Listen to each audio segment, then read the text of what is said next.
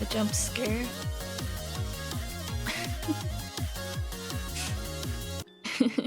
Hello. Hello. Hopefully that's not too loud in comparison to the background music. Hello. Yeah, we're getting comfy. We got some work to do today. We got stuff to do.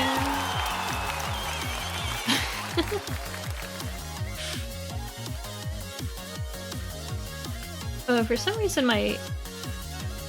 my chat is not working. It was not working on the other thing for a second too. Let me one second.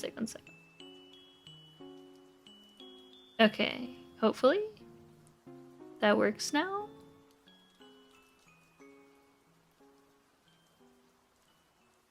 I don't know why. I'm still using what is it? Streamlabs for my chat stuff. Sometimes it can be a little bit wonky. Oh, there you go. It's working. Yeah, hello. Yeah, I don't know why all of my chat things like weren't working when I first started OBS today. Not sure what was going on there. Yeah. Hello, guys. I'm starting kind of late because I was having some fun. I was having a little funsy time. Let me actually let me show you guys. I was just fucking around before stream, and then many times passed. Look at, I found this new filter. I say found, it's been around, but I downloaded this new OBS filter. Okay, you ready? You ready? Okay. It can be like when your solitaire game crashes your Windows computer.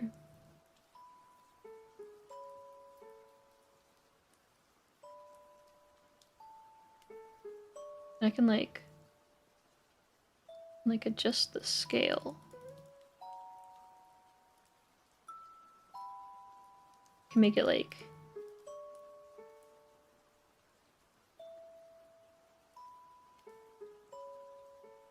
how do I do this again? I forget how I do this. This way?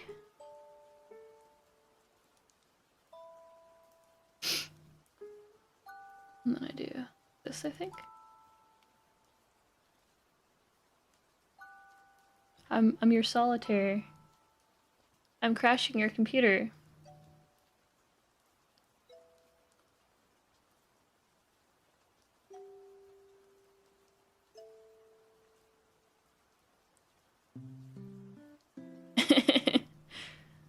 You gotta try and line it up. Like be like, alright, I'm gonna try and get like this line, and then you get this line, and you get this line.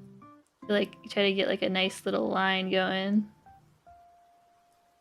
I mean your computer. I'm crashing your computer.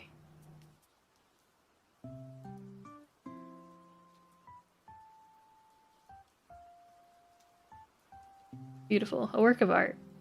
Truly. If I go like really slow, I can make a little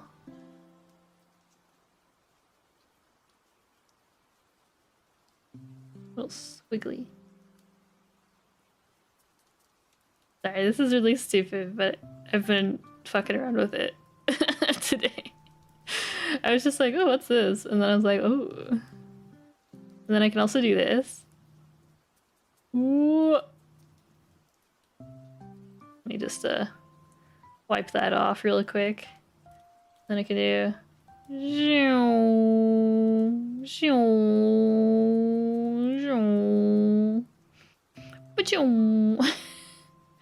I'm so sorry if anyone is like tripping right now. This is not what you need.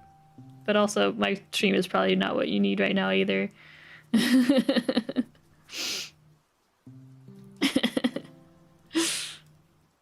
Yeah, hello, hello. Here, I can.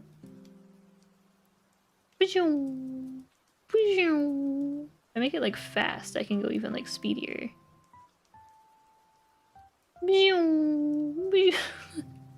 Look, I'm like a ocean wave.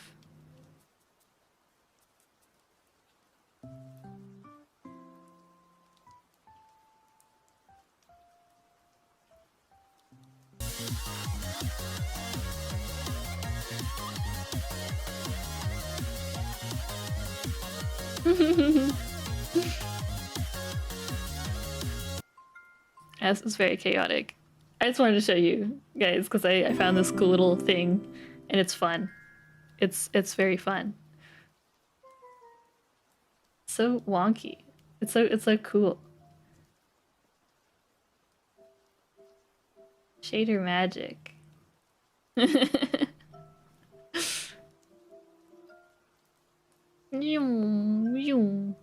Riding around at the speed of sound. All places to go. Gotta follow my rainbow. Yeah, I can change the direction. Make it go like. Wait, I like it more when it's like this. I'm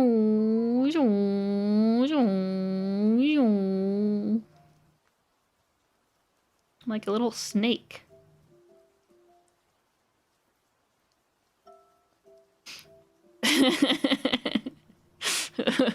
Welcome. Welcome to the stream.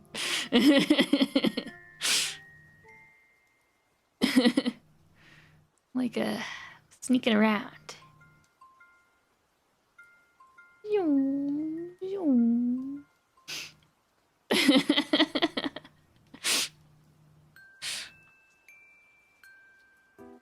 It's not what you're here for. Don't tell me you're here for rigging content.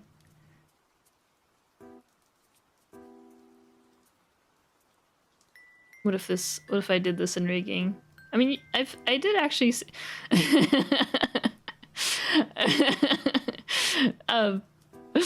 what was it? I did actually see someone on Twitter like do a tail rig kind of using this type of movement. But I don't know how many layers that was. Sorry, I will actually turn this off. This is actually a lot. Oh. Oh, that looks cool. Oh yeah, I can also inverse it. So this looks a lot weirder though. I don't know if I like this. This is giving kind of nightmare fuel. I don't know what's going on. This is working as intended. Don't worry. I can also like rotate it. Sorry, this is gonna make people even more sick actually. Hey, don't mind, I'm just getting real close here.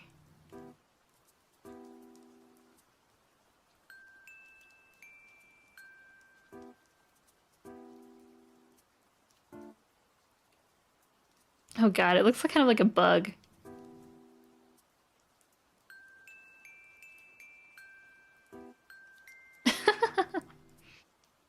I make myself small enough, I'm like a little chain. Yeah,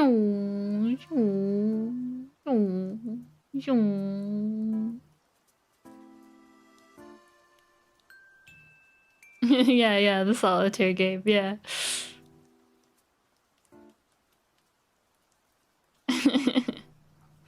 Little bug.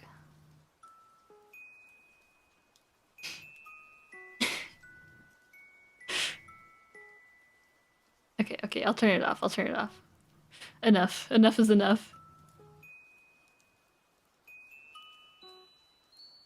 Wait, I wanted to turn this a little bit lower.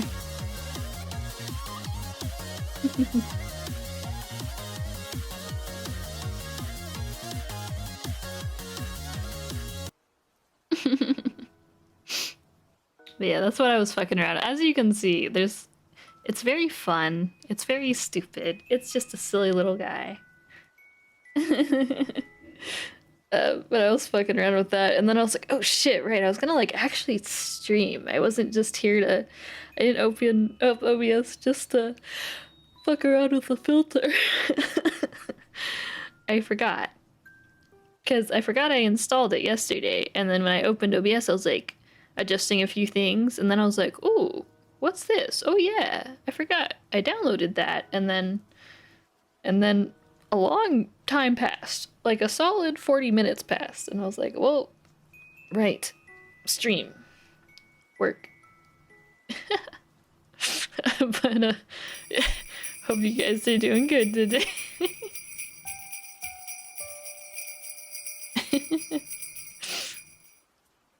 I'm gonna be working more on Vienna today. Not sure what I'm gonna work on. I don't know why I'm so sleepy. I've been awake. Let me open up my bubbly water.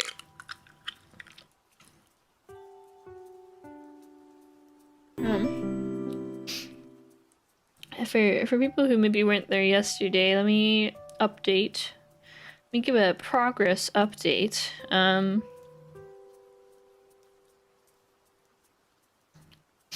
This is kind of where we are. I added more movement to the legs, but I want to still adjust it more. And I spent a lot of yesterday doing the constellation stuff, getting the glue set up for it. So today I should be able to kind of fuck around with it more, make it more interesting. Because so far I just have like a slight X, like a slight X and Y movement on it, but it's not doing too much yet. So it should look better once I do a little bit more interesting movement with it. Yeah. Yeah, it really is like eventually you just get sleepy. But I feel like lately I start stream and I suddenly get sleepy. Like before stream I was wide awake and suddenly it's like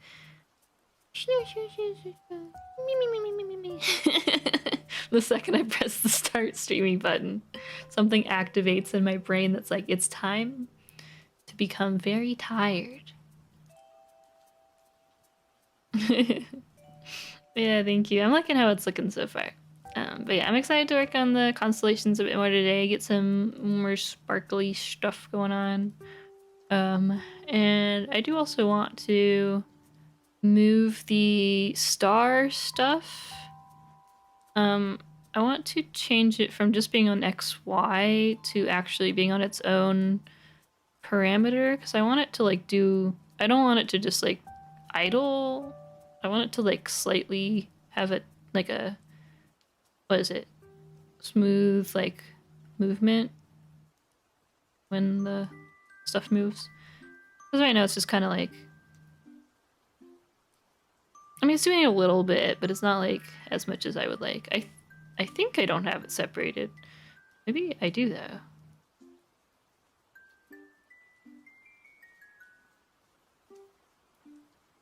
No, I don't. So I'll separate those and maybe I can do a little bit, make the movement just a little bit more interesting. Do you go to sleep after stream? Not really, no. I tend to sleep at... like 1 a.m. my time. I normally end stream at like I don't know. I mean, I guess time kind of varies depending on the day, but I think generally I end stream around like 9 or 10 p.m. And then I kind of chill for the rest of the night.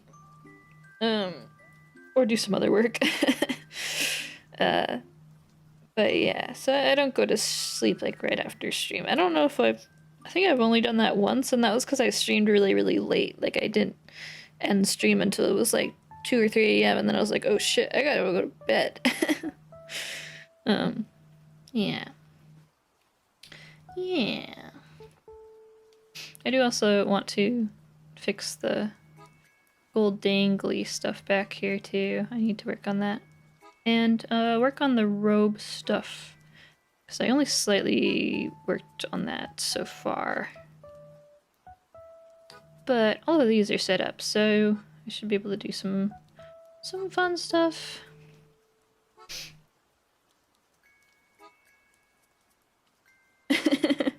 Yeah, I don't know. I think it's just like, maybe my brain is like, oh yeah, when she streams, she gets really tired. Time to just instantly make her tired, because it happens anyway. Oh, I do have some. We did some grocery shopping today though, so I have some easy snacks or easy food if I need some more fuel though. I do technically have a monster in the fridge, but I'm gonna save that for like tomorrow or something. Yeah, I was thinking maybe I would do like a X parameter. I have it just on physics right now, but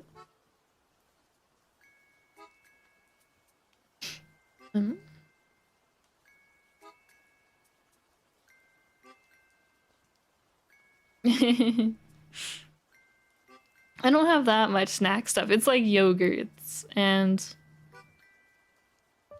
oh, I did get some Reese's as a little treat. And I got some bananas. What else did I get that's snacky?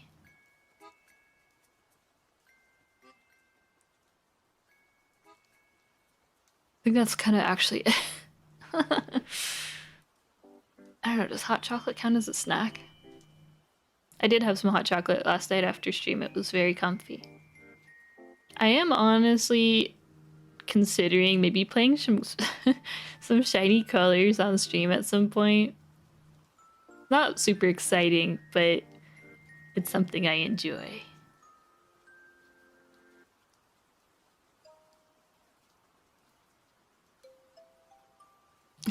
Yeah, there is a PC version for the new game. You can't do the rhythm game really, but that's fine. It's not really anything interesting. Yeah, shiny colors.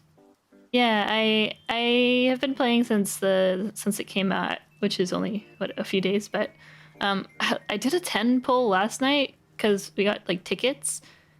I got 2 3-stars in a single pull. I felt very powerful.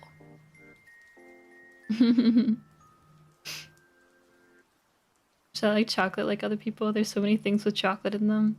Yeah, I don't know. Well, no, I don't know. I was gonna say I don't feel strongly about chocolate, but maybe that's a lie. I don't know. I kind of like chocolate. I don't know. I wouldn't turn down chocolate ever.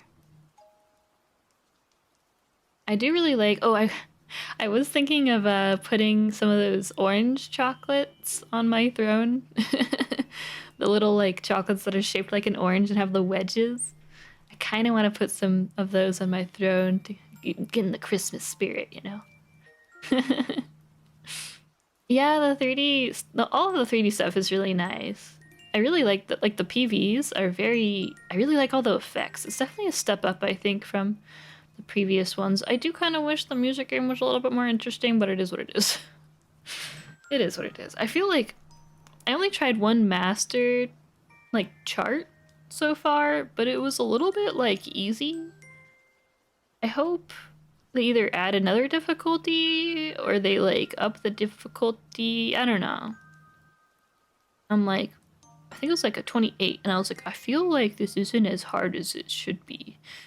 But I also had that issue with like Cinderella Girls. Like I had to wait until they added the really hard difficulty, and then I was really sweating. then I was sweating.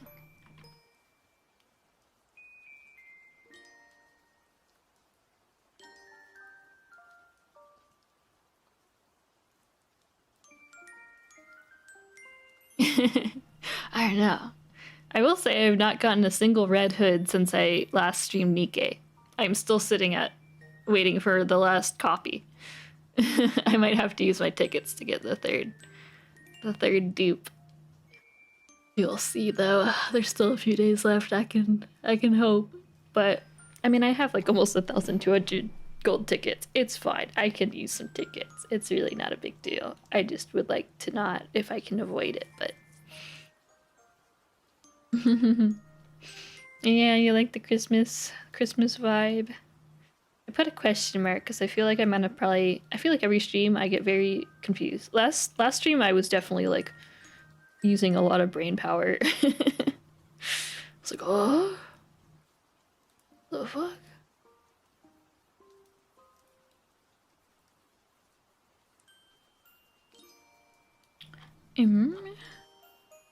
I guess actually what I could do is I could do this on the body angle and then I just will swap it. Which means I need to change this to -10 also. Get out of here. Here we go. -10 and 10. But yeah, I do have it as a... I have the music today being like kind of rainy because it is supposed to rain at some point. The cloud... It's been super overcast all day today.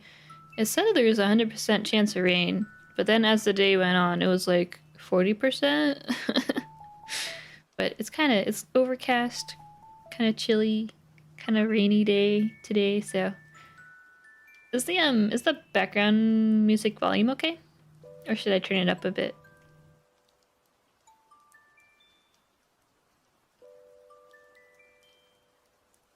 Wait, I was gonna do it on here.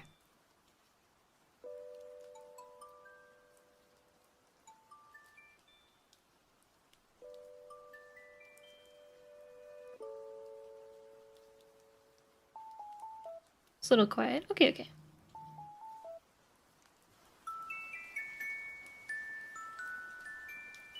Is that better?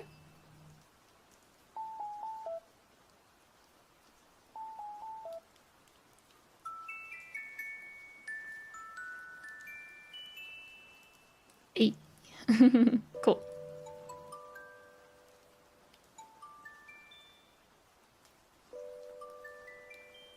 Oh, your game was freezing? I was having an issue with, what is it? My game wasn't freezing, but when I set the graphics on my iPad to, like, instead of performance, when I set it to max, it was running really nice, but then it crashed randomly. But that's, I don't know, I've had that with my iPad with a lot of other games too. Like, it will run super smooth, and then it will suddenly crash.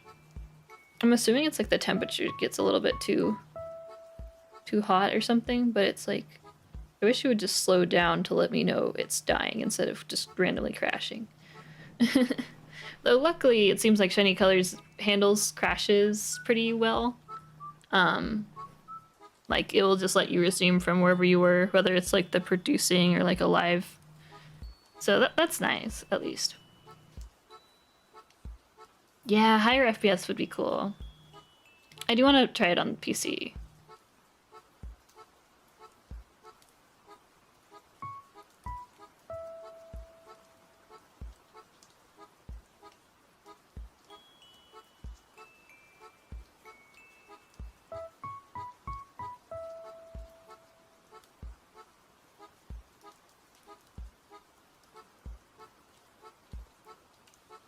Yeah, it's Animal Crossing music.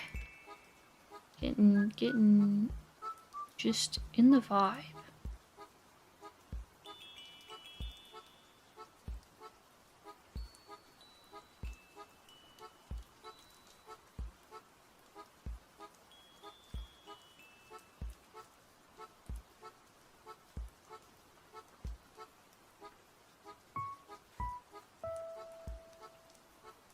Yeah, it's an Animal Crossing like rainy playlist.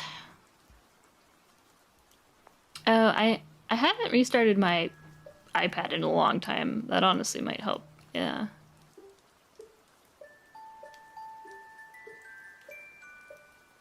Bought my iPad for VTS, ended up using it for rhythm games. That was kind of. I have like a similar thing. Lobster got me this iPad for drawing, and I did use it quite a lot for drawing. I will say, I drew a shit ton on this iPad. But once I started using it for like tracking, I've been using it so much for tracking. Its main use is tracking at the moment, and then also games that my phone can't run because I have a Google Pixel 4A. I think it's like one of the cheaper, older, not that old, older Google Pixels. It can't really run like that type of game too well unless it's like lower performance or lower like low settings. So I use my iPad for games that like I know run like shit on my phone. um, yeah, it's really nice for Procreate. I love Procreate.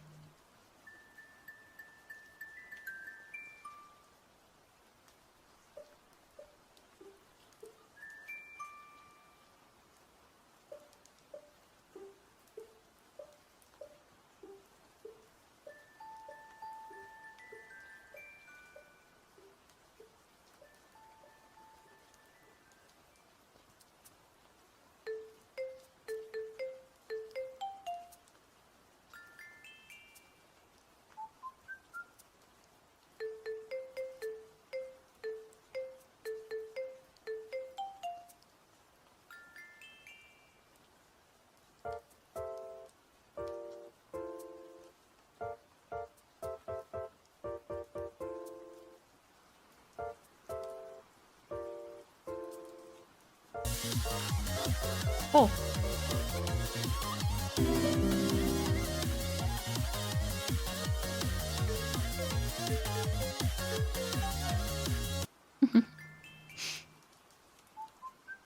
Yes, Vienna has some booba. Not that you didn't before. They're just very present. How would you rate the complexity of this model? Pretty high. Pretty high complexity. Because this isn't even all of the parts. There's more parts that are not in the file yet. Like they're in the PSD, or they're in a separate PSD that I haven't imported yet. So there's more. There's more.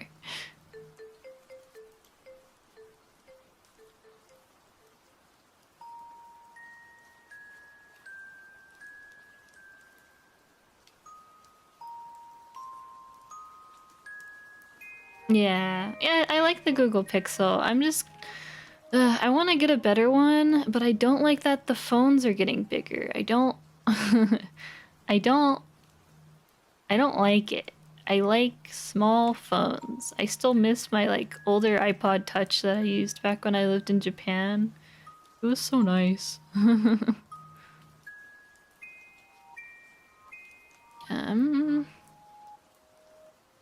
Oh God. How do I want this shape to be? Oh, Cotton? Yes? Yeah, she squeaked so loud at me.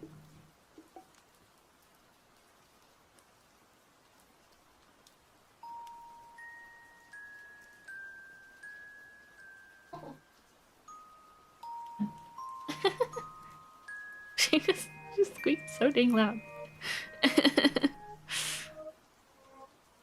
Mm. What's left? I thought it was just the last arm and then final touches. Oh, oh, Oh no. No, there's a good amount of other stuff. There is all of the robe stuff. I did just a tiny bit. But yeah, she has a short and long version of the robes. I've only done really the sleeve a little bit. I still need to do, there's like a longer section that is not showing right now. But yeah, there's a short and a long version of the robes. And then there's the skirt as well that I haven't really done much more on. And then she has basically all of her emotes. Crunchy, for those who don't know, Crunchy's my assistant on this project. She did the initial setup of the model and helped with some extra PSD stuff too. Yeah, there's more. There's all of the emote stuff. So there's like a bunch of expressions. She has a big ass tail that has frame by frame. That's still being worked on. And then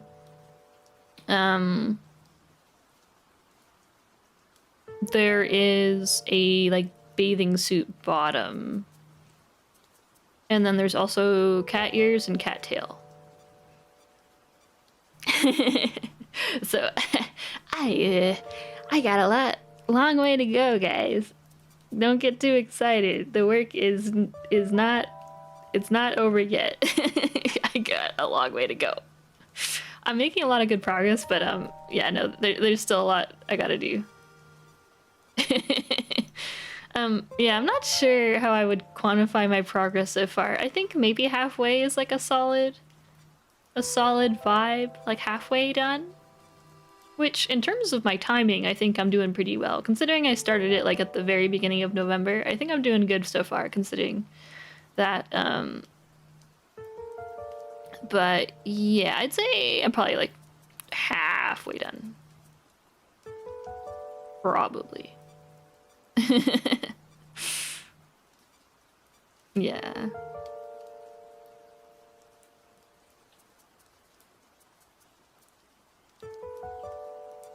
Do the stars on the hair of this model use like reverse clipping with a big outer mask, or just clip normally? Just clip normally, yeah. The back hair is just like a flat color, and like cut into a bunch of different sections. And then the stars are just all clipped to the back, the different back hair layers. Yeah. But it does mean that the big star layers are very big. So there's that.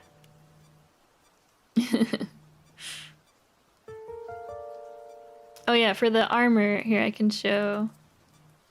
I have it, I'm not doing like each individual scale. I have a layer that is like it was already cut out to kind of just a few scales.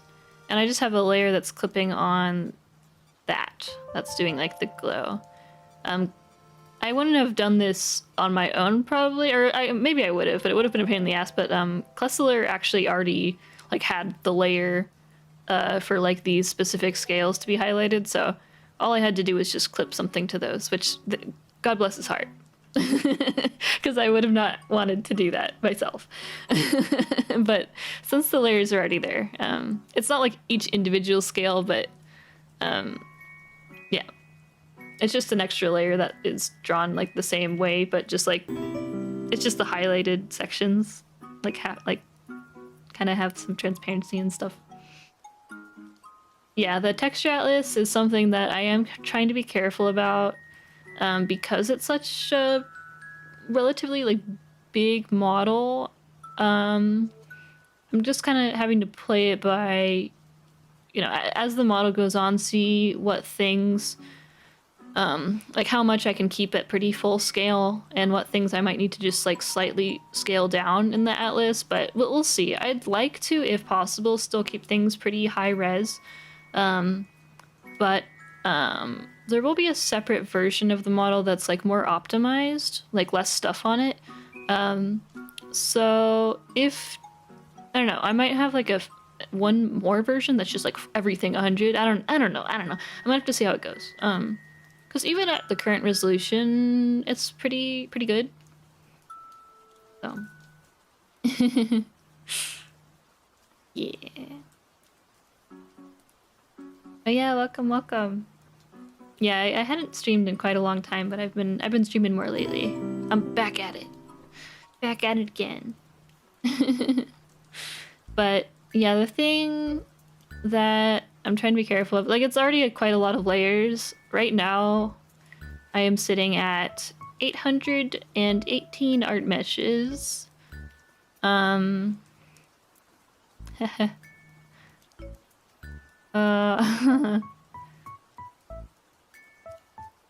But, you know, we'll see what happens.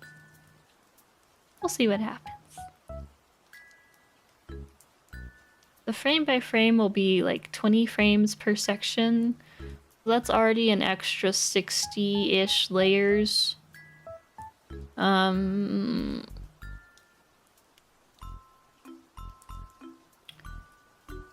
Those will probably... I don't know. I'm not sure if we can fit... We can probably fit the frame by frame into like 1 or maybe 2 texture atlases. I'm gonna have to see. I'll have to see. Oh yeah, hello. We're back at it. Yeah, I think by the end...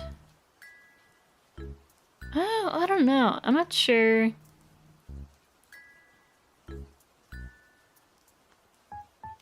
Yeah, that's just for the frame by frame. I'm not. I think the tail by itself will still need its own atlas. I don't know. Kind of gonna have to just see how things end up running from the get-go, and then kind of optimize from there. Is I kind of think where we're gonna try and go workflow-wise. But yeah.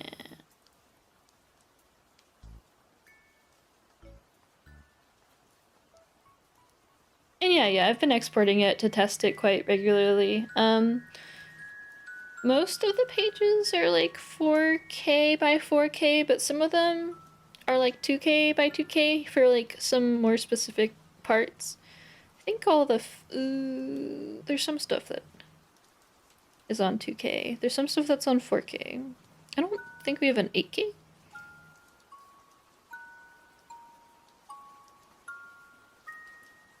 Is 4K by 4K enough for a normal size model? I think so, yeah. Normally for a lot of the models I work on, I end up having like 4 texture atlases, I would say, for 4K by 4K atlases. It's kind of the general thing for the models I've been working on, but those are also... It depends on the resolution of your model. I know like my first models... Yes, Cotton? She squeaked at me. I know my first few models, like... Yes? What was that? She's screaming at me. They like fit on, I think, just 1 texture. But yeah, obviously the bigger the model, the more you have to split it up with. 9K by 4.5K? Oh. I normally try and do 4K by 4K. I know some people use like 8K by 8K textures, but it gets so laggy for me, even with 4K textures. Like, even just placing everything on a 4K texture, shit is going so slow at a certain point. Like, once I get enough textures on there, that it's like, I can't imagine doing an 8K one. Cotton? Cotton, what are you doing? What are you doing?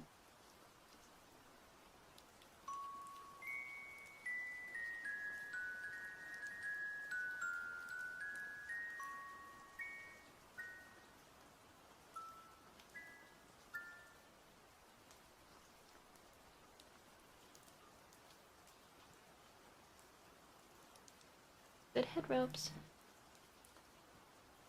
Well, thank you for the hydrate.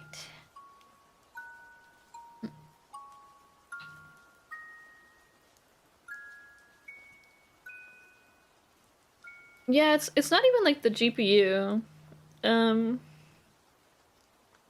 Like, I feel like Live2D barely even uses my GPU.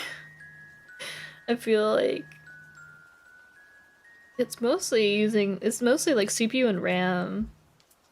And I already have like 64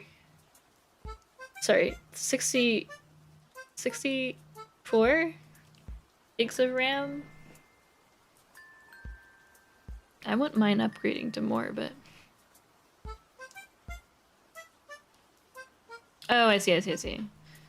Yeah, I have a 3070 Ti, and I've never had issues with BTS. I guess it depends though. It depends on the game you're running. If you're running like a very graphic intensive game, you can like turn down the resolution of stuff in BTS. Yeah.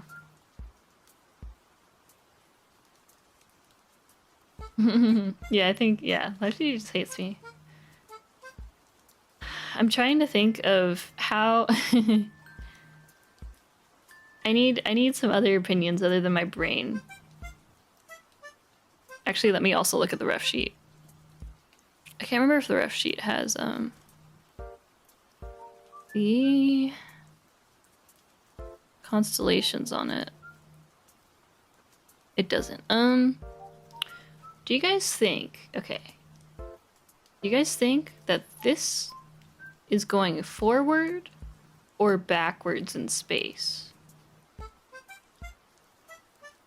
Because right now, when I have this turning this way, I'm having this seem like it's further back in space. But when I move it this way, I'm having it look like it's further forward in space, and I'm not sure which one is reading correctly. Does it look more correct if it's, like, more forward? Or does it look more correct if it's, like, backwards?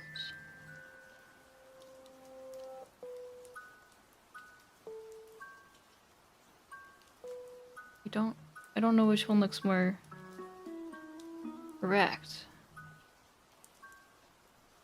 Backwards?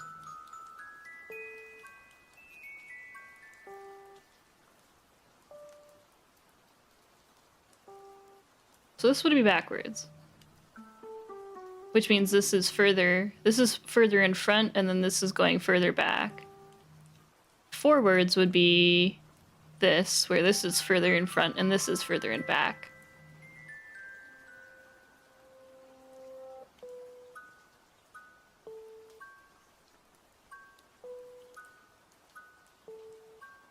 This is backwards. This is forwards.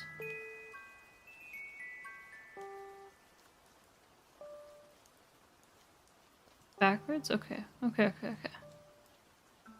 This is the type of rigging thing where it's like, this is where like some of the rigging side becomes just a game of like interpretation, because sometimes it's like you can't tell which way the artist interpreted it by how they drew it. Like it could be either or. It's like, I don't know. I don't know. Because it's also hard because like this gives the impression that this is like further in front, you know, because of the angle. But then this is also going that angle, which would say that this is in front.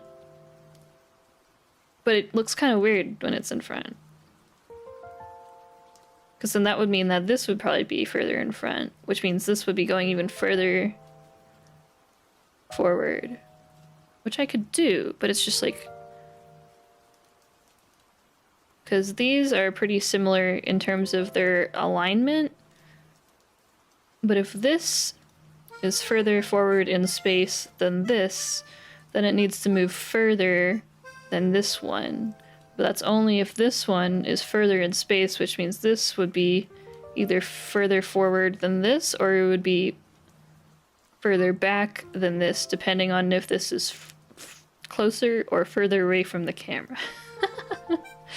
Yeah, it might be good for me to double check. Let me actually see.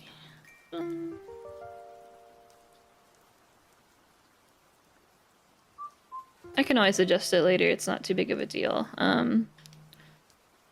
But it is an interesting conundrum. This is the life of a Live2D modeler. We just have to be like, I don't know. What is the vibe? It's all about vibe checks. What is the vibe?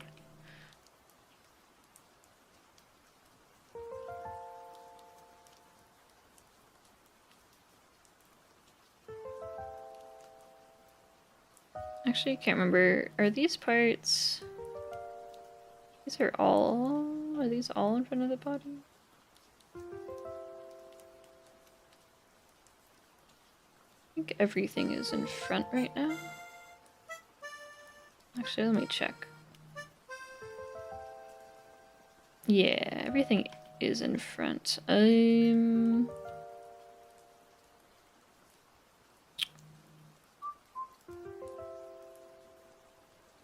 some of these, I need to like adjust how some of these are. Let me like put this here for now just so I can test everything in terms of like depth. Because it needs to be in front of the hair, but like not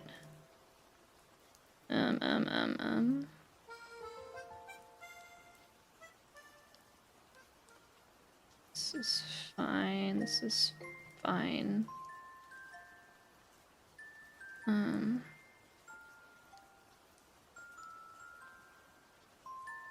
It's that one. This one needs to be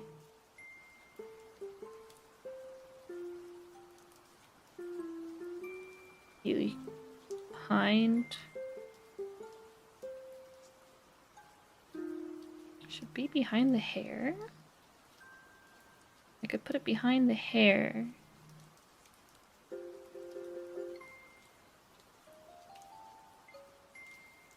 And then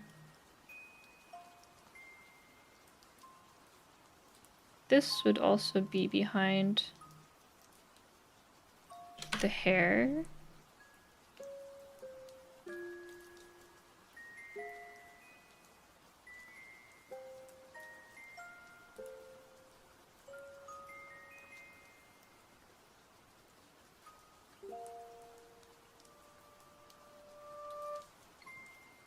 And then everything else would be in front, I think.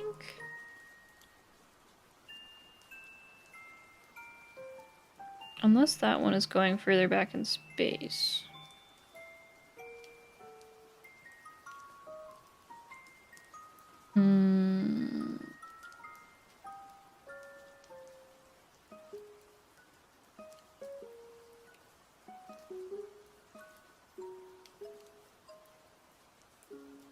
Would be these, right?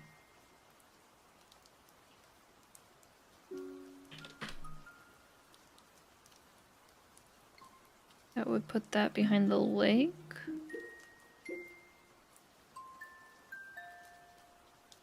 And then these.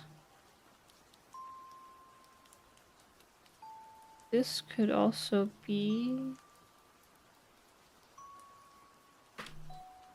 behind? Is that weird? That's kind of weird.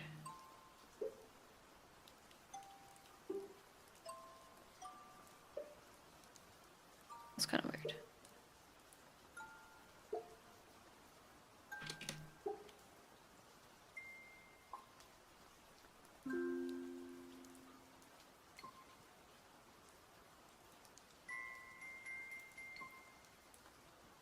So it's fine if these aren't grouped. That should be okay. Okay. I think that's fine. I think just having the top be like that is probably okay. Okay.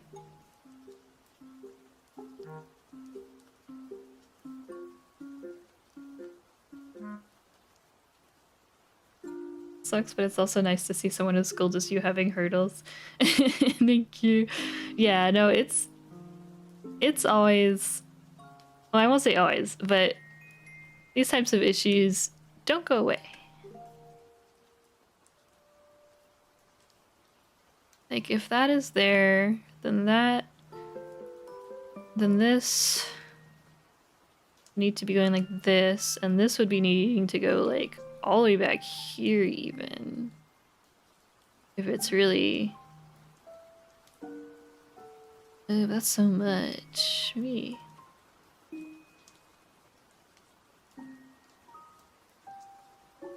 Yeah, that's kind of the main thing, is like every single model is different. Of course, like you can carry a lot of knowledge over from one to another, but there's always different issues. Everything's always a little bit tricky in different ways.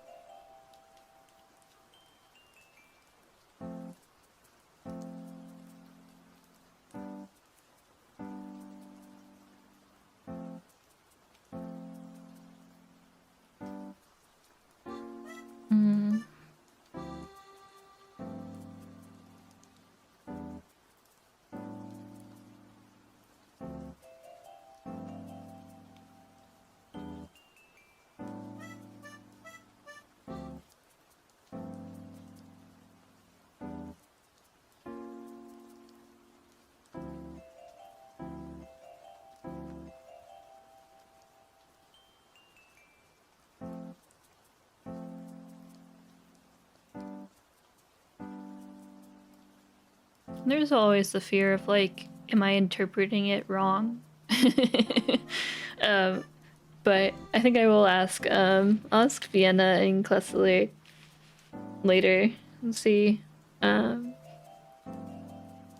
what the vibes are. Because at least with this, because I have it set up in this way, it's actually pretty easy to change it later. It's just moving the rotation deformers left and right, different amounts. So it's actually not too bad to change it later if I have to.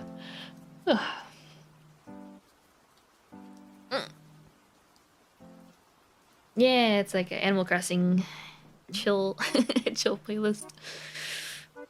Yeah, it's hard to know. In some art styles, like this, in the case of this model, it's relatively straightforward. But I've had models where I'm like, I have no idea. I'm like praying to the gods that I am interpreting the thing correctly. Like, please, for the love of God, make sure I'm doing this right. It can get kind of scary.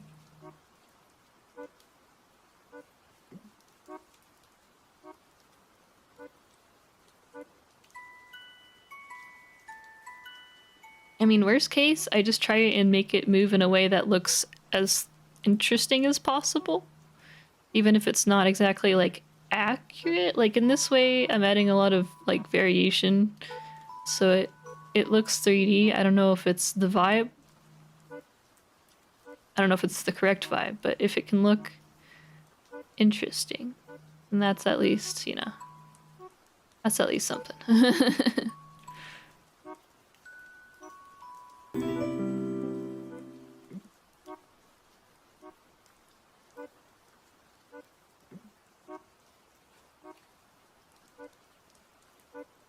You ever come across a client wanting a piece to do something that you didn't expect? Oh, yeah, I've had that happen before. I can't think of like a specific example, but I've definitely encountered that. Like, I interpreted the way something was drawn a specific way and I showed it to the client and they were like, oh, actually, actually that's supposed to be this way. And I was like, oh, fuck. Oh shit. It was like something that was like pretty specifically rigged according to how I interpreted it. It was like a horn. Like, I had interpreted it being on top of a piece of hair, but it was supposed to be behind the piece of hair, and that changed like everything because, like, you know, if it's on top, then it has to go like way, like move in a much different plane than if it's like behind. Uh, yeah, because it was horns, I had like rigged all the textures and stuff already. And then I was like, well, that's not, oop. That's unfortunate. I fixed it. But yeah, that's where I think like nice reference sheets can really help, honestly. And if you're unsure, like asking just for to double check before you rig that type of thing can be helpful. Um, yeah, but definitely having a ref sheet, because if you have a ref sheet, like in that case, after I like double checked with them, they were able to send me a ref sheet of like a side view, and then I was like, oh, everything made a lot more sense. But yeah, definitely good to, if possible, ask for if a ref sheet for that doesn't exist, if the artist is open to it, having the artist do just a quick sketch even of just like the vibe of where things are placed can help a lot. Of course, not all artists are like available for that, so it's kind of a case by case basis, I guess. But sometimes just a quick little like, hey, do you have a reference for this type of where in space this would be? Sometimes just asking the question is enough, and like the client can just do a really quick like MS Paint drawing of like where the vibe is, kind of. It doesn't have to be like a proper rough sheet. Sometimes it can just be a little like really quick doodle, and even that can go a long ways in terms of getting the vibe, doing the vibe check. Yeah, it definitely does help having the side views, especially if the turnarounds, like the reference sheets, are drawn in a way where everything lines up perfectly. That makes things quite a lot easier, because then, especially for 3D modelers, then they don't have to kind of like fill in the gaps or like kind of fix things up. They can just go like directly off of the reference sheet. That's a big tip I would recommend if anyone is ever getting a reference sheet, like a turnaround reference sheet. Make sure that the positions of like the eyes and the nose and the chin and all that stuff, make sure it lines up on a horizontal line. Like if you make a line from the top of the eyelash and all the way across the canvas, it should line up with the top of the eyelash in the other views as well. Big important tip. It will save everyone's lives. Because it helps with proportions as well for the different angles. Yeah, I really honestly, it really does help to straight up like make a line, like just use the line tool and make a straight line across after you draw the front view, because then it's just a matter of like lining things up. You could even do like a sketch of the side view after and then like fix it up later after by making the lines and like aligning things there. It's a very good practice.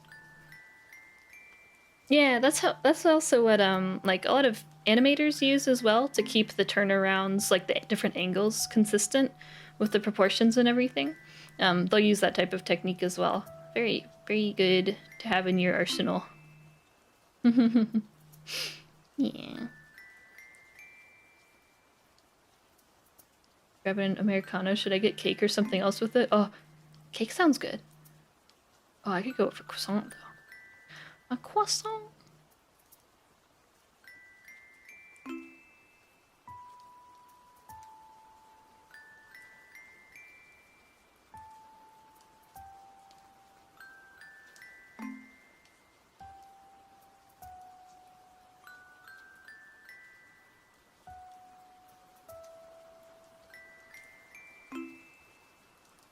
The glue for this needs to kind of be better.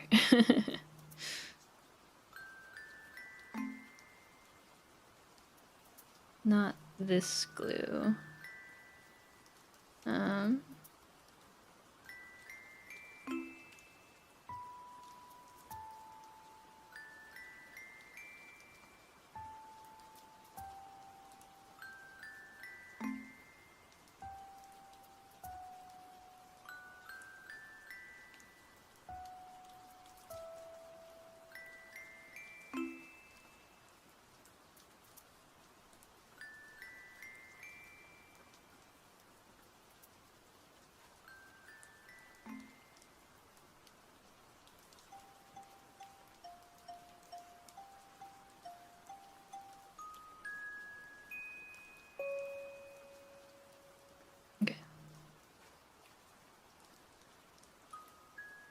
Yeah, basically for any part, honestly, it can be used.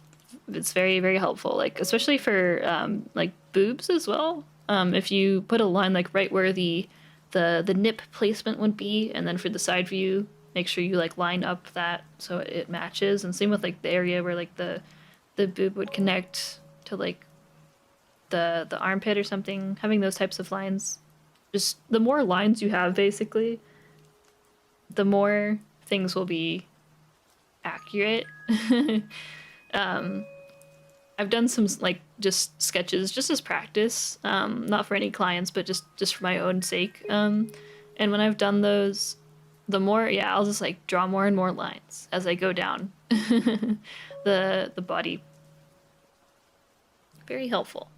Even just it's good to start out with like landmarks like top of head, chin, neck connection area, like shoulders, max like height of chest, and then like waist, widest hip area, like that type of thing. Like crotch, and then knees, and then ankles, feet. Yeah, the lines, you'd have them on like a separate like art layer. You just have them on an extra layer that you can just like hide as you go.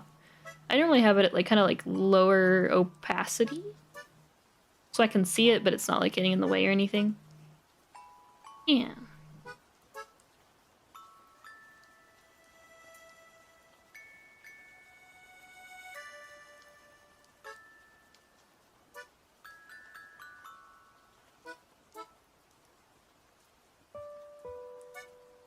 Yeah. Yeah, this is all talking in like an art program. In Live2D, you could do a similar thing with the guides. You can like right click and be like, okay, I want to make sure that this lines up. And you can go to guide and then add horizontal line. And it will add a line. You can barely see this on stream. But it'll add a line at that point that you right clicked. And then you can be like, okay, does this line up here? And then you can be like, okay, cool, it lines up. Yeah, it's super helpful. I do that for head turns quite often if I'm like double checking to make sure stuff lines up the right way. Yeah. Yeah, I also have a guide going down the center of the canvas, because that can help as well.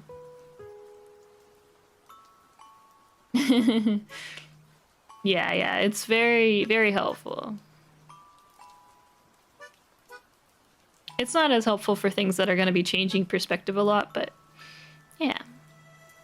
Either way, it's a nice little trick to have up your sleeve.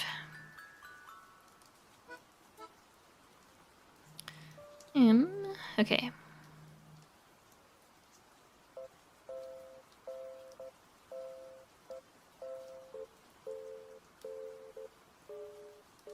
And then I'll change this to angle.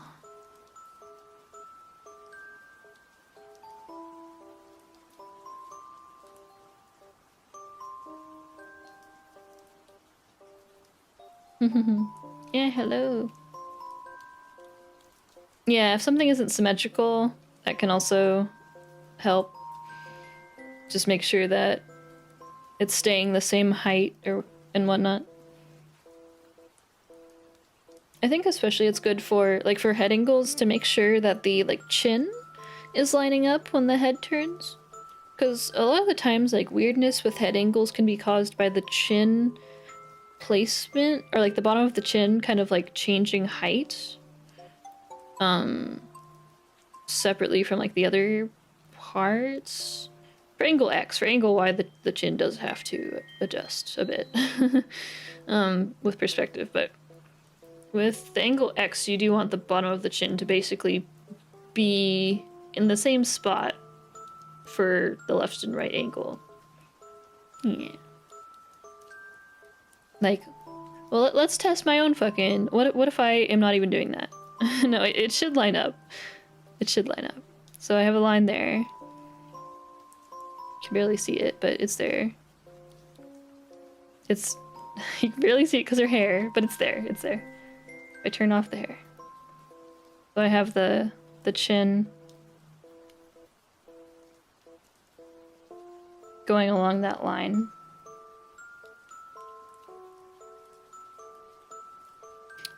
For the corners of angle Y, it depends how you do the angles.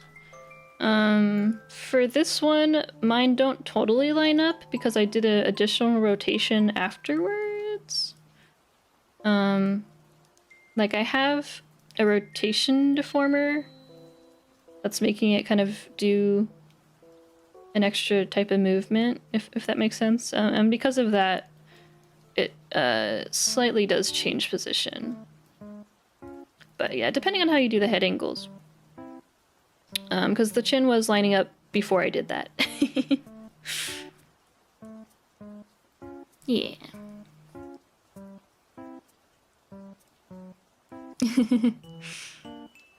Yeah, for turnarounds, like having things lining up really is quite important, I think. It helps a lot. If you feel like your turnarounds aren't consistent, that's probably, if you do a line, everything will like make sense. Because I've done that before. I've done like a 3/4 like drawing and I'm like, why doesn't this look like the front facing one? And then I'll draw lines. I'm like, oh my god, I drew the face proportions completely differently.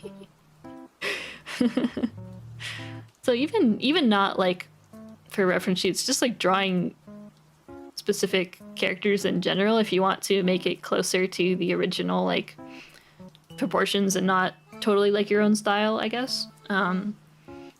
If you want to try and keep the proportions the same, then you can do that trick as well. Yeah, you take a step back and you're like, oh shit. Yeah. Okay. Yeah, flipping the canvas is a huge thing for drawing for sure.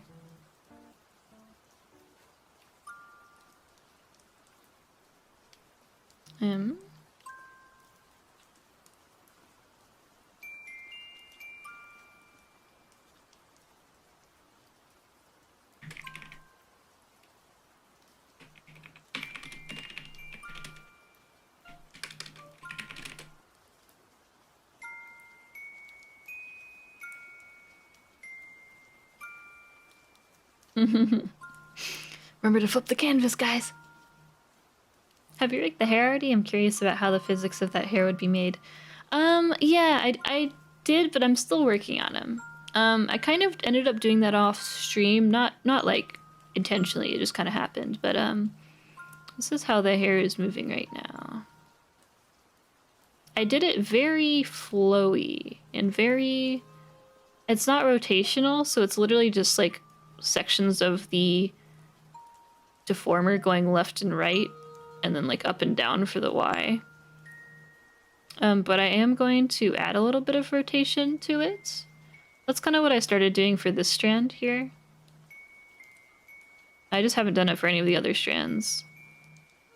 But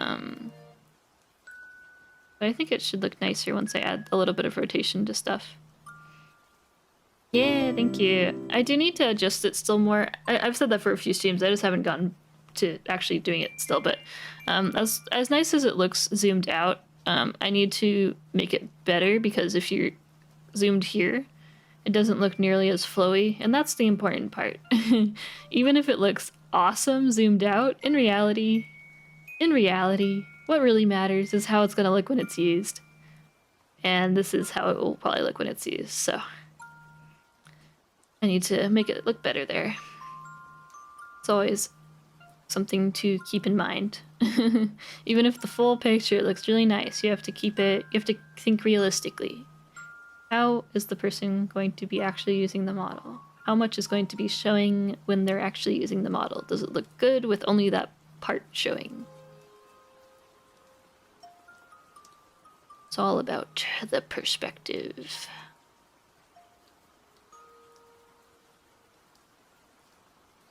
Yeah, thank you.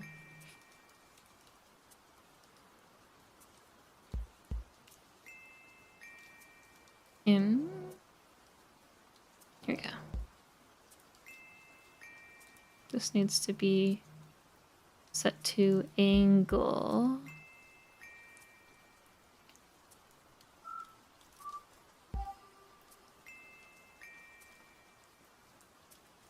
Does the big chunk of hair at the bottom make it difficult to make the top more flowy?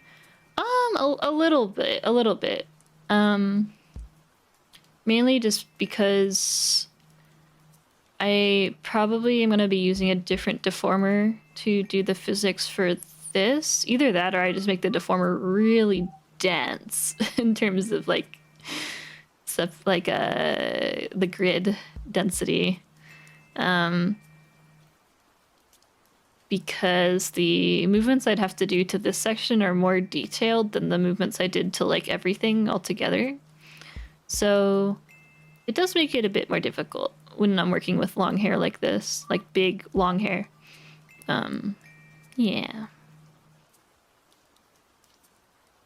I either have to use a separate deformer or I have to make things just really fucking dense.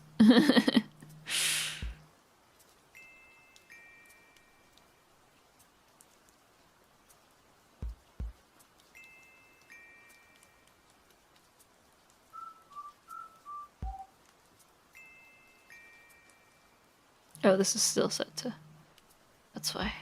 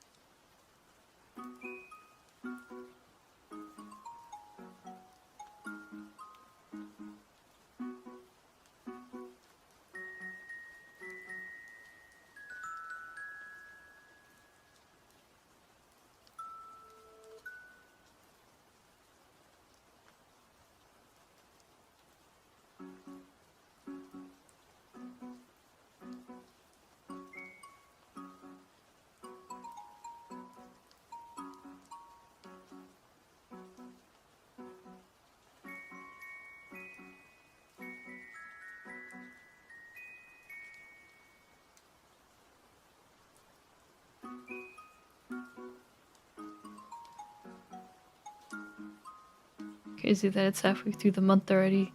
I know. the time's flown by so quick. I have been really just working on this model though. I'm doing a few things on this side, but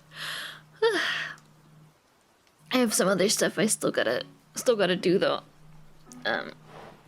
Probably gonna be doing that stuff this week, and I have just some more fixes for some other projects that I have to get to.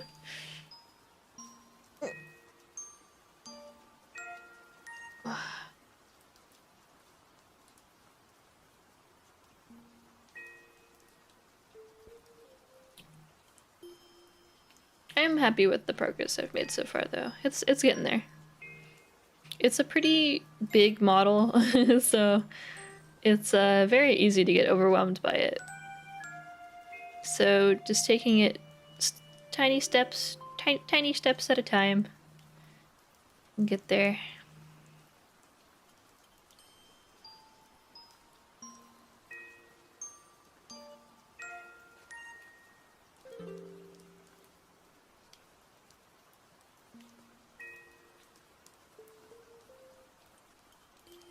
Yeah, I do make sure to kind of turn the stuff off that, like, if I had everything on all at once, it would be really overwhelming. It would be so much.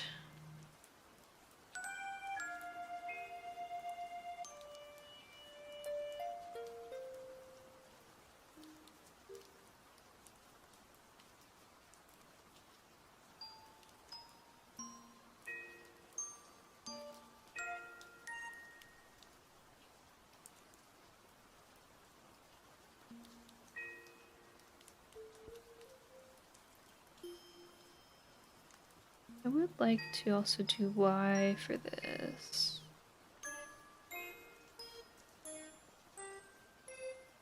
Not sure if that will look like too much though. Hello. Hello, hello. Just during the stream when you were doing the face and she was still bald.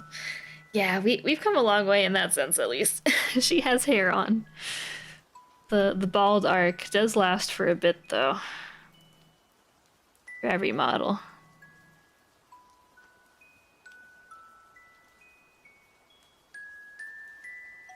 Okay.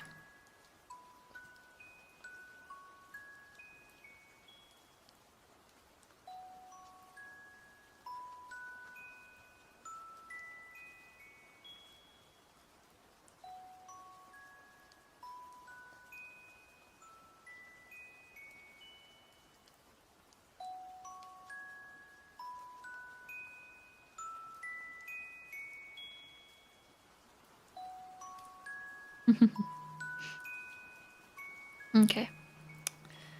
Time to do the Y.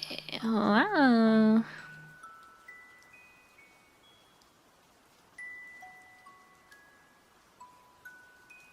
I think this is the same, right? Yeah. Okay.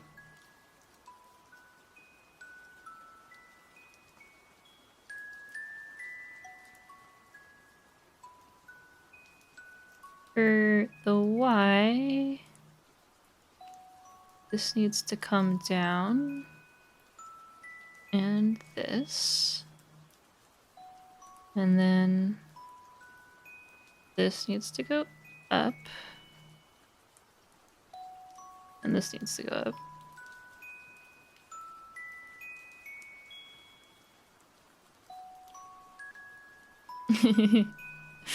Yeah, hello. Yeah, I think that's the most dangerous thing with Live2D model work is like it's so easy to just be like, ooh, shiny, and then you're just sitting in the physics window.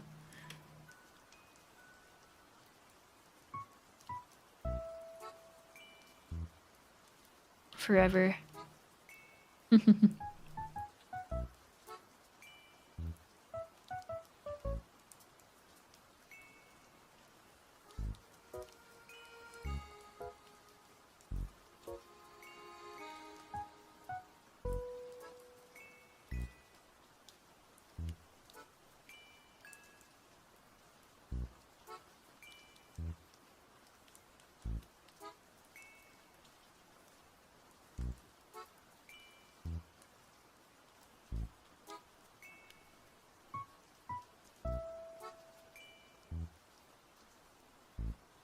How's your weekend today? It's going good.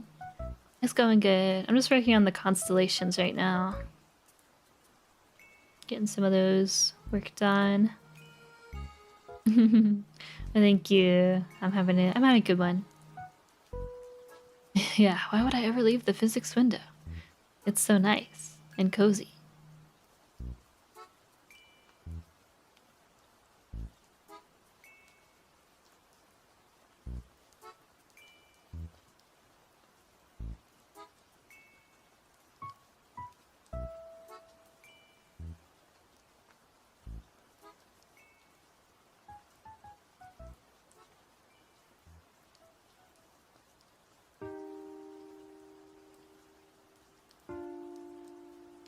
I'm gonna have to double check this. I'm not sure if I'm reading this right either.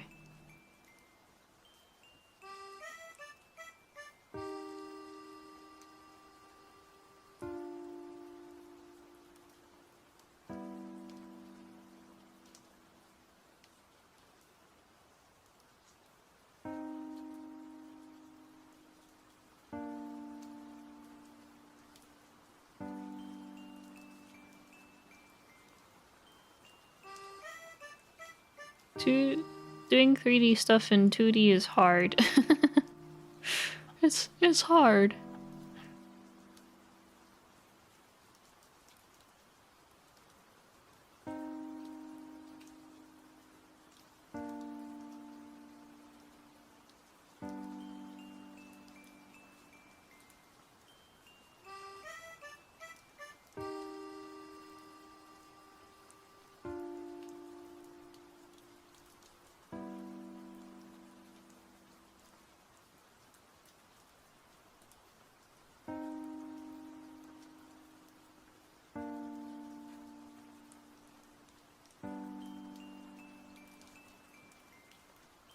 Okay.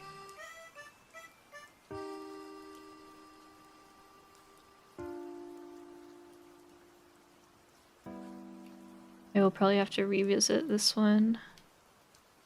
Because it's not... It needs a little bit more adjustment, but I need to make sure it's working okay.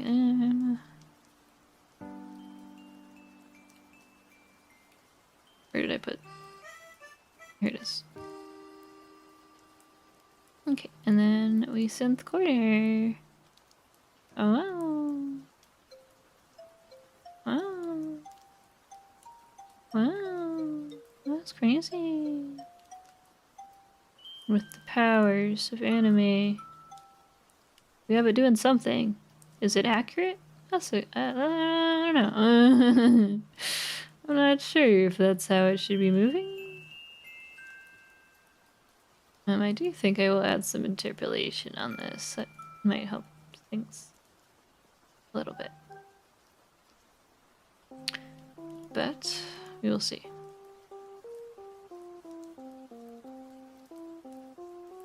Body Y. And then we add this here. And then... Oh god, where'd I put the floating parameters? Here we go.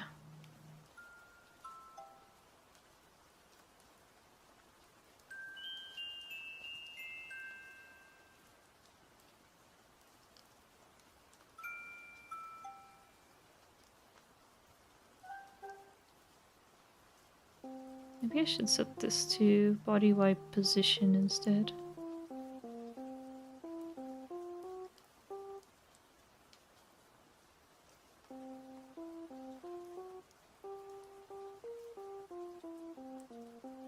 Nah.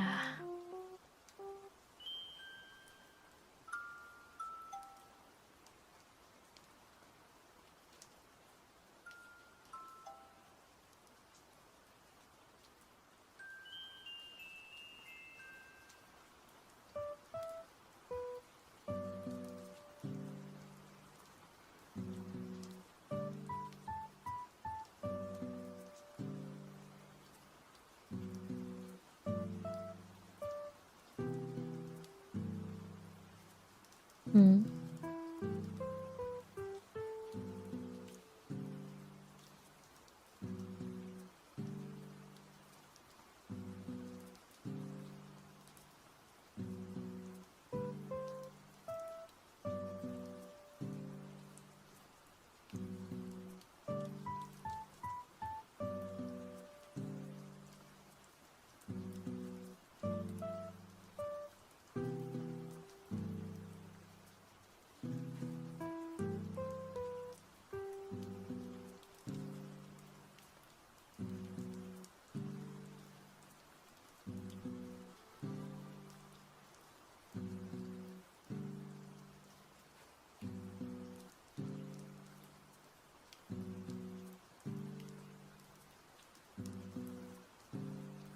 Do I have the back hair Y going the wrong way?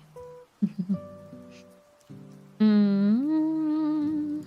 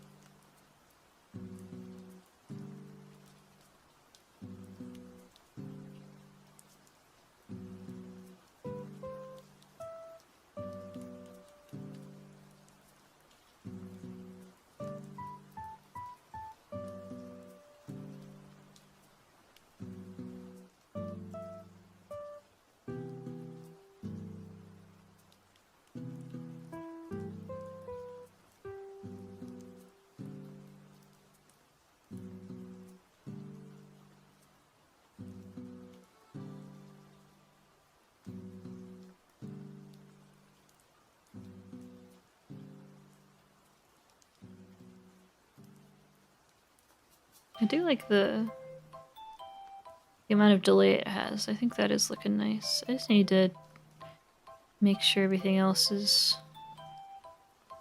working right.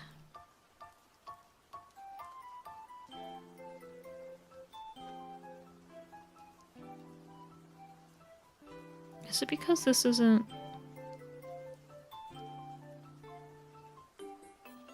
I was only adjusting this for Y, but I just realized this is completely separate, so of course it's not going to line up how I was thinking it would. Because it's separate. Hmm?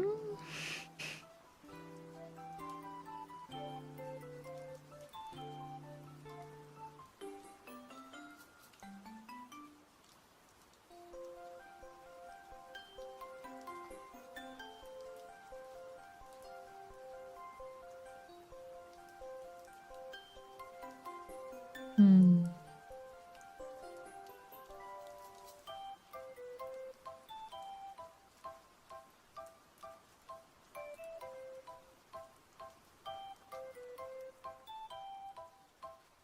Should I have even one more parameter? Am I insane?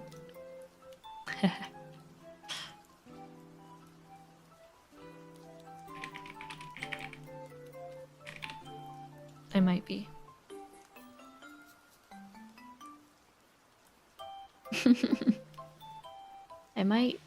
I might be.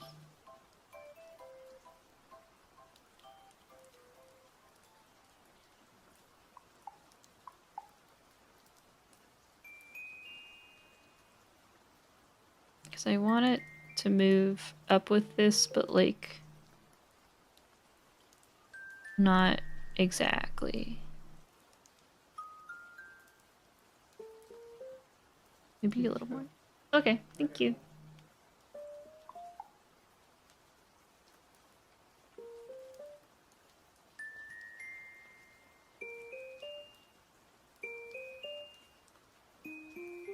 Maybe just a little bit more.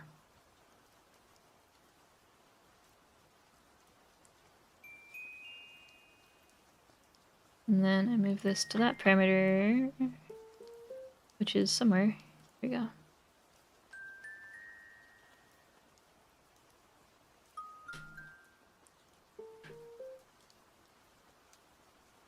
Okay. And then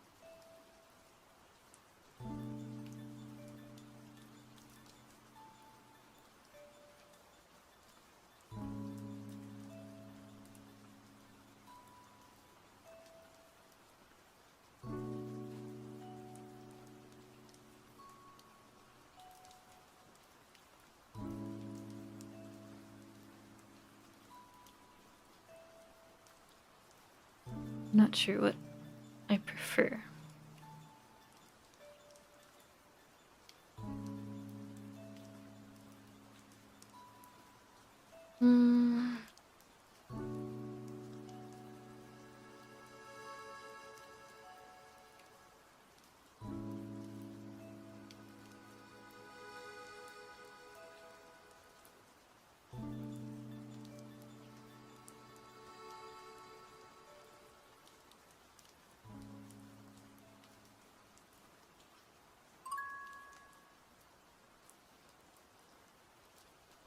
I mean, I guess this could be just body Y.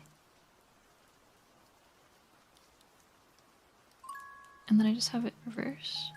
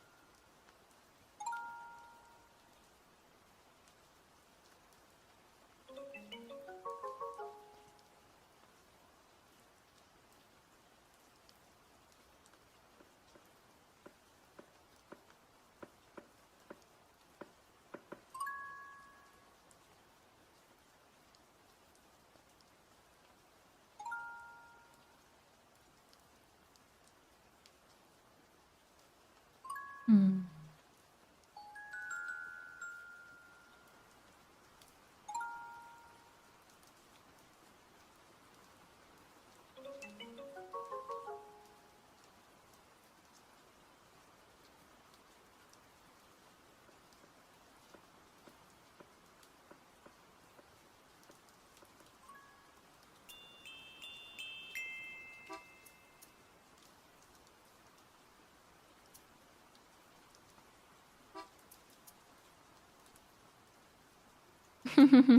No, yeah, I haven't glued anything yet in terms of body parts to body parts. So they're all just kind of hanging out right now. For now. I'm gonna kind of decide how much glue I wanted to do once I got a lot more stuff done.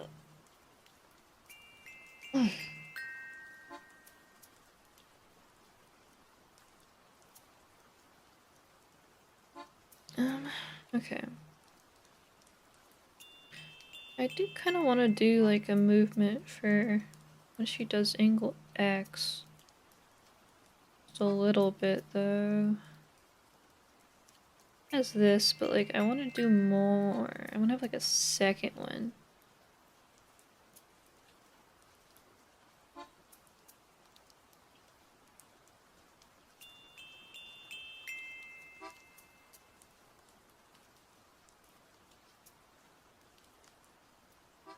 Yeah, I have to do another one so that I can collect it. Annoying him. That would be like...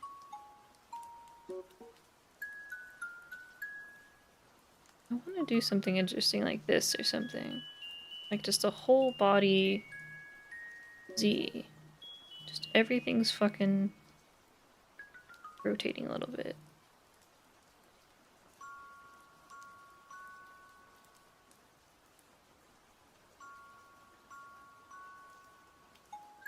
Like I think it would make a more interesting like floating motion. If she has something like that.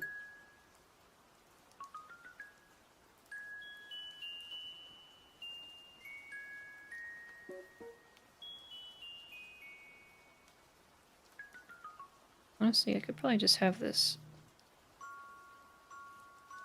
as a normal parameter. I don't know why.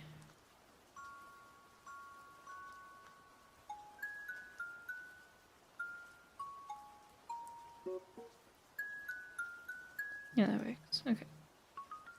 Maybe just a little bit of interpolation as a treat. Yeah, I wanted to add something more. I just feel like the Z movement isn't as interesting as it could be. I have a lot of other body stuff going on, but like... I don't know. I think... it would be interesting. Let's do just a little bit more.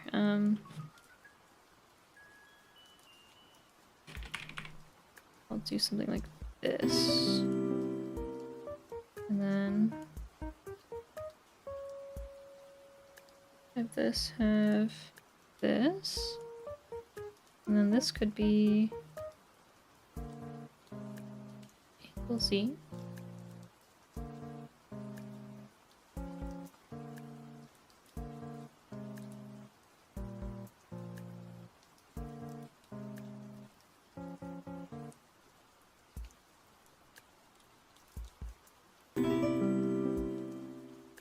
know it's a lot. It's not gonna be like that. It's not gonna be like that, don't worry. It's not gonna be like that.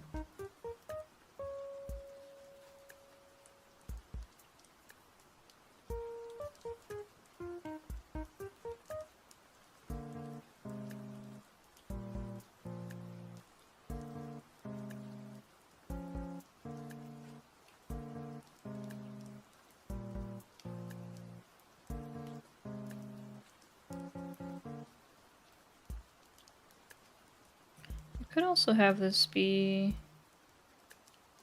I don't know if I want it linked to angle Z or if I want it linked to body Z, because I do have them tracking separately. I have this one tracking on body position X in VTube Studio, and then I just have the normal angle Z being tracked, you know, as usual. But I don't want her like flying off the screen whenever she does that, so maybe I will change this to body Z instead.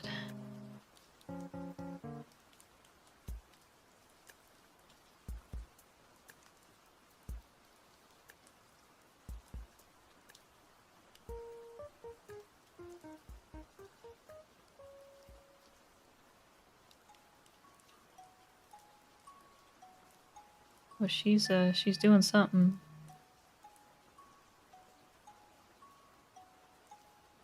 Yeah, I just have to see what ends up making sense. It looks kind of awkward right now because it's when you're moving around these parameters, it's very snappy. But I'll have to kind of see how it ends up looking.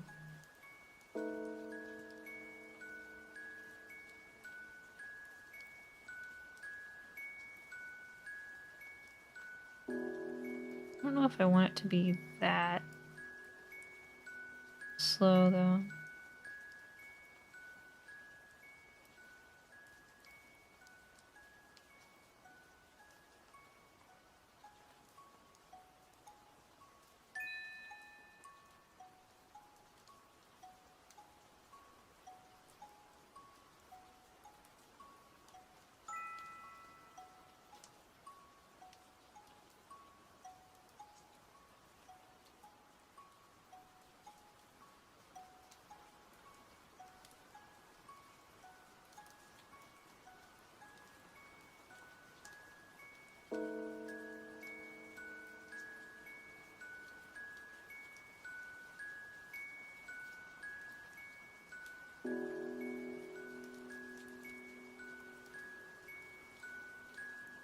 I have to see how that feels in tracking.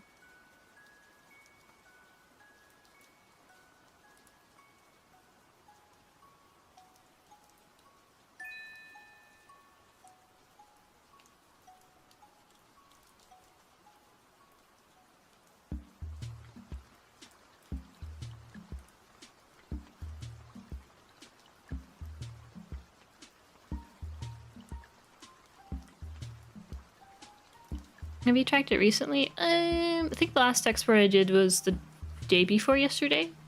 I didn't export it at all yesterday. I'll test the tracking today though, before I'm done.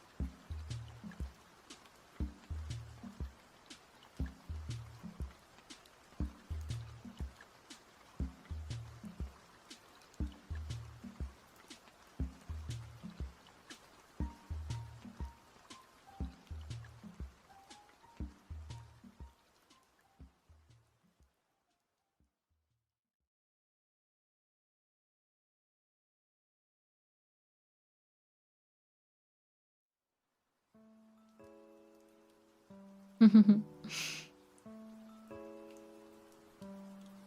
still wanted to try and do a body lean type of thing, but it didn't really work out last time I tried. I still want to try.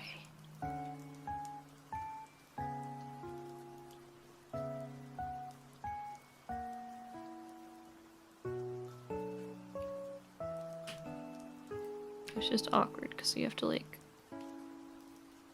make things really big.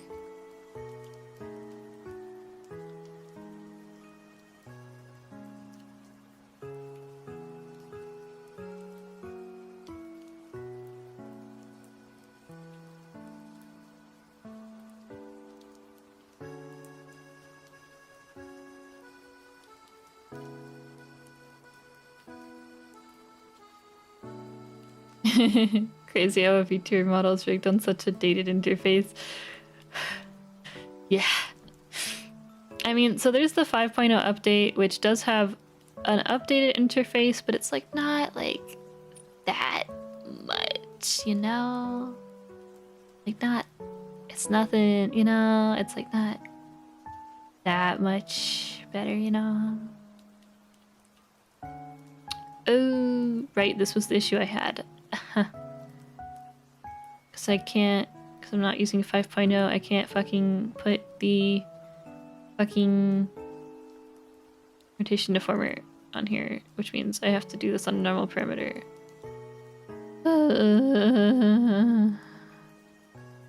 Which is why I zeroed on this one. Right.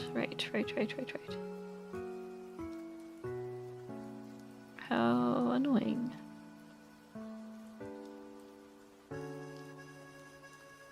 I know this looks insane. Just...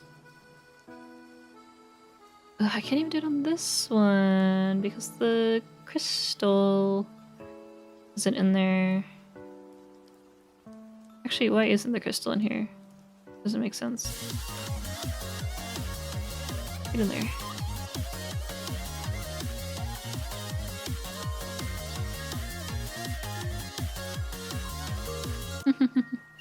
Are there any other programs that are better? Is Live2D the best? I think for now, for this specific purpose, Live2D is definitely the ideal one, but there are like other alternatives that are being worked on. As far as I know, there's like Inochi 2D, which is open source, and that's being worked on right now. There's Spine, but it's not really for like VTuber models. It's more for like animation and like game stuff, but that could maybe change in the future. It depends what they do, I suppose. They recently introduced physics into Spine. I think it's still beta only, or like beta specific like testers only, but that is quite exciting. But I haven't used Spine myself. But yeah, I think at the moment it's kind of Live2D is kind of the ideal one for now. But who knows? In the future, who knows?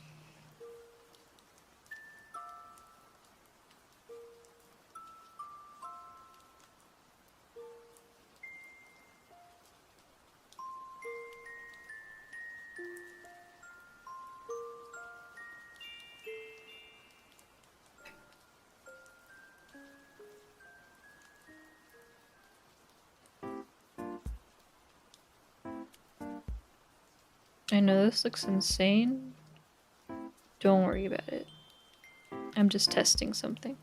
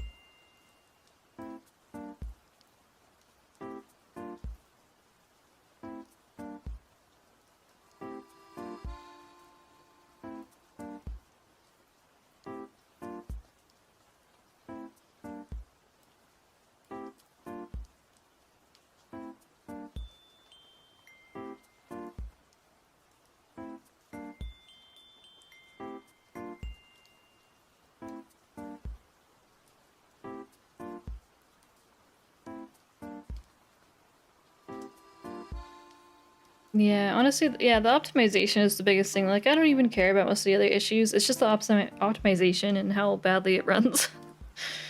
I just wish that was better.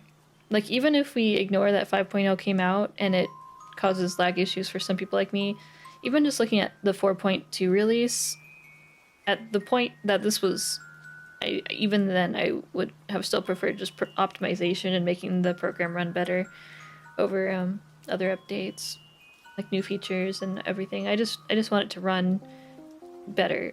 Are you interested in seeing Procreate Dreams coming out soon? It's gonna put After Effects out of the water. I am, yeah, I am really excited about it. I have only done a little bit of animation, like frame by frame animation. I've done some in Procreate, which was fun. It was cozy. I like drawing in Procreate in general, and doing frame by frame I felt like actually felt approachable in Procreate. And considering that wasn't even really a great like animation system, I am pretty interested in it. I feel like looking at kind of the features, it does a lot of what I thought other programs would have already done. If that makes sense. Like the whole thing about like dragging and like recording that movement. I'm like, why is this not in every animation program? Like I don't know, there's things like that where it feels like of course that should be a thing, but like a lot of programs don't seem to have that. Or like animation.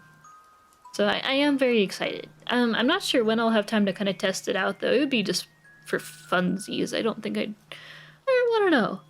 If I got comfy with it, maybe I could do some sort of animation work in it, but I don't really have much animation experience. I like outside of Live2D animating, I've only done a few like just small animation tests here and there, and it's very simple stuff like jumping and blinking and slight head movement and stuff like that. So I don't have much experience, but I'd definitely like to try James out. It seems pretty cool. Seems pretty cool, seems pretty good.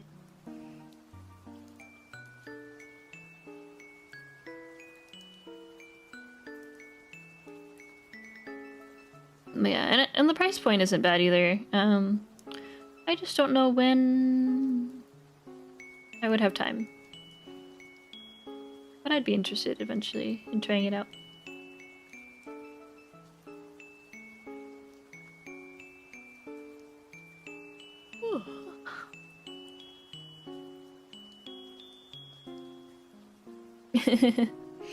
Yeah, like one-time purchase, already winning just off the bat. Just doing a one-time purchase and not some dog shit subscription. That's already like they're already winning, and then making it like $20 too is pretty good. Yeah, Adobe shit sucks ass. Like I don't mind paying for Clip because Clip honestly has been a really good program for me, and they keep improving stuff in ways that really change my workflow in very good ways. So it's like I'm fine with paying for Clip. For Adobe though, fuck Adobe, you know? Fuck Adobe. Fuck 'em. Shit's so expensive.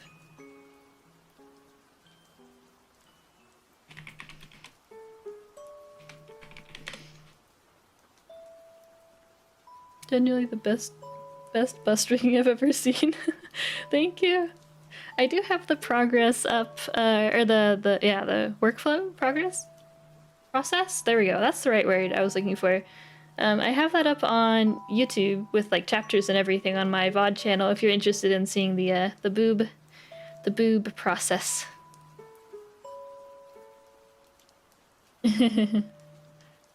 Yeah, the cancellation fee. I remember when I heard about that, I was like, wow, can they do that? What the fuck?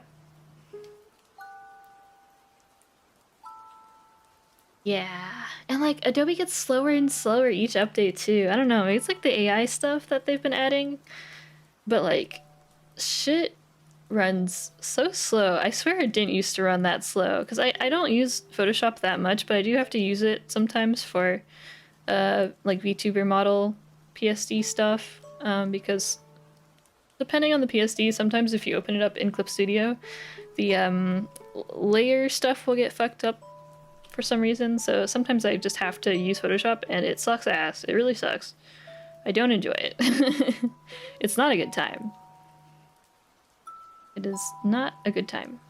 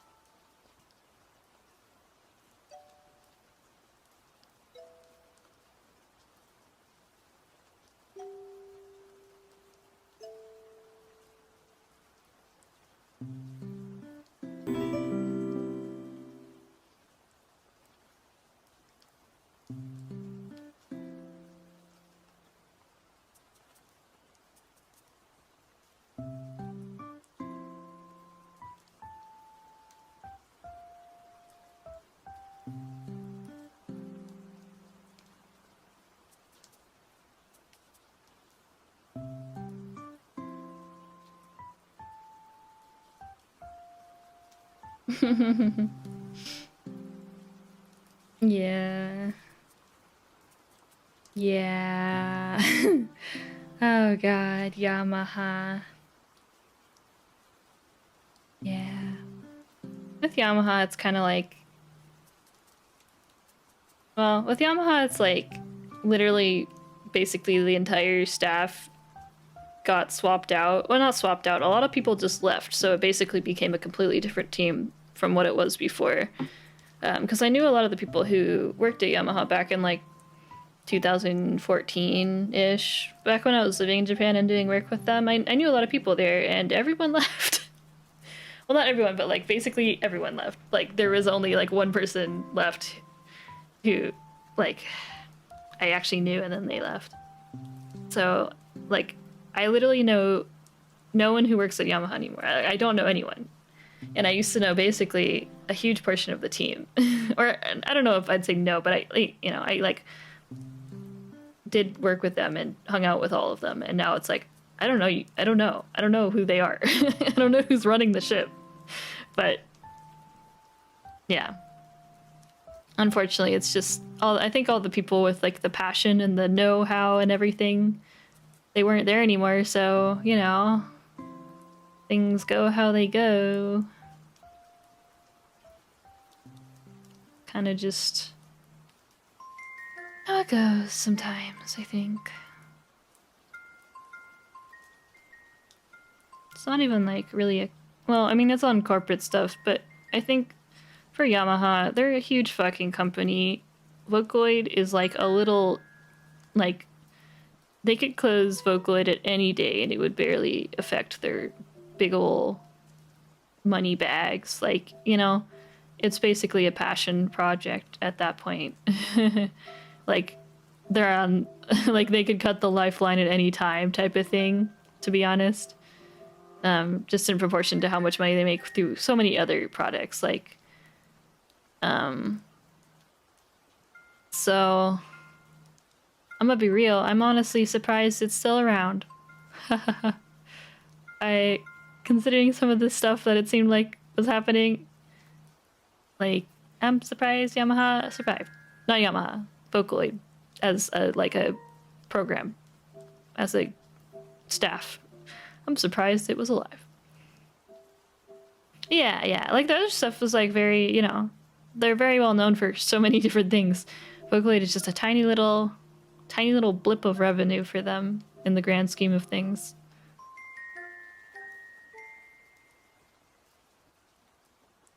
Yeah, Yamaha is what made Vocaloid. Which is the Vocaloid itself, is Yamaha.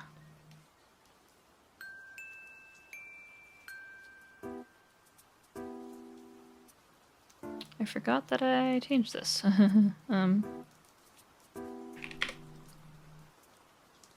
Wait, do I have this somewhere? Where the fuck did I put it? I have something named this already? Oh, I do.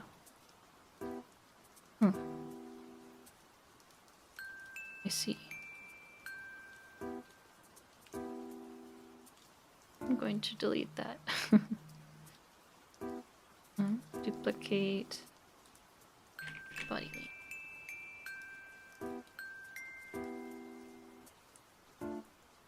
I don't know if I'll keep this body lean. I just want to try it. I want to see if I can make it look nice. But it's... I don't think I'd actually use it. Maybe just for like an animation or something. But I want to see if I can get it working. Yeah, the more you know. Oh yeah, hello. Thank you.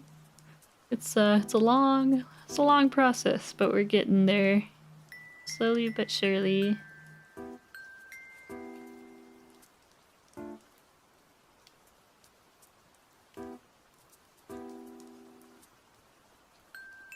Why?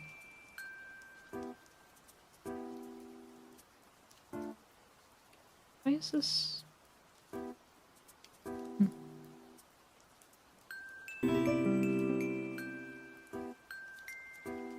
Why is this like this? This shouldn't be off center. Okay.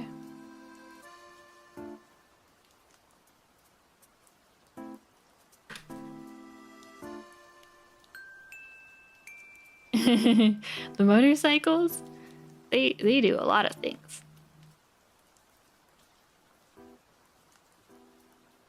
They've been around for a long time, making a lot of stuff. You'd be surprised.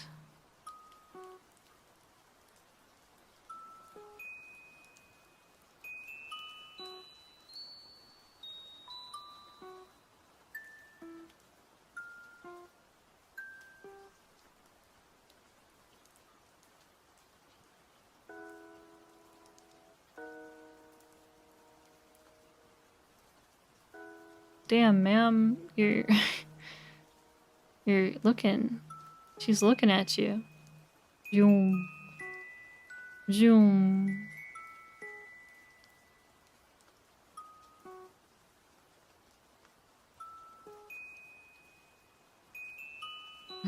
This is pretty fucked though. Don't look at the rib cage. Don't look at it. Don't don't look at it. I'm just testing. I'm just testing. Just testing something. It's not gonna actually look like that. It's testing the waters.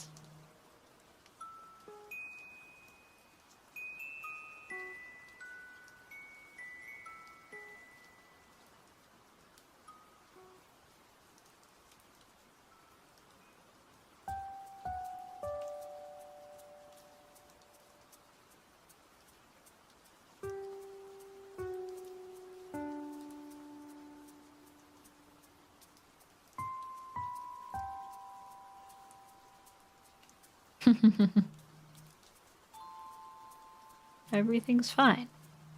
It's fine.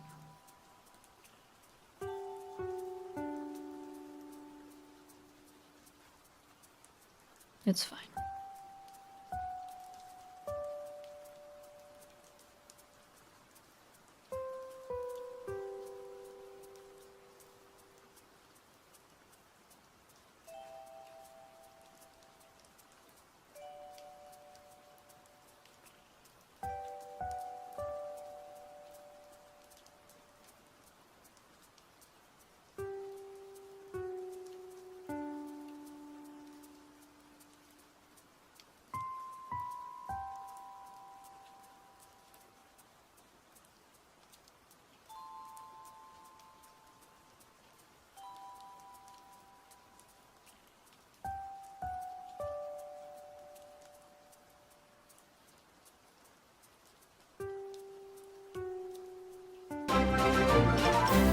Oh, oh my gosh. That spooked me. Welcome, raiders. Thank you for the raid. We do a shout out. Tofu Bear! Welcome, welcome. Jiggle physics. Yes. Welcome, welcome. You're streaming art. Nice. Hope you had a good stream. We're working on stuff. I'm just kind of fucking around, working on some things.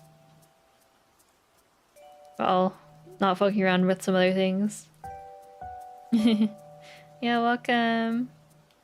I'm working on this rig for Vienna. I still have a lot of work to do though. But she do be schmovin'. She's schmovin'.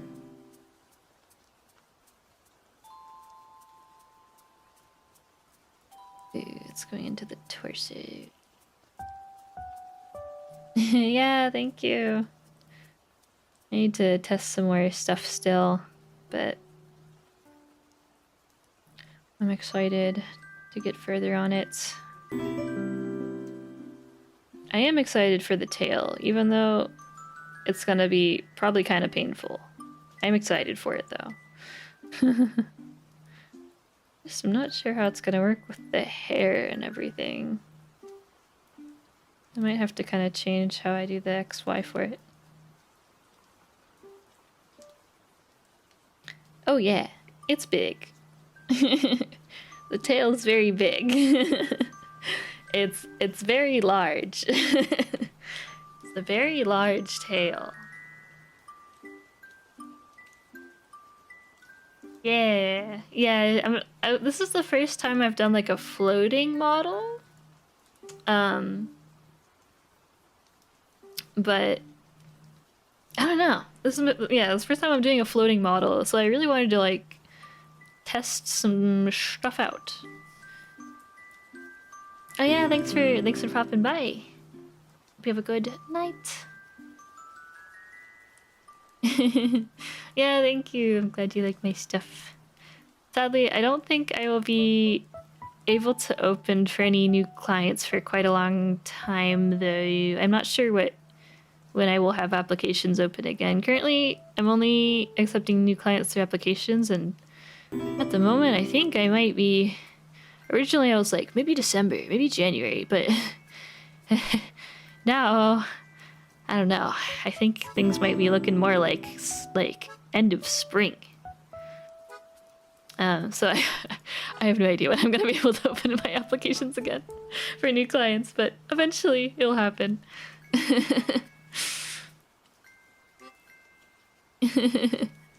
Oh, hey, Nova.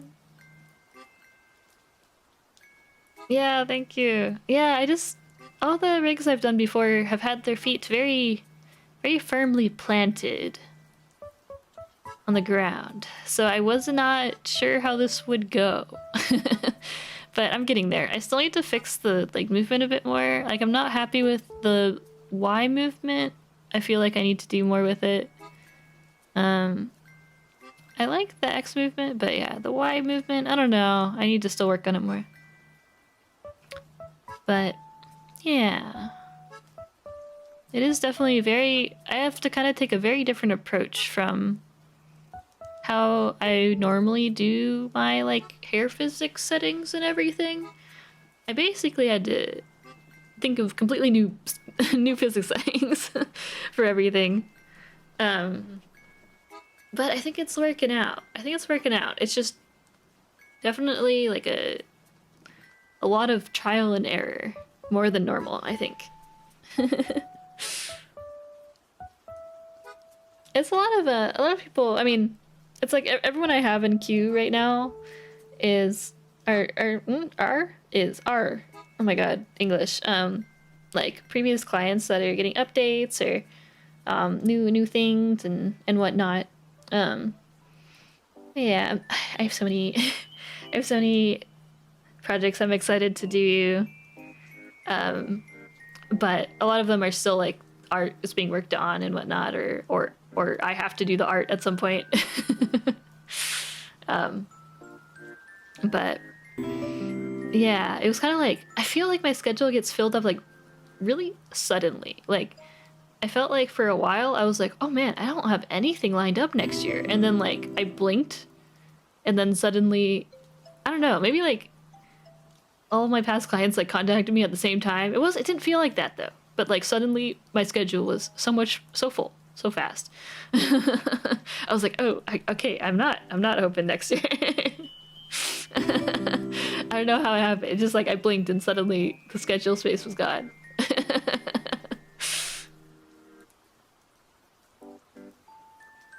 Oh yeah. Yeah, you do. Oh my god, if I'm remembering right, you do 3D work, right? Yeah, thank you. Yeah, I've been pretty busy, but it doesn't. I don't feel like exactly like stressed. I guess I everyone is very chill with deadlines, and it's very it's very chill. Um, but just for my personal reasons, I have to kind of like not spend too many months on things. Efficiency is key. But yeah, I'm never like sweating.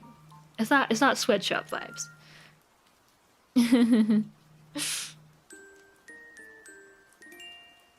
Yeah, thank you. Yeah, I definitely do take my time for better or for worse, but I think it ends up being worth it. Sometimes I do things and I'm like, damn, why the fuck did I do this? What?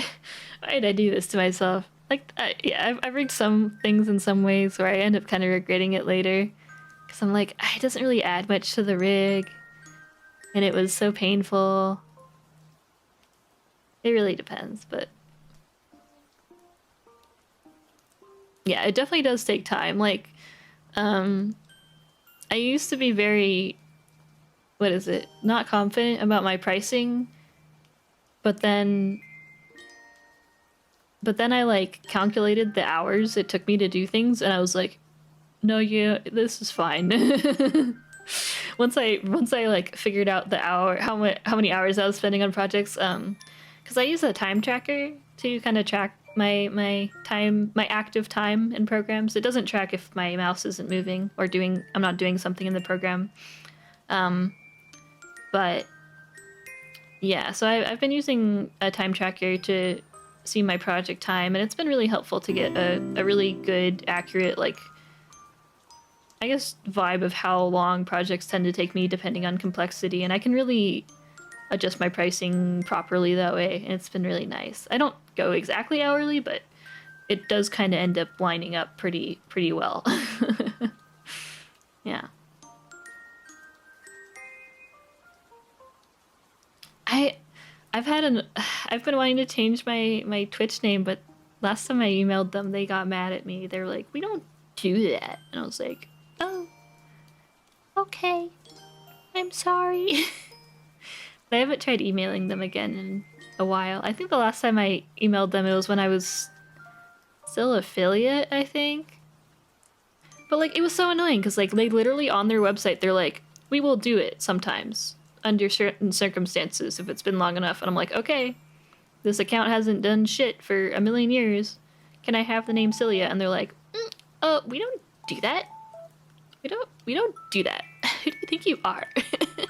And I was like, sorry. Ah! But then other people were like, "Oh yeah, no, they let me do that." I'm like, oh, okay. I don't know. I think it like seriously just depends on like what staff member looks at your email. I don't even know. It's you just never know what you're gonna get. Is annoying.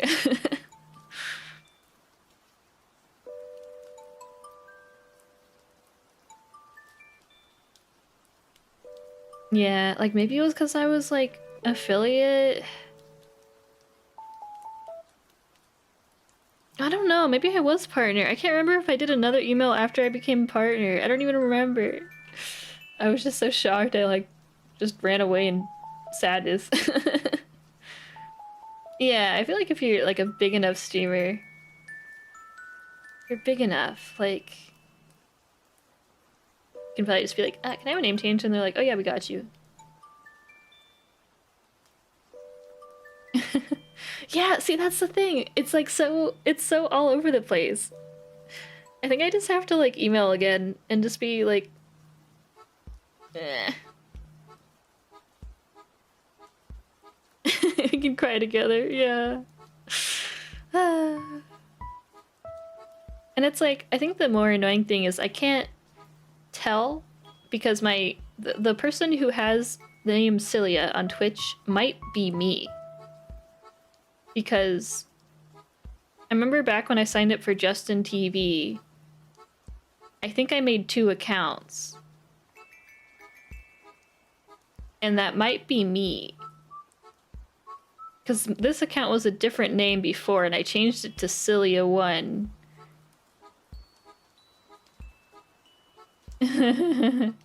But the thing is, I don't, like... I don't think I have access, like, I don't even... But I'm not 100% sure. But it's also, like, I'm too scared to try and log in, because if you log in, then it will reset the, what's it called? The inactivity thing, and then, like... Because if the account hasn't been active for a super long time, then they'll just, like, eventually phase it out, you know?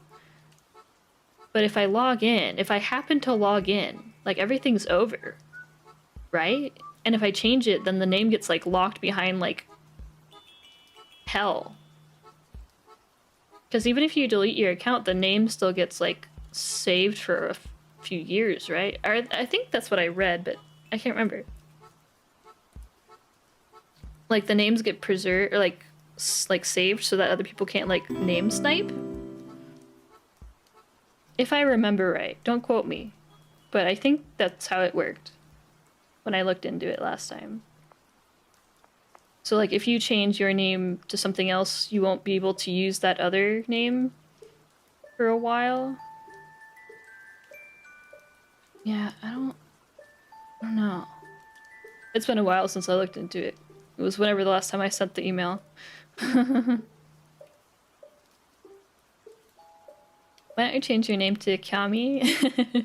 That's a great question. Kami was kind of just a random name that I chose when I made my YouTube account. Unfortunate. I should have just chose Cillia, but I was going by Cillia on like a lot of other sites, and I was like, I was literally nobody. I had like 0 subscribers, so I was like, I don't know, I'll just make a fucking name, and then I made Kami, but I can't change Kami to Cillia now because so many people know me as Kami. Like, there's an entire side of like my entire Korean fan base only knows me as Kami. So if I were to change my name on YouTube to Cillia, all my Korean fans would be like, who the fuck are you? So I'm in this like awkward conundrum of like, I want to just be known by Cillia everywhere, but I'm stuck with my YouTube being Kami because it would confuse people too much if I were to change it now. It's like, it's been too long. People have followed my account for like 13 years. I can't. But yeah, so I normally go by Cillia. Kami's just like, it's literally just my YouTube because I just thought I'd change it up. And I didn't know my YouTube was gonna get any following. I didn't know. But by the time I thought about changing it, it was too late. People had already been fans of me for many, many years, and what do I do? Well, even if I make a video, it won't like reach a lot of, like, because a lot of people have been watching my stuff for like 12 years or something, or they're like, oh, I remember I watched your video when I was in middle school and I like perish. Those types of, like, those viewers will not probably see the new video and they'll be like, who the fuck is Cillia? I only know Kami. It's that type of like long-term issue. It's rough out here. I did this to myself. But it is what it is. I literally did it to myself. I should have just not. Whatever. I made that YouTube account when I was like late middle school. Because I had made a bunch of AMVs on a bunch of my older YouTube accounts and they got taken down for copyright strikes. So I had to make a new account, and I was just doing the same thing I always did, where I was like, I'm just gonna make a new YouTube account. I guess I'll name it whatever, you know? Like, I didn't really give much thought to it, because it's just another account that I was probably gonna get nuked for copyright strikes for some reason or another. I just didn't really think about it. But now we're here, and I'm just like, well, well, it is what it is.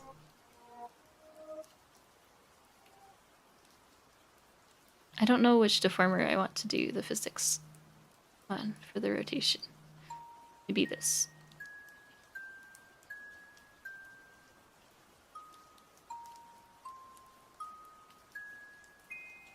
Did you make Koisuru Beam all by yourself or did you work with someone? It's a bot, by the way. Oh my god, thank you. No, I did make it by myself, but I did have the mastering done by someone else, and then I'd had the video done by someone else. But I did all of the lyrics, composition, arrangement, and art. I did everything else except for the mastering and the video.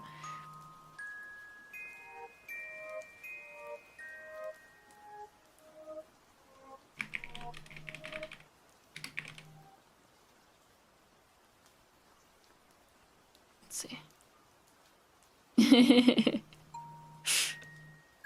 Did any of those AMVs involve crawling Linkin Park? No, I wasn't making Linkin Park AMVs. It was like, I remember, what was it?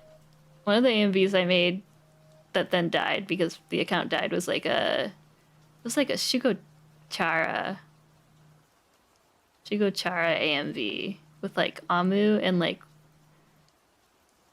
another character, I can't remember. It was a fucking Shugo Chara AMV. I remember because it was the first AMV I made that got more than like 200 views. I worked so hard in Sony Vegas to mask out stuff so I could have like the masking effect.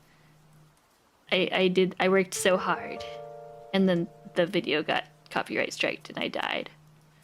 But you know what? That's how it goes sometimes. That's how life is on the internet back then.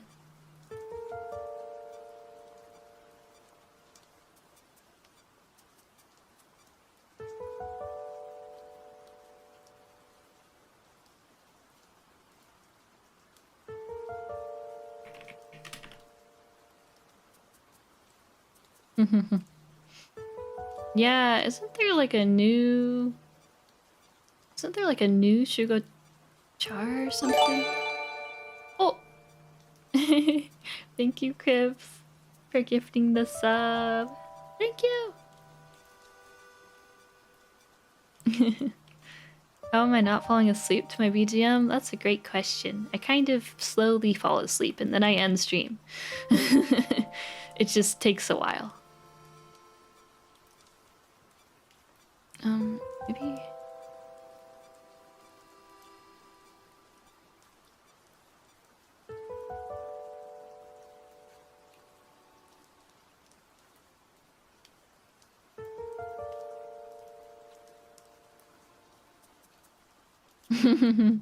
I've definitely had some streams where I blast like Nanahira, Camellia songs, just full volume to try and keep myself like hyper. But I don't know, I feel like it ends up not really doing it. Like I still have the same energy level. I still can kind of doze off. It doesn't do it. When did you get into rigging? In January of 2021. So almost 3 years ago. No, you're fine. I like talking. I kind of constantly talk, which is a good or bad thing.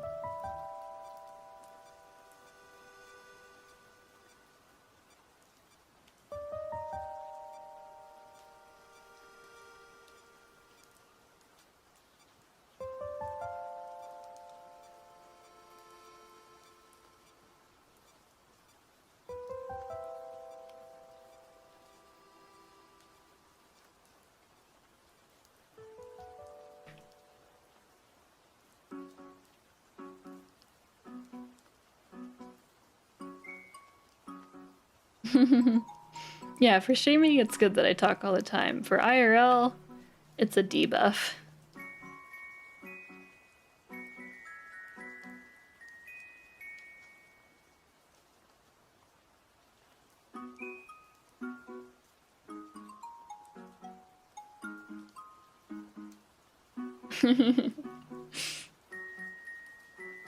I see. I think for me it's like because I can just talk so much, it ends up being that I kind of unintentionally narrate stuff, which is good for explaining my workflow. Even if I don't do it intentionally, I just find myself explaining what I'm doing, which I guess is helpful. I don't go out of my way to do it, though. It just kind of happens, I think.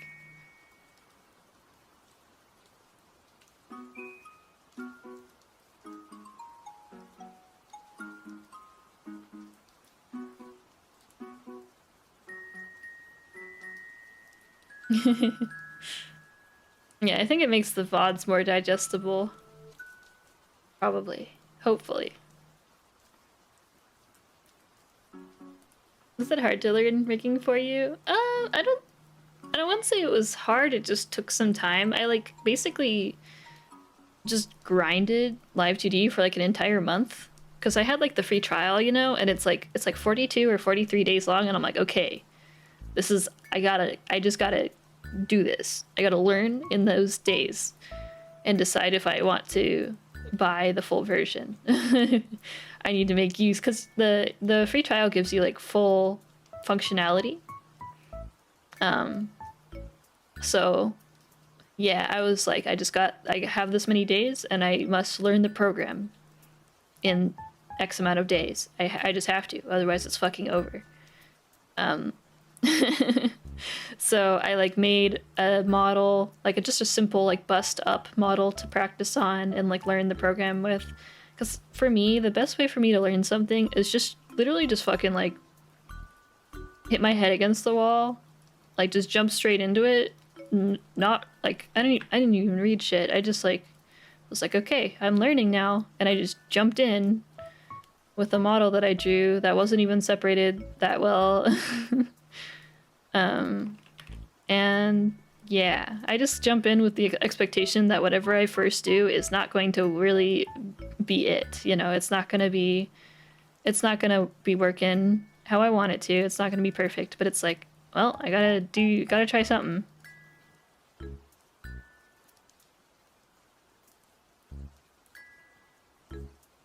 And I just kind of take that philosophy for when I'm learning stuff.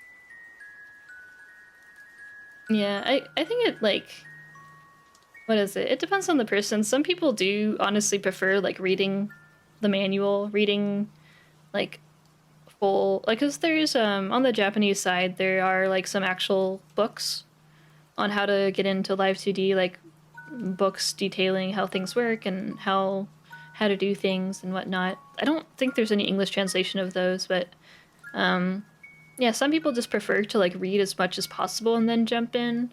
But for me, I just know that I even if I read stuff, I won't know how it actually works. I even if I read stuff, it just doesn't make sense unless I've actually opened up the program and like tried it myself first, and then I read stuff later, and then I'm like, oh, so that's what that is, type of thing. I think it's just depends on your learning style, because you know everyone learns differently. For me, I have to just jump into the fire first and see how that goes, and then learn afterwards. Learn from my mistakes. Oh, hey, Chris. Yeah, we are doing some rigging.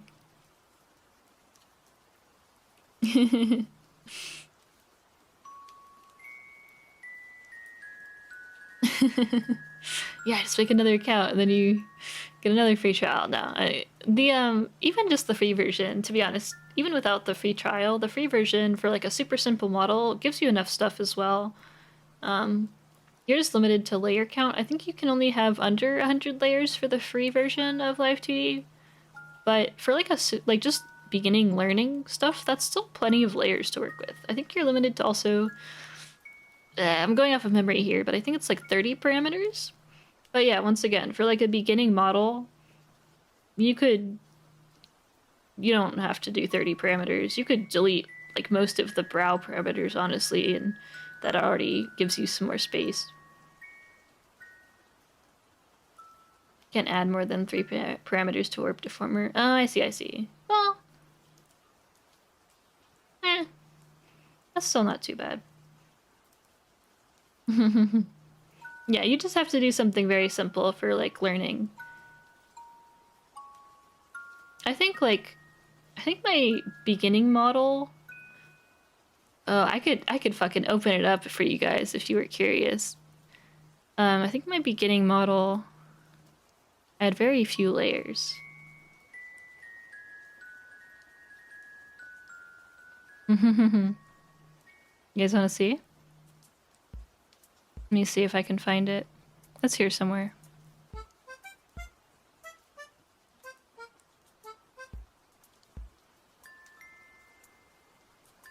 Is it this one?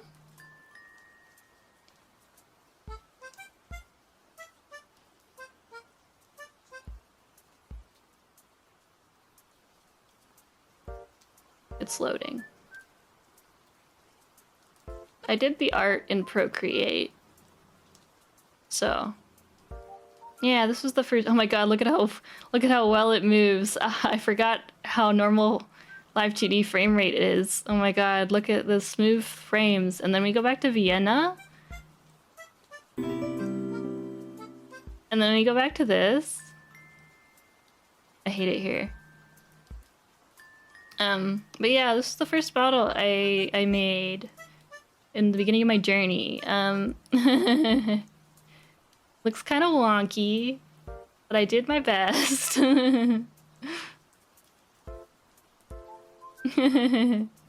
Yeah, this was the first one I did. But yeah, this one has, let me see.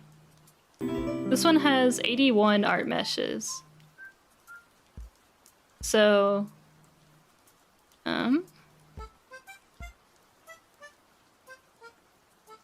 yeah, I think this one this was, the amount of parameters in this could also be done in the free version. But yeah, she does move. It's just not that much.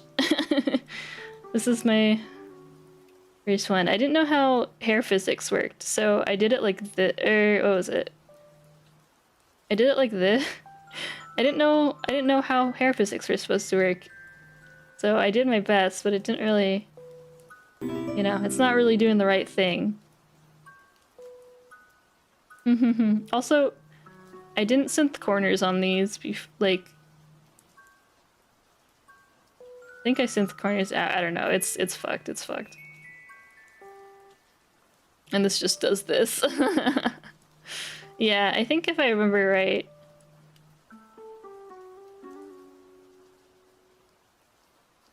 it's something. It's nothing fancy, guys. But yeah, this is what I learned Live2D with. I drew this really kind of relatively quickly. I did draw this in Procreate though. No, drew it on my iPad.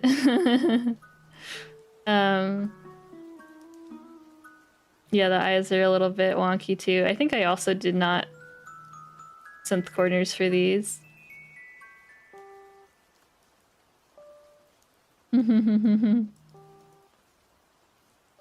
But yeah, she's cute. Also, yeah, I did this wrong. I did this wrong. I didn't know how eye smile worked, so I thought when eye smile turns to 1, it was supposed to close the eye. That's not how that's supposed to work. It's only supposed to close it when the eyes are closed. But I didn't know that, so... Yeah, I did like how the art came out for this one at least, even though it's like, oh yeah, I had like surprised. I think I was following a tutorial for that, and I don't know. The brows did move, at least. Not that much, but they did something. The mouth shapes were cute. The mouth rigging itself is questionable. This is not how I do it now. Oh, buddy. Oh, buddy. Oh, boy. Look at these lines. Ooh, buddy. Ooh, yeah. So it's she moves. She does move. But it's yeah. That's my first model, guys. If I could do it, you can do it too.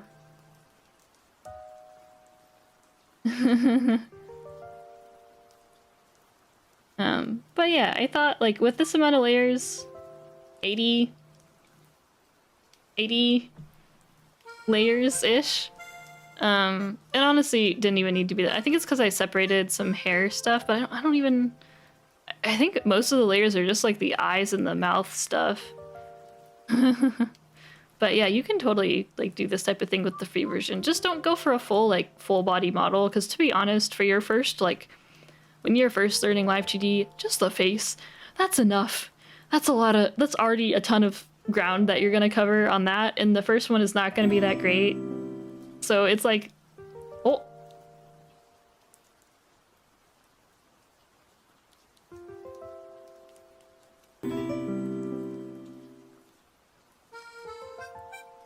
Goddamn, Seribot doing work. I got follow botted just now, but Seribot coming in clutch. Let me reset the alert thing because it's gonna keep going off. Oh god, where's my fucking alert box? Ah! Oh, not that. Oh yeah, it is this. There you go.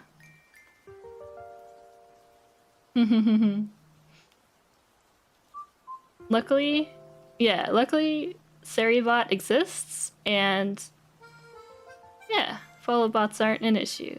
Fuck them. Fuck them, you know? Fuck them. We fucked him up. Seribot fucked him up. Get fucked.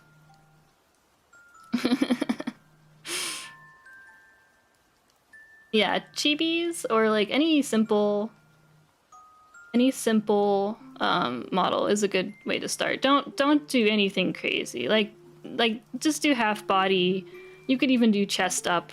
Like I barely separated any, like this is like one deformer. Yeah, just keep it simple. Just keep it simple. It's not gonna be perfect, and that's fine. That's fine. Yeah, so this is the first rig. With the eye smile, yeah, so for the eye smile you want this to only do this shape when the eye open is at 0. But I did the shape when it was at 1, and that's not correct. You want it to only do that shape when the eye is closed already. Oh my god, I didn't even... Yeah, I think it was one deformer for the body. It wasn't... Dude, this was the torso.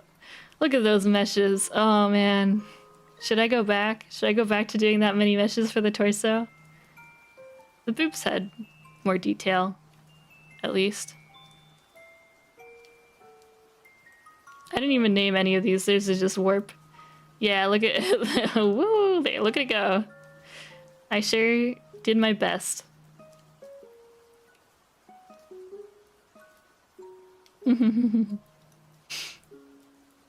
Yeah, biggest tip I can give for starting out, like try the free version first. Even just if you can just draw something really simple.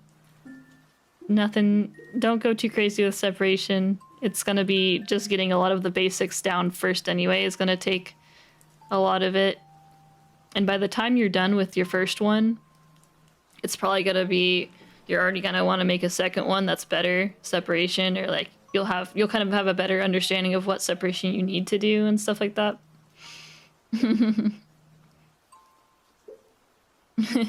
Yeah, full body for your first one is definitely... I didn't do any full body rigs until like halfway through, either halfway or like 2/3 through my first year of doing rigging. I didn't tackle full bodies for quite a while because it was a pretty big step. And now we're here. Wow. Looks so much better. The progress.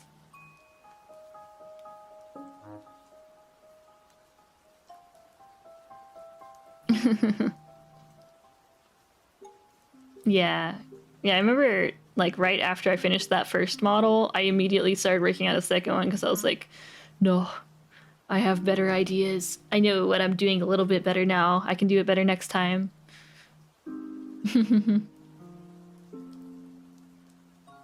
Yeah, half bodies are nice. You don't have to worry about kind of like just how the whole body moves. You can basically just focus on like the head and the chest, and that's really nice. A lot of the extra details I think that I end up working on come from the extra body movement of like full body. Though it depends on how you rig though. For me, I do a lot of like body movement. If I'm doing full body, it means like a lot of the body, the upper body is also moving a bit more to compensate and like work with the lower body movement, so everything just moves a lot more. But if it's half body, I really don't move the lower body much at all, or I barely touch it. And the hands don't really move too much. How did you set up the hover like idle animation? It's just set to breathing for now. I have like I have the breathing that's then feeding into a second and third breathing parameter. But I will be changing this to a idle animation parameter later, because the breathing speed in VTube Studio is slightly different, as if I remember right, which causes issues. And it also kind of stutters. Yeah. Oh god, 3/4 for your first model. That's so ballsy. I could never. I still haven't actually done a 3/4 model, but I might do that eventually. At least for the something else.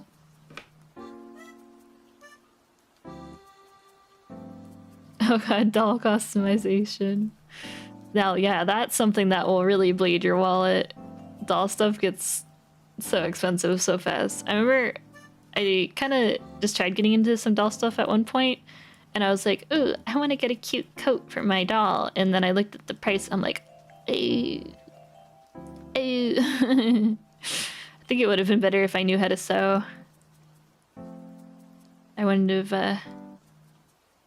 the cost of other stuff wouldn't have been as crazy. I can like style wigs fine because I've done that for like cosplay stuff before, but the clothing was the issue.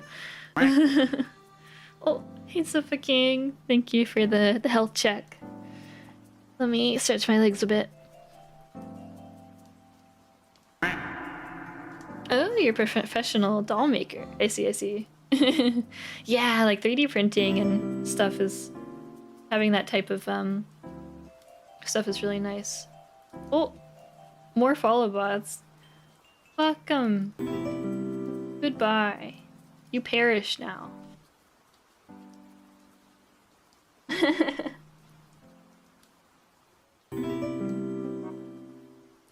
Oh, it's still doing it. Let me just hide this for a sec. So, they're so silly. They think they're so smart. They think I don't have a bot of my own. Hee hee.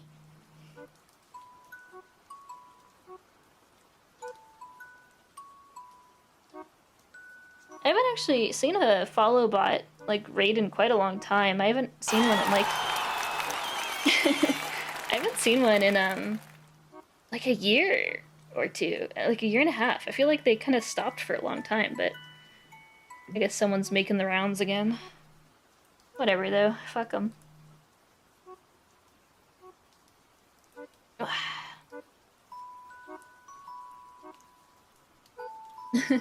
I've always wanted to kind of give what is it? I've wanted to give 3D printing a try. I remember there was a 3D printer at one of the libraries in my hometown. That was many years ago though, but I wanted to give it a try at some point, but then I moved away. But I think they're so cool. I always like seeing and a lot of people who do like cosplay stuff use 3D printers nowadays for props and whatnot, and it's so cool. I love it.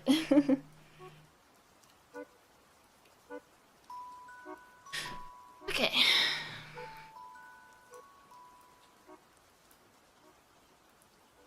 Yeah, Okay, I'm gonna reset the kitty bot. I don't need it to give a shout out to every single bot it bans. It's funny for a little bit, but when it's a bot raid, it's like, nah.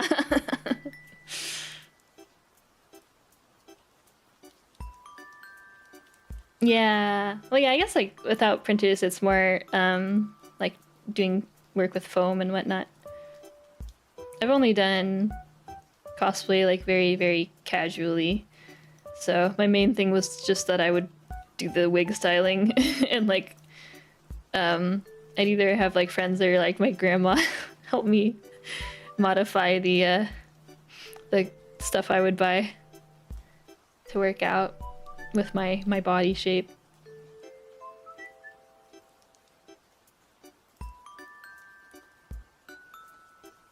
Okay, I forgot I was gonna add this.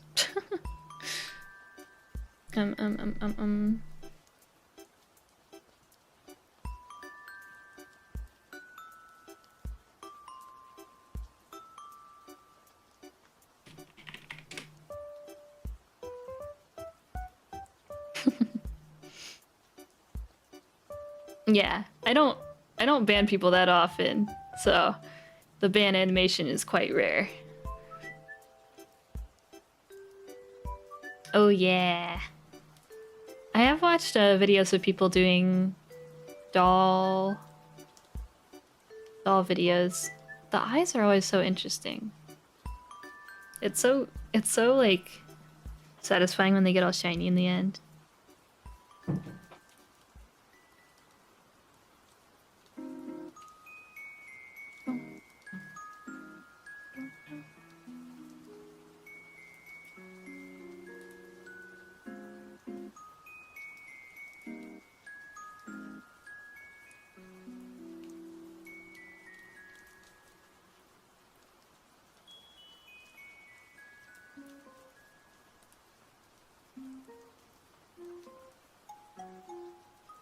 Oh, this needs to be like way later. 3, 4, 5.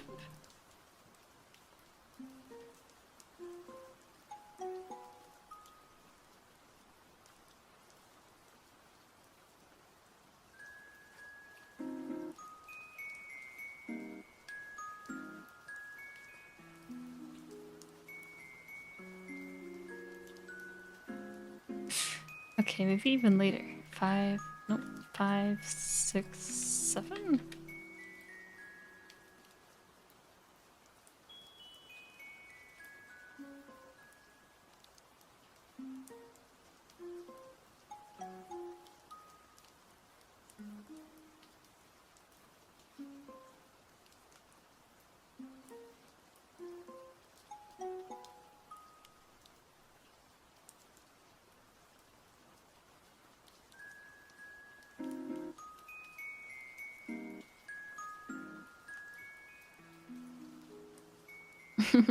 Yeah, her push-up bra is doing a lot of work.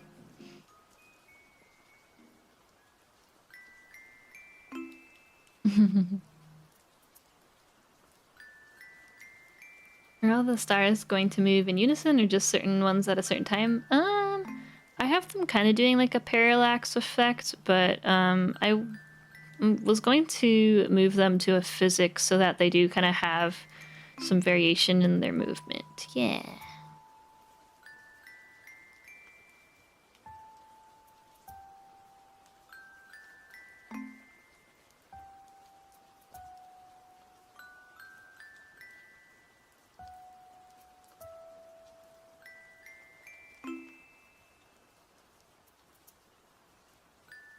This is so tricky. Such tricky hair movement.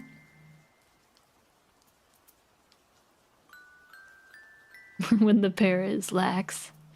Yeah. Yeah, I have some going on right now, but yeah, what I do want to add variation to the movement. Because right now it's just on angle X and like angle Y. Or no, body Y and body X position.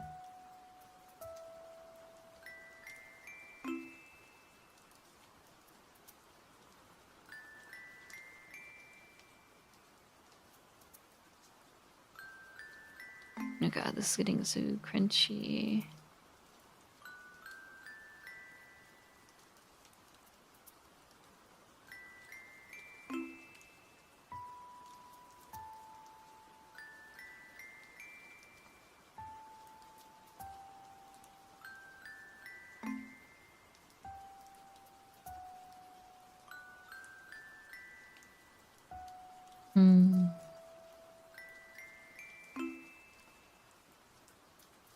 Duration might actually be too long. I might have to adjust the settings for this more.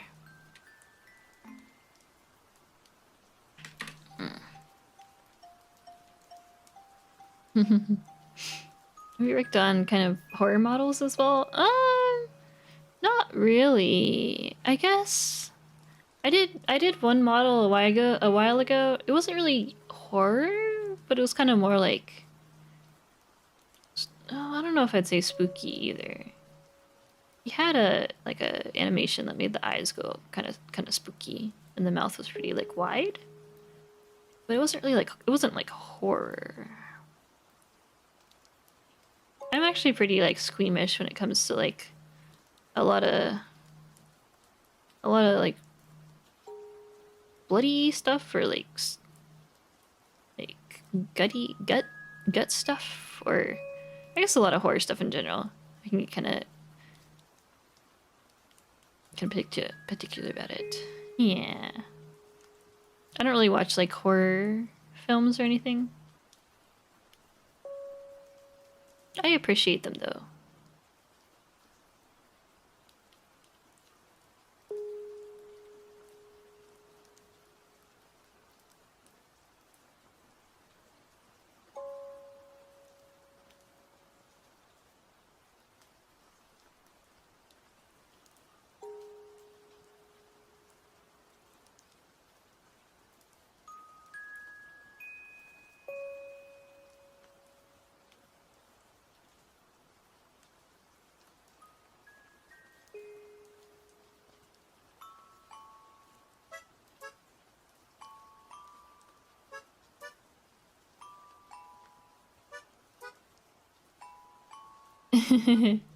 Used to be a baby, but then you got hooked on Walking Dead. I see.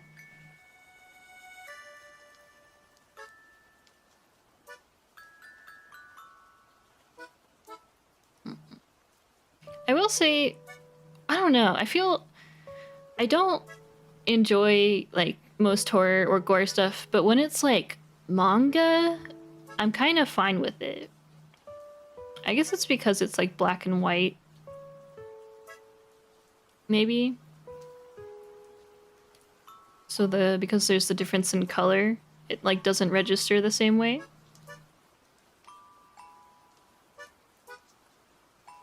I do avoid like ghost movies, like any spooky movies. I get very paranoid very easily. From like even if it's not real, I still can get pretty paranoid, so just for my own sake, I avoid stuff like that. I don't even get nightmares. I don't even get nightmares. It's just I can get very paranoid.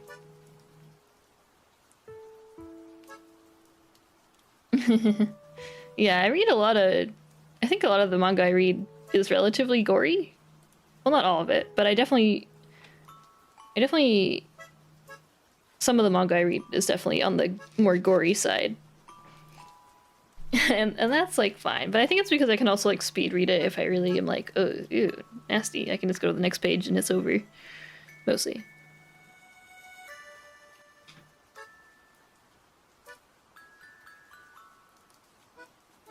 Oh, Terraform Mars. Oh god. Yeah, some of that was too much. It was too much.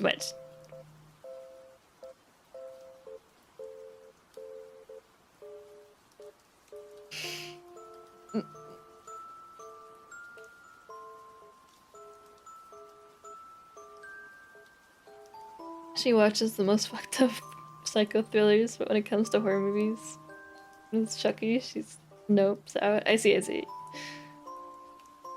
Man, just set up custom vitamins idol for this model. She's gonna be using V Bridger, so Probably not.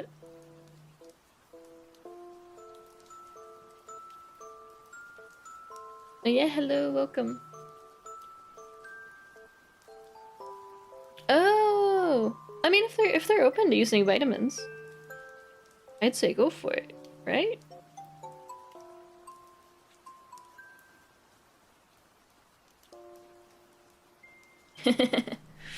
As long as they're fine with using it. Yeah, I miss Animal Crossing on the 3DS. I wish New Horizons was what it was, but like a little, you know. If you know, you know.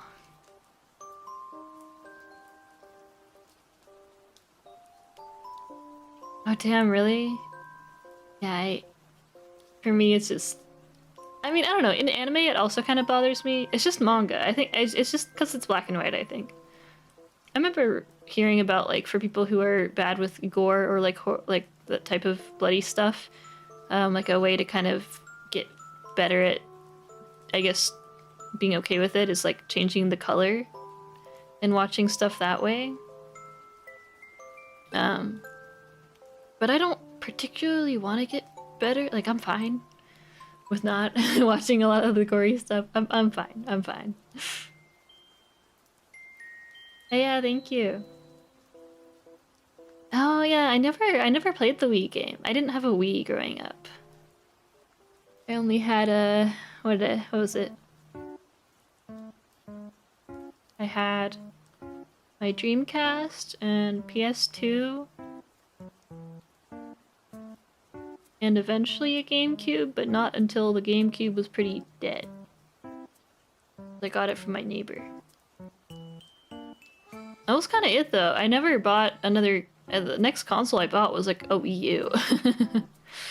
I didn't have anything after the PS2 for a very long time.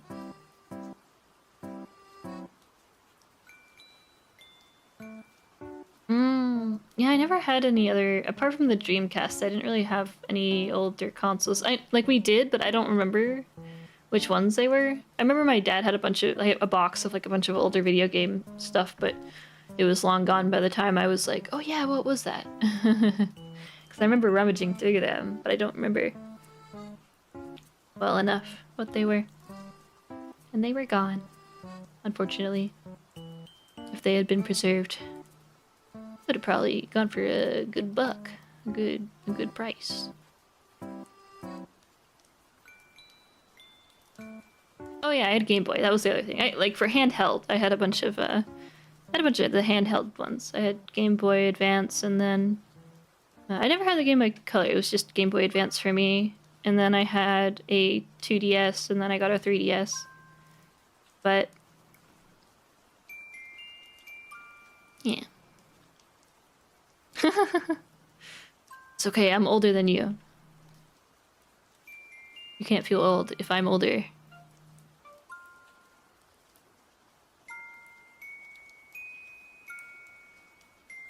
There's too many hair strands. I'm getting lost. Okay, this one.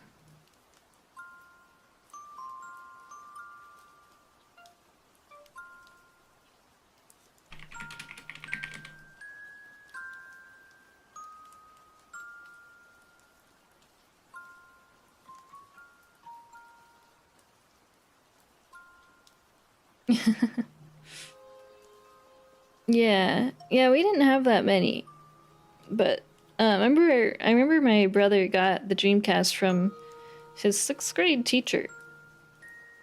Like he bought it off her for like very cheap. I remember it wasn't like full price. I don't know how much the Dreamcast went for at that point though. What was the Dreamcast sale price?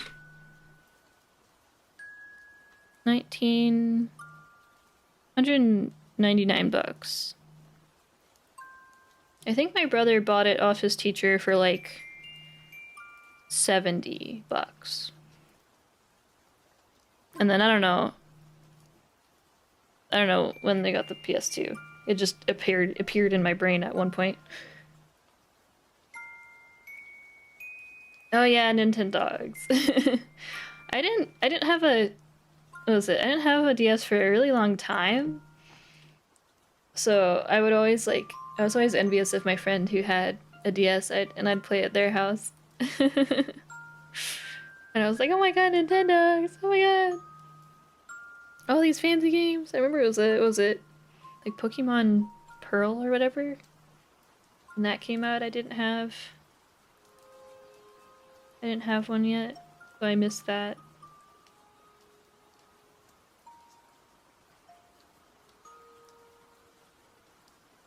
Love your work so much. Seeing your work on Twitter is always mesmerizing. Thank you. Yeah, I can't remember when I got my 2DS. It was quite later though. Kind of after a lot of stuff had been out for a while.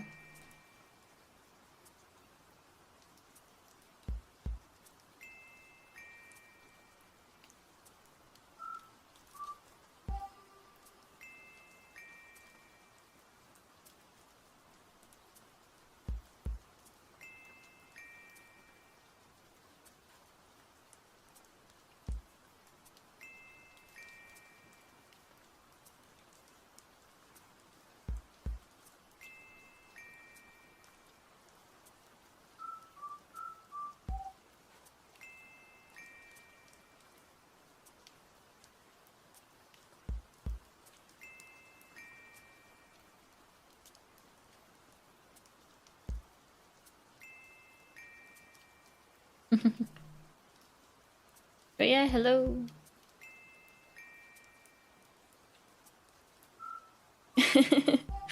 Yeah, thank you. Yeah, I've been if you're interested, I have a VOD channel where I just have a shit ton of my stuff. I just eventually upload my VODs when I remember. But there's a very, very large library of many streams. If you ever want to check some of my workflow for like past things. I didn't stream everything though. There's a lot of projects that I did off stream, but yeah, hello, hello. Not sure how much longer I will stream because I'm getting hungry, but maybe I can ask Lobster to put something together for me really quick. Grabby hands. Yeah, the working's going good. I'm just kind of jumping around still, but I was working on the Constellations earlier, and then I'm kind of doing some more hair stuff right now.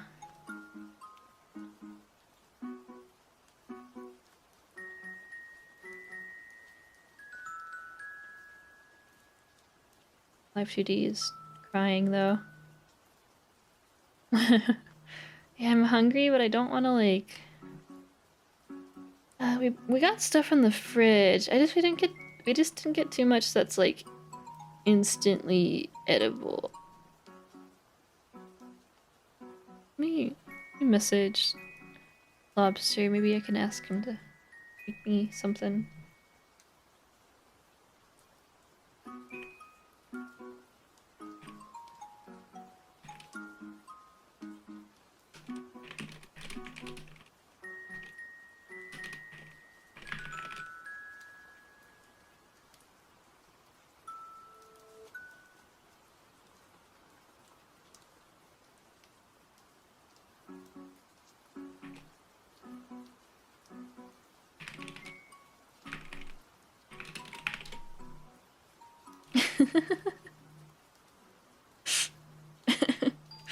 Lobster.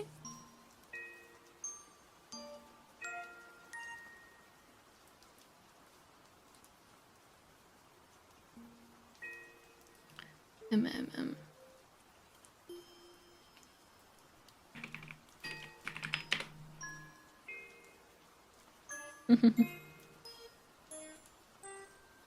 Yeah, I got a lot of stuff. There's also, if you're curious, like in my old stuff, I do have a playlist of my older VODs that I had on my YouTube channel before I decided to actually make a VOD channel.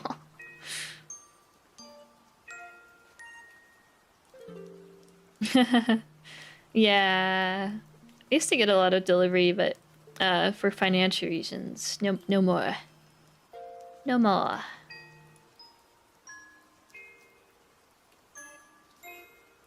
Just save the wallet for groceries.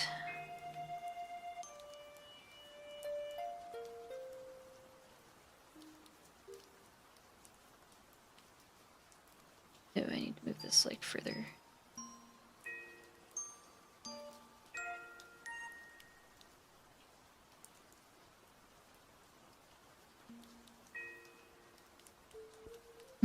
Yeah, I know when I used to live at my mom's house, we lived in the mountains, so it was like, yeah, nothing was gonna deliver.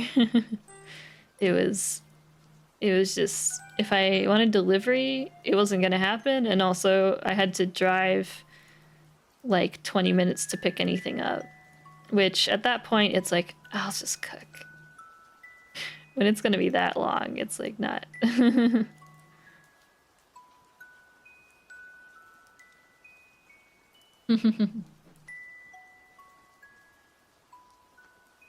Scott here. How are you feeling so far on your progress? What's the hardest part you've had? I'm feeling okay about it. I'd say I think earlier today I estimated maybe like 50% done. There's still a lot of stuff that I either have turned off or is in another PSD that I need to import still. But once I'm done with this tiny hair strand, I can show you the physics window, show you what it's looking like so far.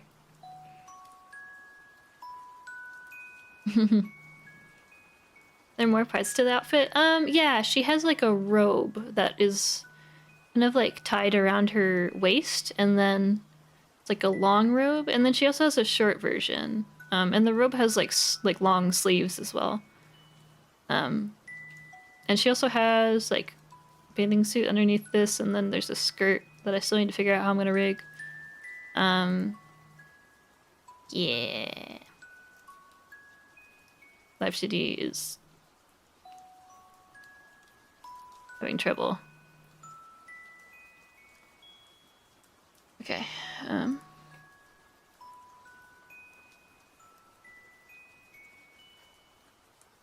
Yeah, like Clustly did more than I could have ever done for this. Like from an artist perspective, I'm like, holy shit, bro. You went off. Like I could never.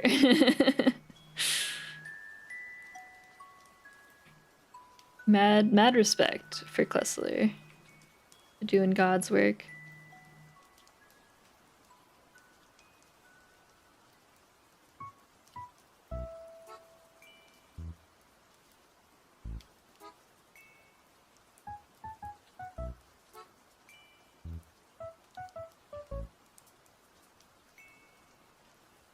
I should save and restart Live2D after this. It is going so slow.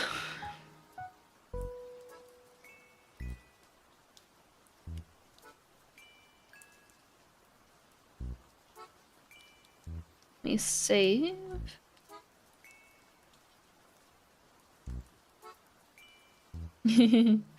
Yeah, the art for this one's really nice.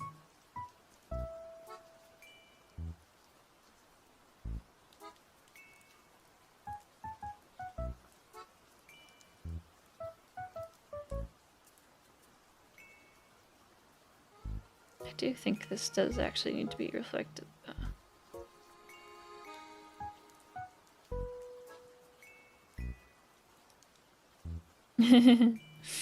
Yeah, thank you. We're getting there.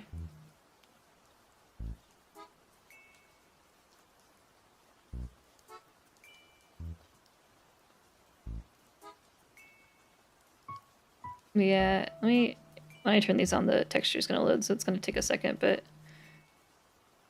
she has like these sleeves. And then she has the robe stuff, which I still have a portion of it turned off, so it looks weird. I haven't done the body Y for those parts either. And then yeah, she has like a skirt that goes over the gold. And she also has like the bathing suit underneath.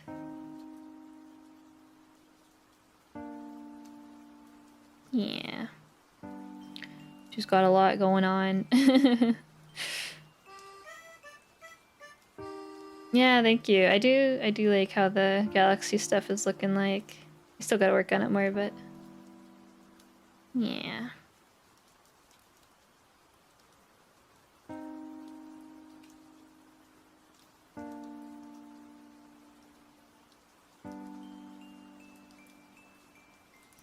Where's the back hair? Why?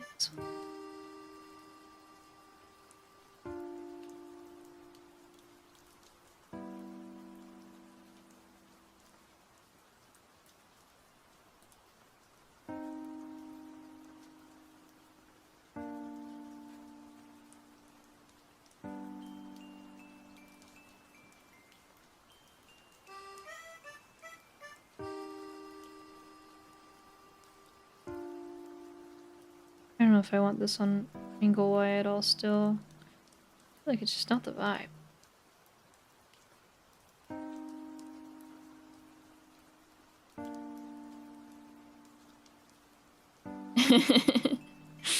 Yeah, footing is definitely a change of pace.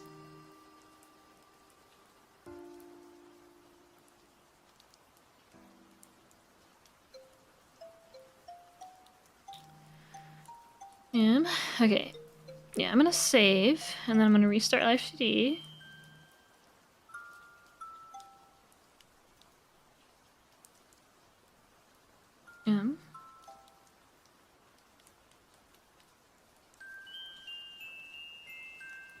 Here, we can change to this while I reopen it.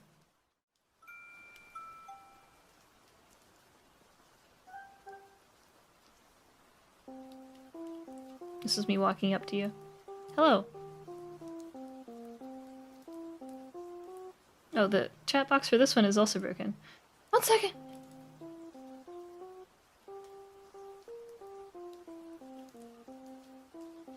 One second as I restart Live2D.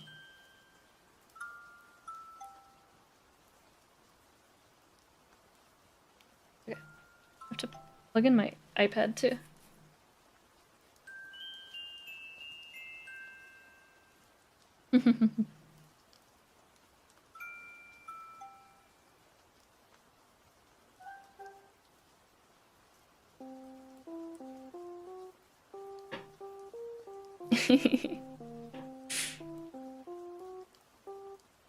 Yeah, we're in early Christmas mode. Okay.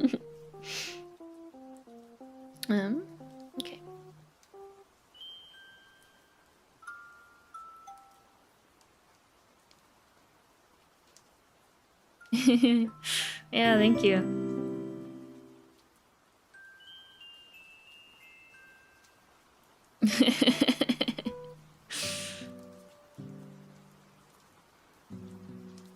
Okay, let me reopen. Have you already broke out the Christmas decorations? Not IRL, because my Christmas decorations are kind of dated, as in really dusty and full of cat hair, and I wanted to get new ones, but I kind of need to save money. So I'm debating if I don't know, maybe I'll go to like the dollar store and like pick up some goodies for cheap. I gotta keep it cheap.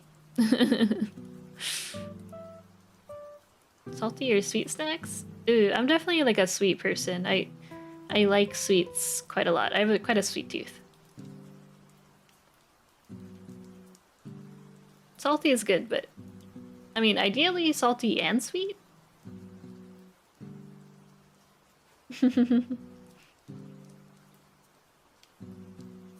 Oh yeah, welcome. Am I late? No, we're just getting started. You haven't been streaming for that long. We're just starting up. You're not late. But even if you were, that's okay. Okay. Let me reposition myself.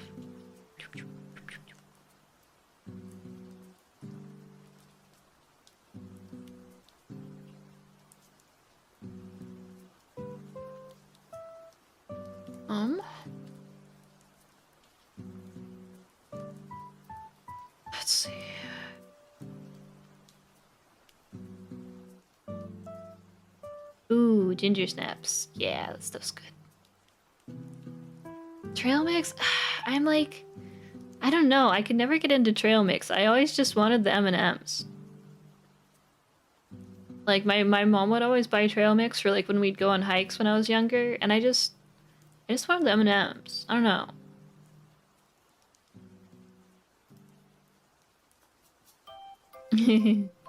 Yeah, gotta get that dose, that relaxathon dose. Ooh, yeah, salted caramel's good. That's the good shit.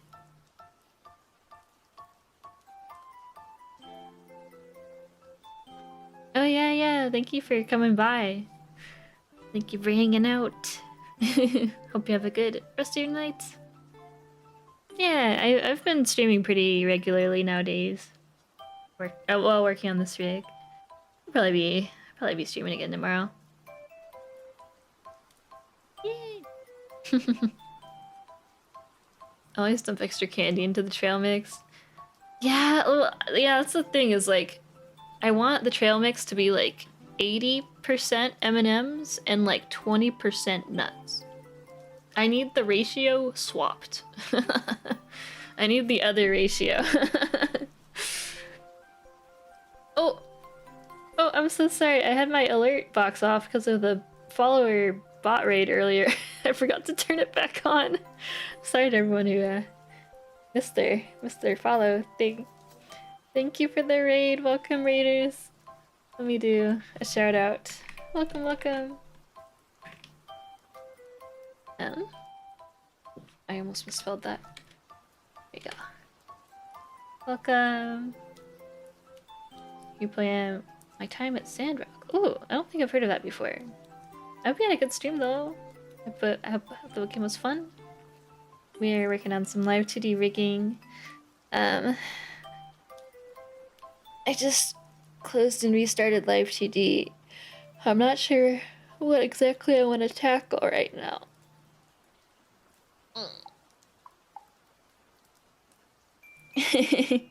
You love my model, thank you. Thank you, thank you. I drew and rigged my own model.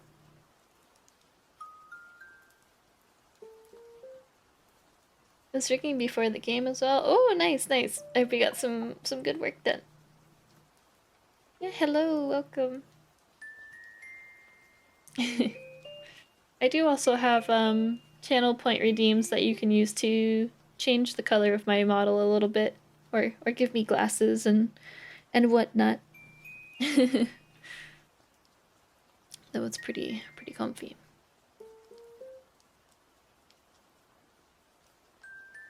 Oh.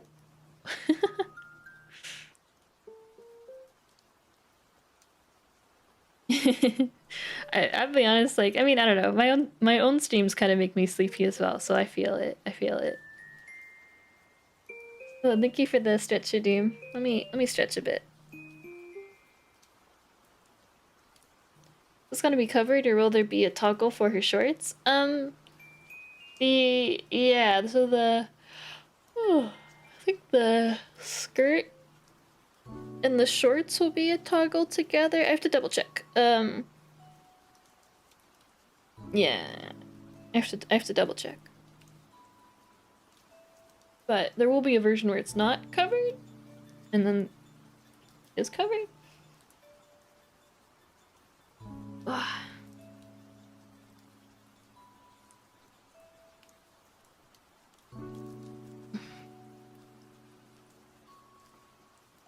Okay.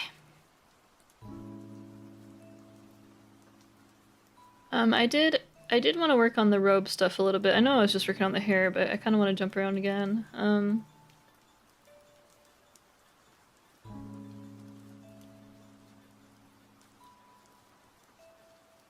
Oh, these are locked. Which of us?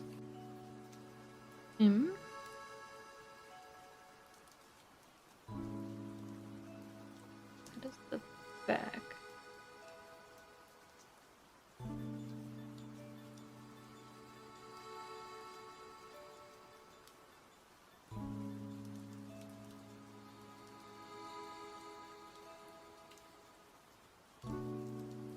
Sleeves.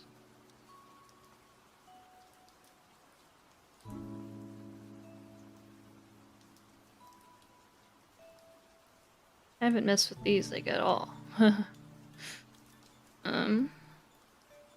So there's the long and then there's the short version of the stuff.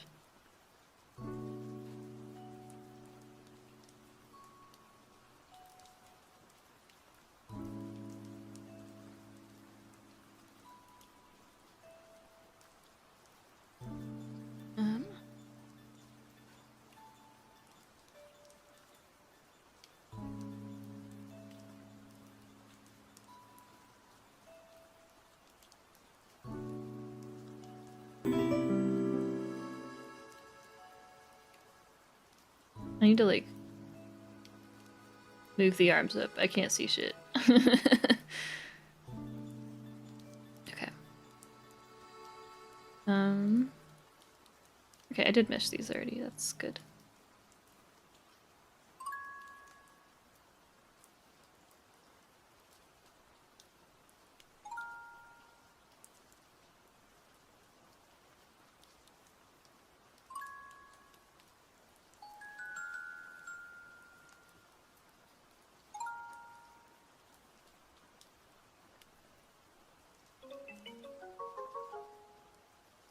Oh.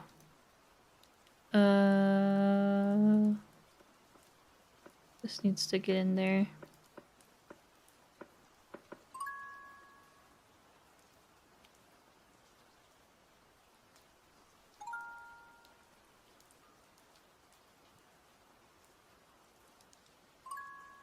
But for the second one, yeah.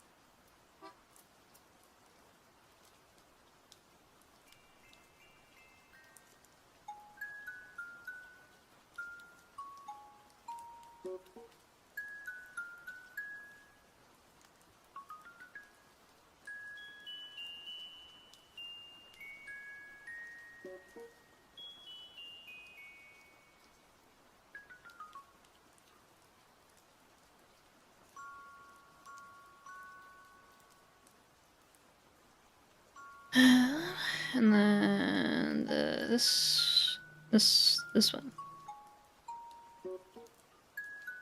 This one is the side.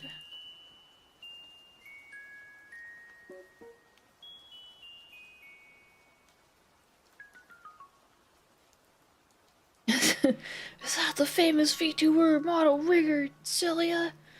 Wow! Yeah, hey, welcome.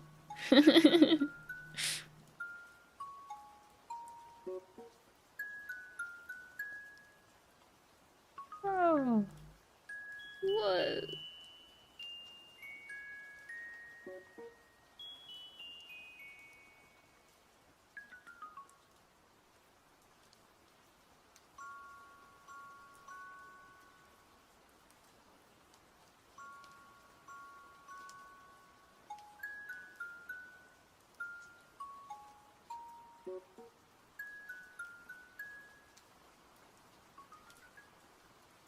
Yeah, welcome. Just working more on Vienna's model.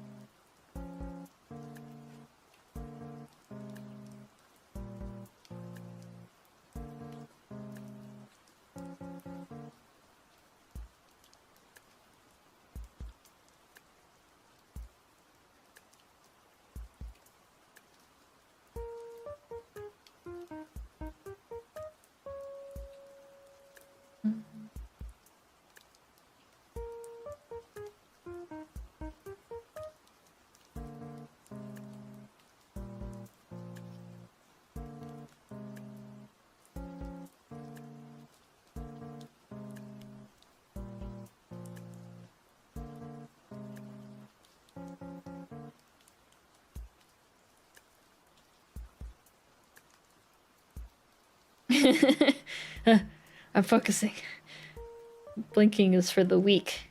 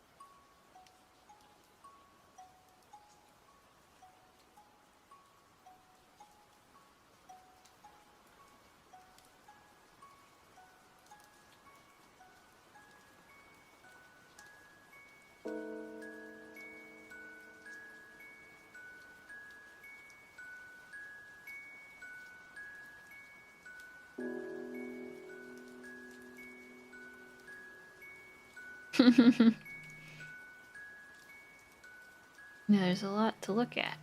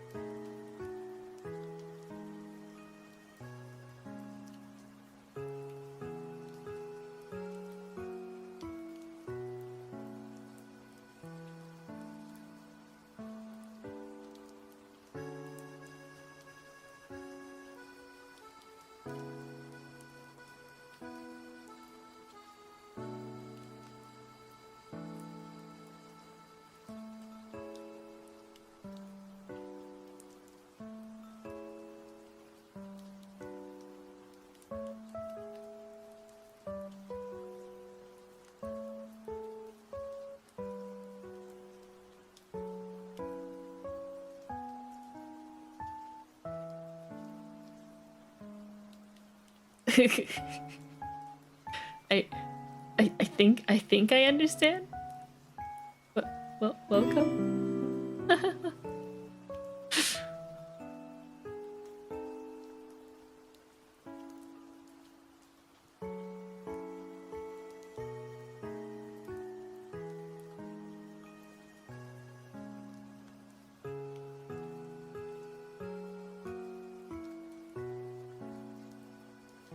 I'm not sure what I want to do with the bottom of the tape here. Kind of awkward.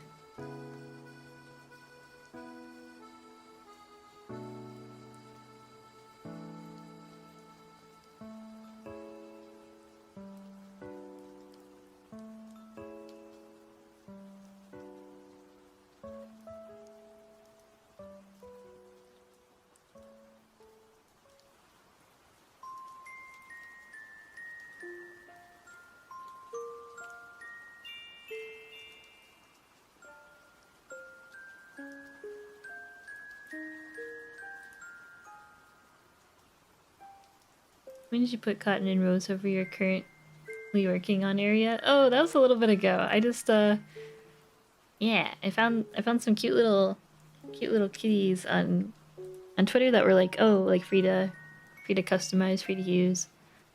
And I made my own little rose and cotton and plopped them on there. They're very cute.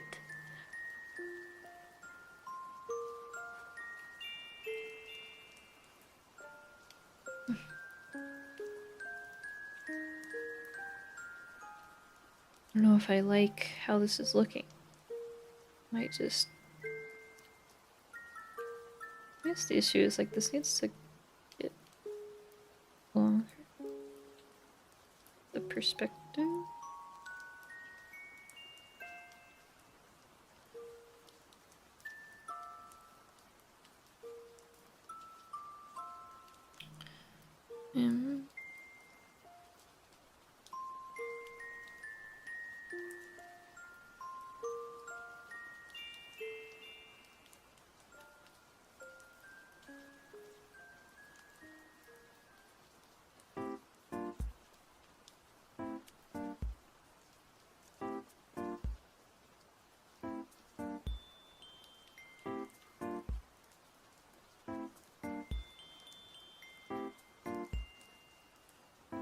Did this look like this before? Did it always not line up with the robe?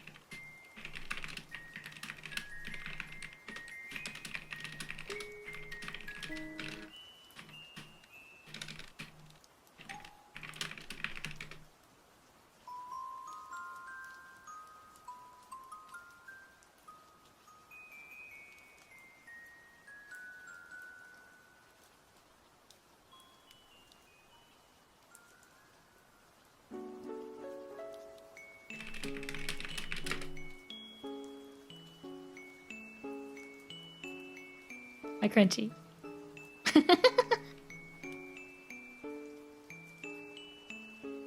I definitely wasn't just typing in a crunchy about a rigging thing. Definitely wasn't doing that.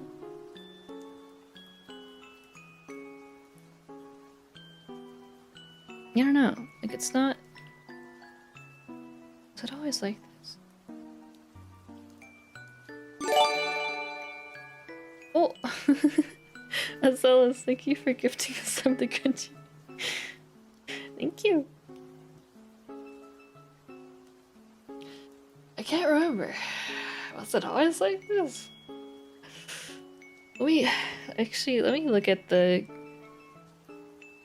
I have the drive with the original picture.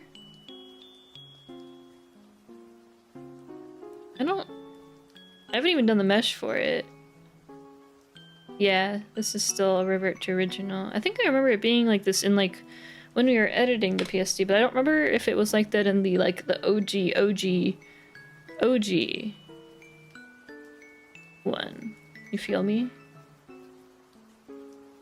Was it always like this?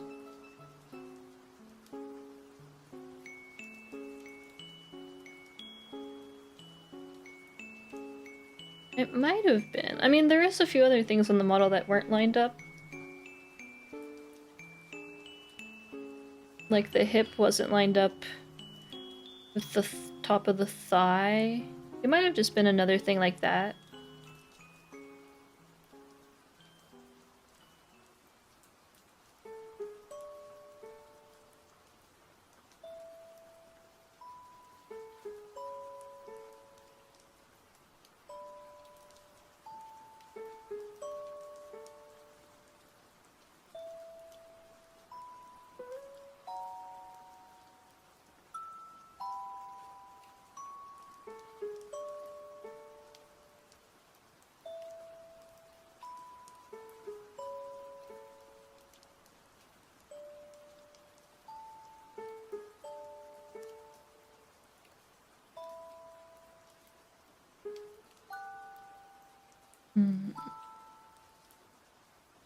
I'm looking at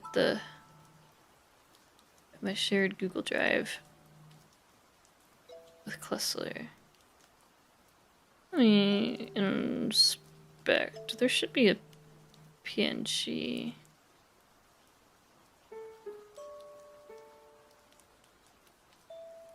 Oh, this has the other parts on too.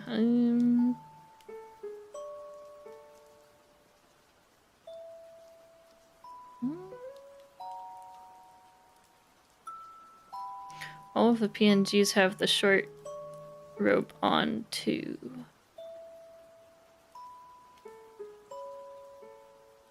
Oh, it...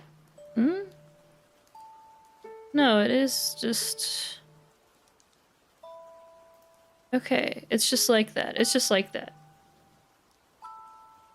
I'm pretty sure. I can just fix it. It's fine.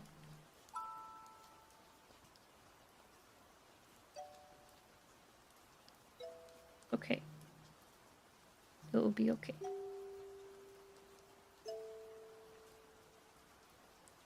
It's not a big deal.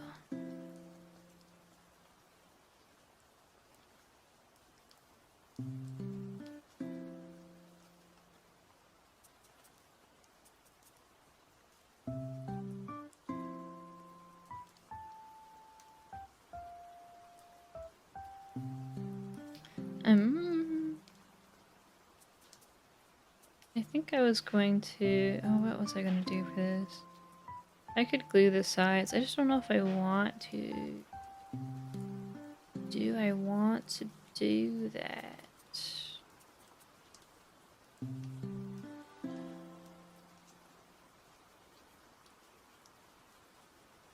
Because I could also not do that.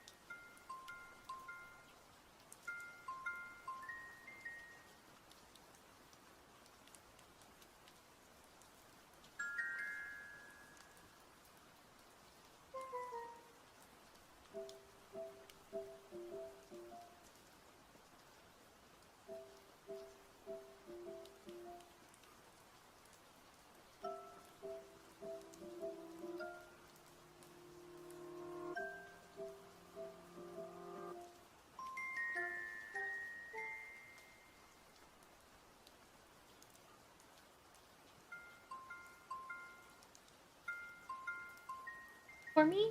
For you? Thank you. The food has been acquired, thanks to lobster.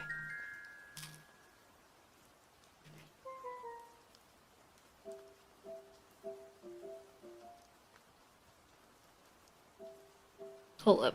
I need like a food break really quick. Let me like open the physics window and you can just look at that while I eat.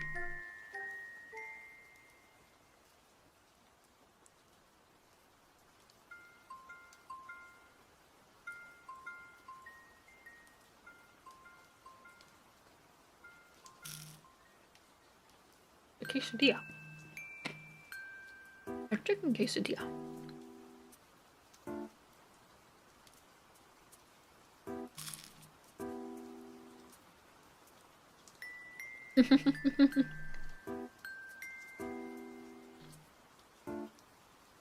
I don't really want you guys to hear my fucking eating sounds. You guys can hear the crunching, but not the chewing.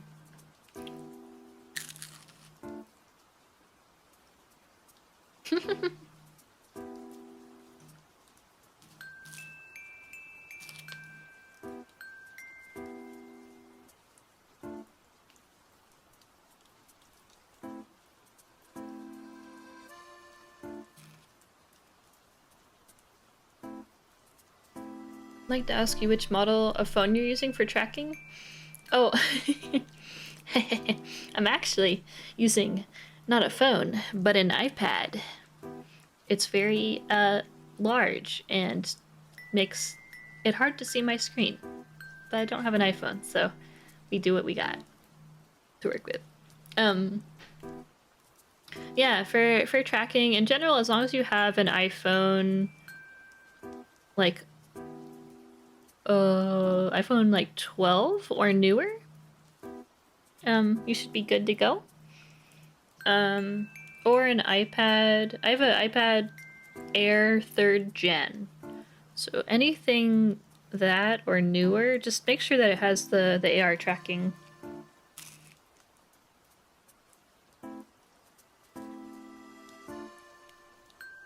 Is it in front of your screen? Not exact. Well, it's in front of my face, which is then a ways in front of my screen. So, like, I kind of have to look...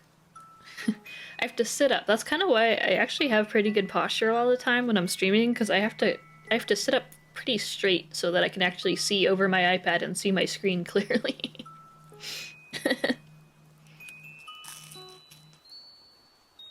Yeah, no problem.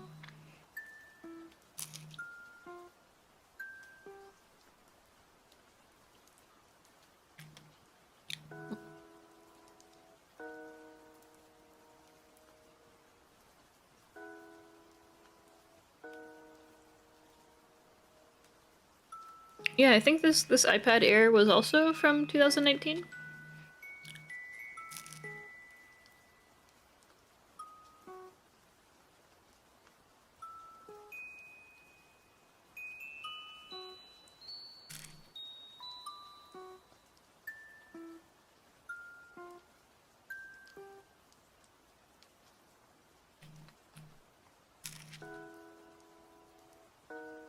Oh, it's hot.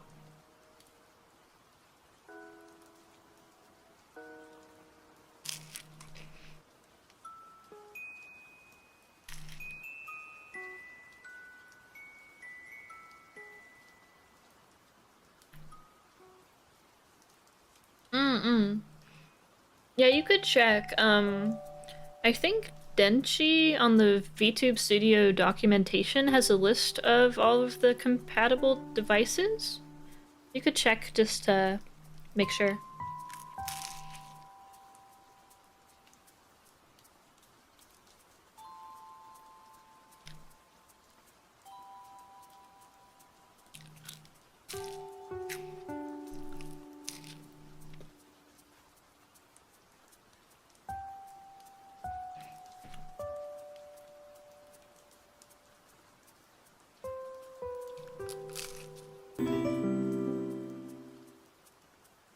Yeah, I feel like it should.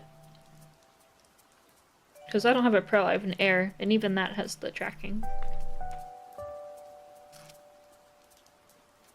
I was thinking about getting the Pro, but it was kind of too big. I didn't actually want an iPad that big.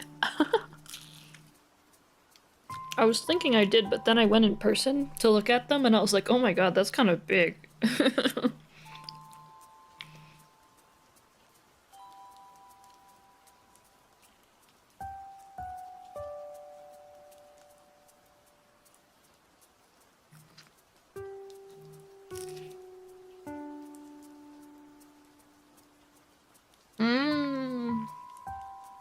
I see, I see.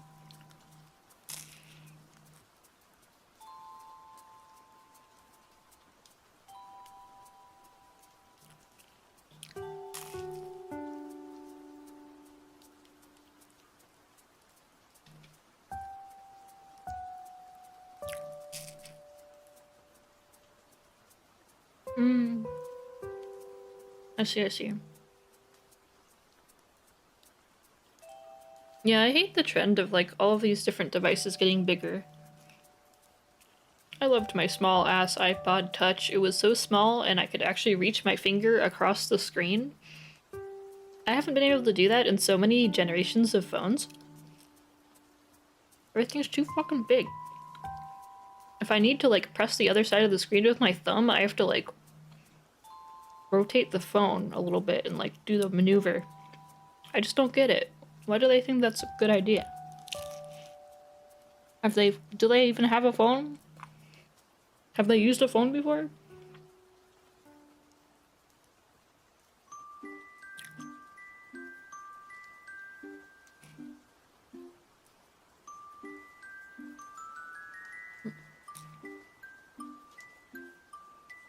Yeah, exactly.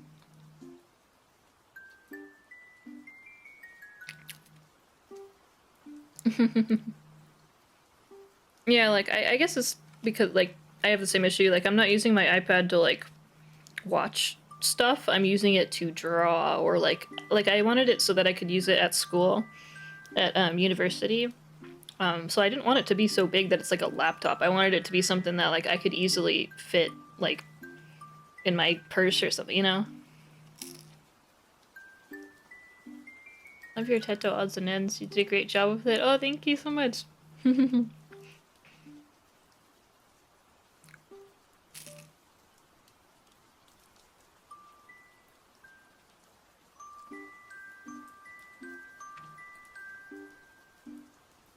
Switch to an iPhone 14 from an 8. Oh god, yeah. Yeah, I just wish they'd start making smaller and smaller phones. Like,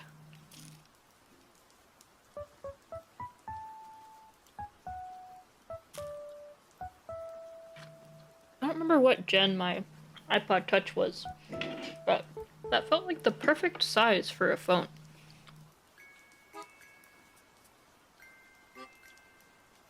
Let's see. I think mine was an iPod. It was like the iPod Touch Red. Yeah, it was the seventh gen iPod? No. Maybe?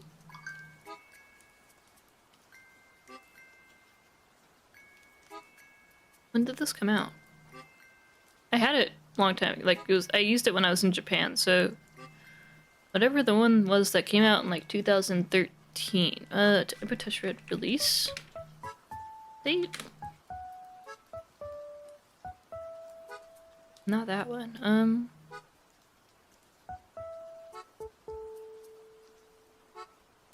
What was the date? Yeah, it must have been iPod Touch 5th gen, I think. Yeah, because it was before I went to Japan. So 5th gen iPod Touch. Which was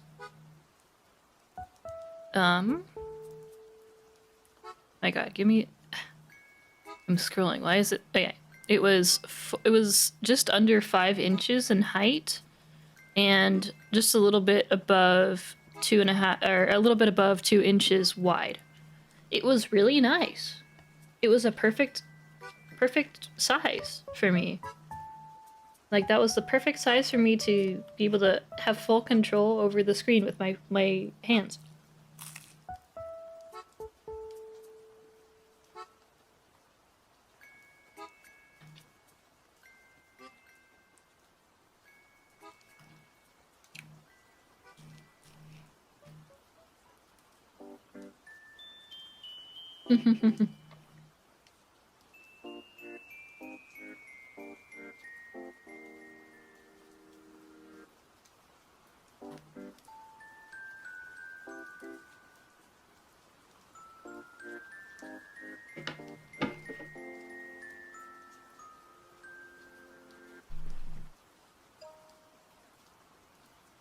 Yeah, I think for iPods, I had... What was it? I had just a normal iPod. I never got one of, like, the smaller ones. And then I had that for, like, a very long time, and then I eventually got the iPod Touch. But yeah, I didn't get that until, like, yeah, 2012. Up till then, I was just using my phone or something. I don't know.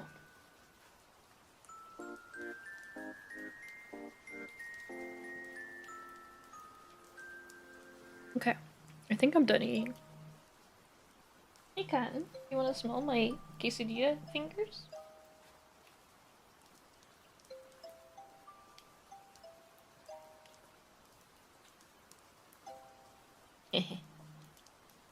He's licking my fingers.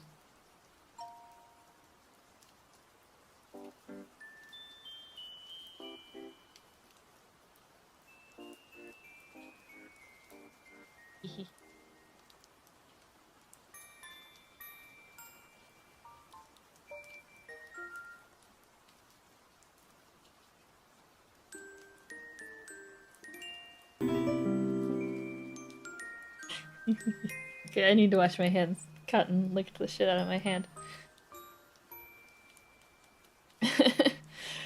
Oh.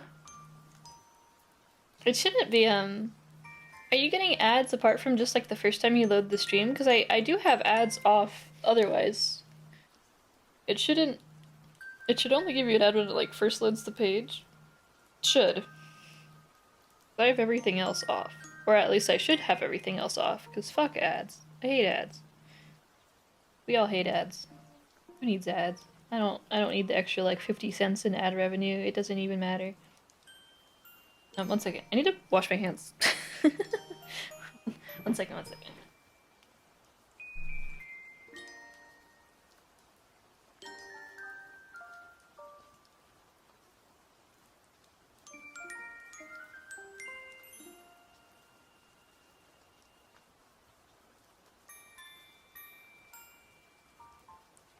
Okay.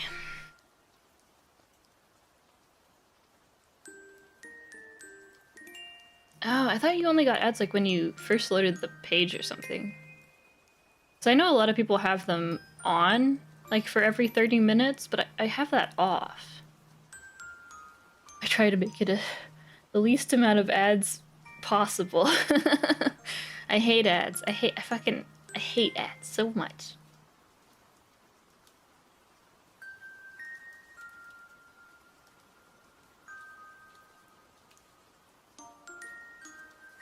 Oh yeah, hey Astria. I see, I see.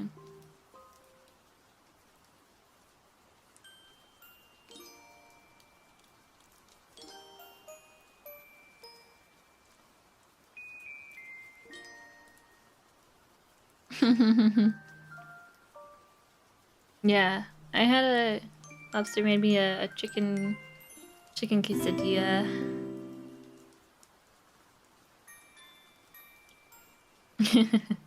Yeah, I would turn off the ads if I could, turn everything off, but yeah, I still made sure to turn off the automatic like every X amount of minutes ads, and I don't have the ad incentive program or any of that. I hate ads. No ads. I don't even get, I get like cents. I get pennies for ads. It doesn't even make sense.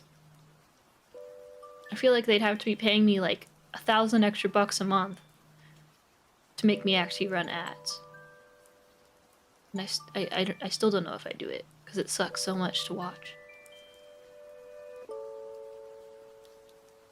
Did you rig the chest gem off stream? Oh, I can't remember. I think I maybe did. Because I think I did that at the same time I did some of the hair stuff. I think I might have done it off stream, yeah. Yeah. I can't remember.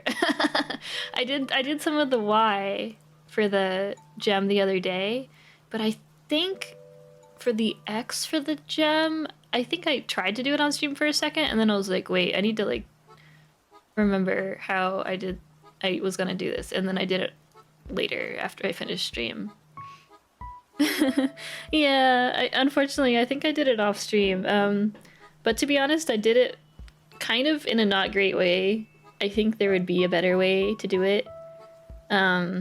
It's very, if you look close enough, it is not very clean. If you look close, like, you can't zoom in this much, but like if you look close enough, there's stuff I still need to fix up. I need to fix that.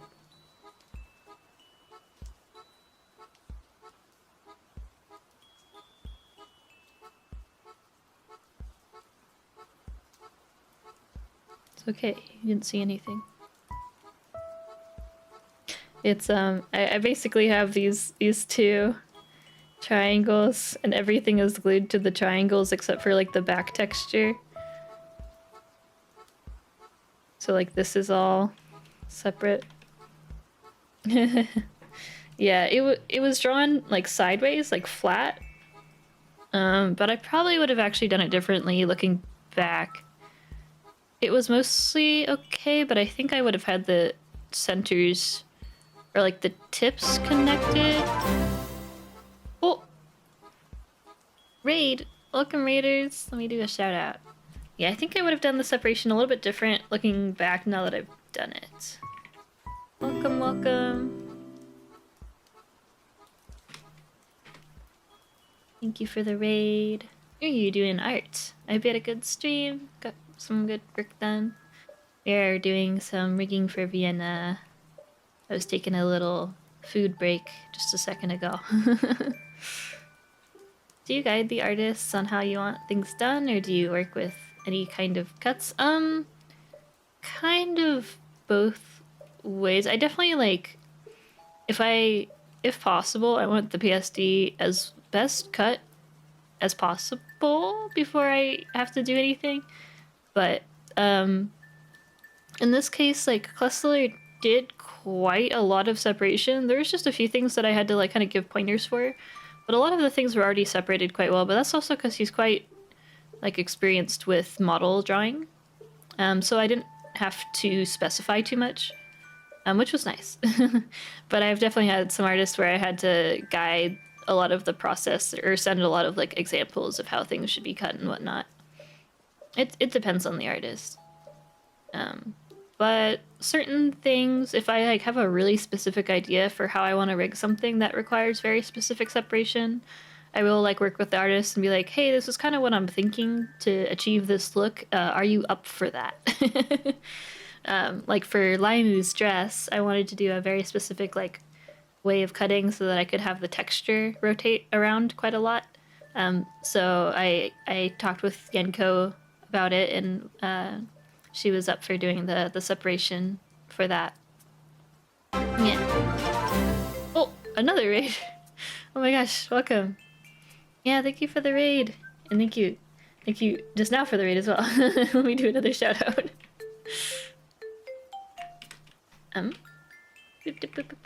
Welcome, welcome.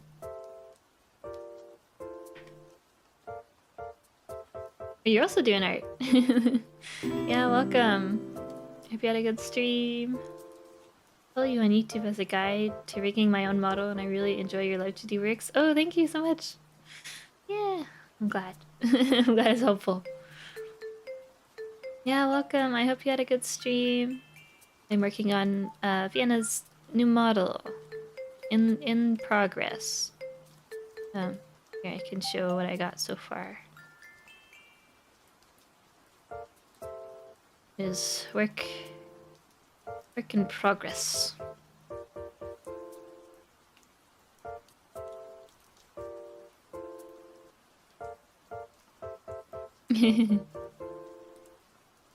Yeah, I really like the art for her model. I'm still working on the rigging, but it's very nice.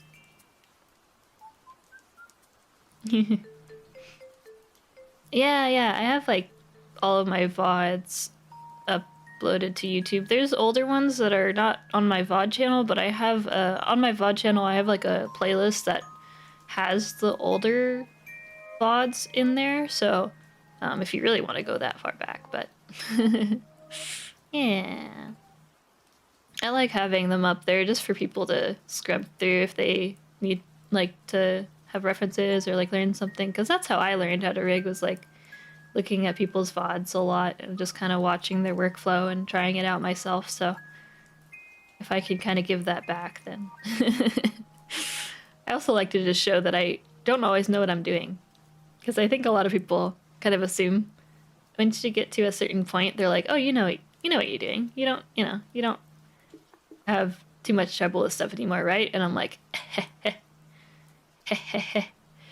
if only. I still struggle. Each model, just in different ways. It helps me show I'm human. If people see that I could fuck up a lot. Yeah, thank you.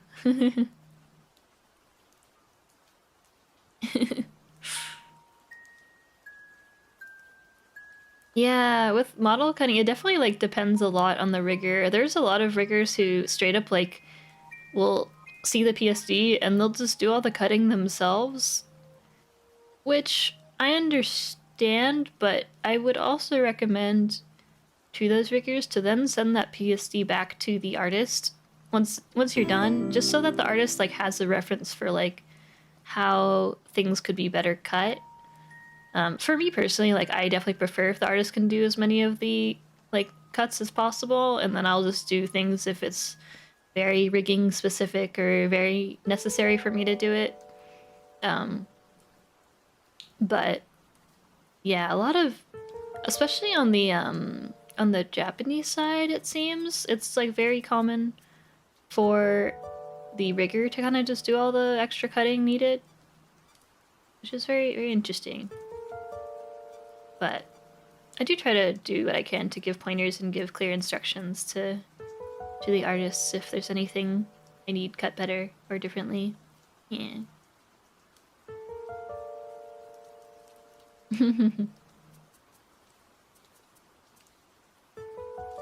Yeah, I'm happy to be a resource. Last time somebody made a mistake was 1996. Oh.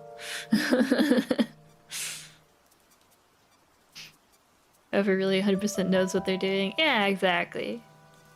I will say, though, there's some artists I've worked with who I'm like, God damn, you know what you're doing.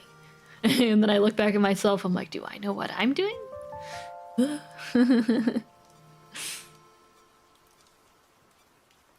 Yeah.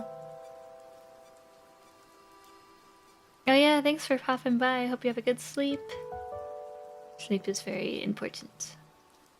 Yeah, I will say, I mean, I guess this is kind of a generalization, but just for my general experience that I have, I will say if you ever commission a very large Japanese artist, like anyone over 100k followers, just expect that there will be a lot of extra cutting necessary. Just in my experience, it's been very consistently a lot of pain.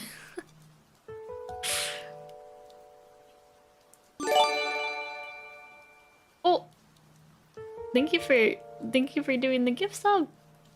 Thank you. Yeah, thank you. I will still need to at some point transfer the idle animation to or the breathing animation to an idle, but yeah.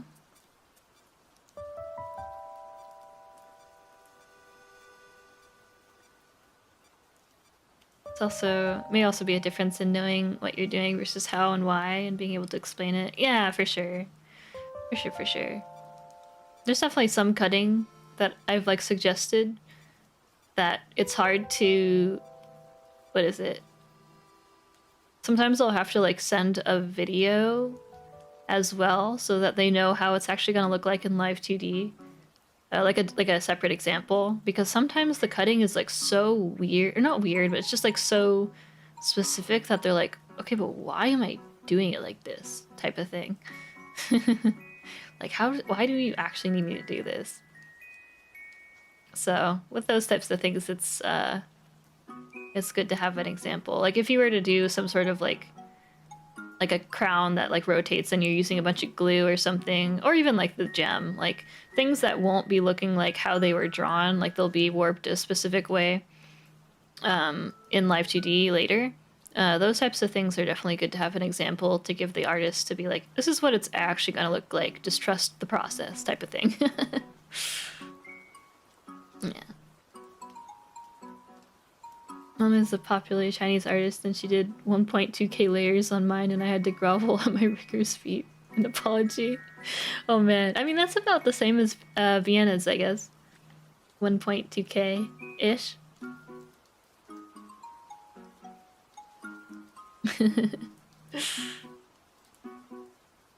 Gotta say, the other day I was going on an old Vocaloid road. Remember there's an MMD of Ia singing Risky Game? Oh god. Yeah, that was me. It was in my earlier tuning era. I was into MMD like on and off. I just didn't. I think a lot of my earlier tuning, or my earlier like covers used MMD because I wasn't really confident in my like art, and it was like easier to just, like, I thought people would like it better if it was MMD. But a lot of the times it saturated the shit out of stuff so much that it was barely viewable in the first place.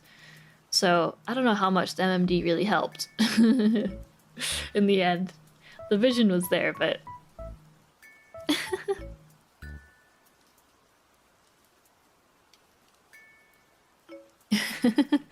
Yeah, like right now, this model has like almost 900 layers in the project, but there will be more.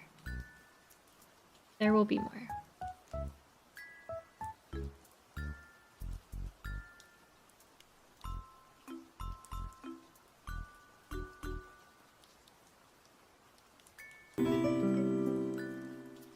Much better learner than I am a teacher.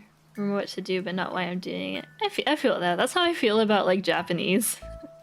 Like, I feel like so much of my Japanese is like by vibe that when I need to actually explain how like a specific Japanese grammar like works, I'm like, oh, you know, it work, just by like the vibe, and it's like, no, that's not a real explanation. Oh, hey, Vanilla Scope. I'm doing good. I am getting a little bit tired, so I don't know how much longer I will be streaming. Yeah, the toggle should be cool. She has like an arm pose that looks pretty cool with her arm up. That will be a little painful, but it'll be fun.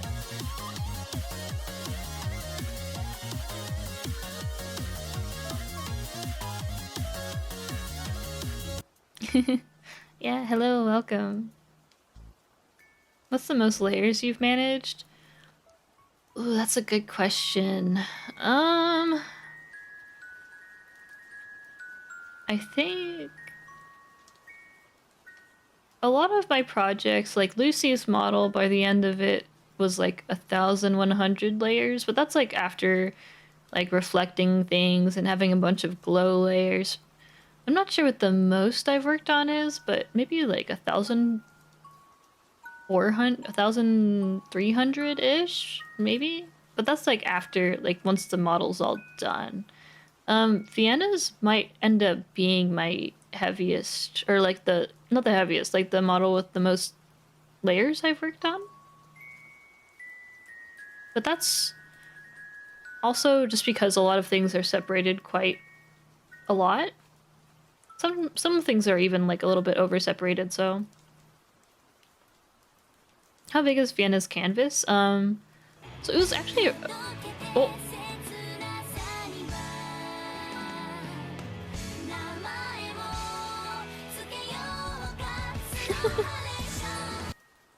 Oh my god! It's double diaper. Thank you for the bits. Her canvas was we actually had to make it a little bit smaller. I think originally it was 8,000 by 10,000, but I reduced it down to 6,000 by 8,000. Because I knew I wasn't gonna run it in wasn't gonna be able to run it in Live2D if I kept it at 10K. I had to make an executive decision to size it down. Even though it's kind of rough, I don't like having to do that, but I knew with the layer count and the complexity of the model that sometimes you have to make a decision like that. You have to be like, yep, I have to scale this down a little bit. Just otherwise I don't think I could do the job well. Yeah. Like, I normally would not scale canvases down, but normally, like, for Lucy's model, or all the models that I've drawn, it's normally, like, 4,000 by 8,000. So I normally don't go past 8,000 for the height. In this case, it's a little bit different because there is space on the top and the bottom of the canvas, as well as the left and the right, but the width is also a lot larger than normal. Because of the hair and all of the textures for like the galaxy and whatnot. So it's a little bit of a tricky situation. If I had just like, even though it's it's 8K pixels tall. I guess probably cutting out the extra space, it's more like 7K, but because of the width, it makes everything a lot more bloated in terms of file size and whatnot, and all the layers. So yeah, sometimes you just have to compromise like that. But I did try to not scale it down any further because I do want it to still be, you know, I do want it to still be as high quality as possible without sacrificing too much quality. But yeah, I was just like, I don't think it will be able to, I won't be able to work on this model to completion if I didn't resize it. And it was also like, in terms of making sure the model ran okay in VTube Studio and stuff, like if I had kept it at the original resolution, I'm already going to be scaling things down a little bit in the texture atlas. And if I'm doing that anyway, if everything has to be at 80% scale or lower, then it's like I might as well just resize the canvas and then have everything at 100 or lower. If you feel me, like Live2D will be a little bit lighter as well with that extra little bit of data saving, so yeah.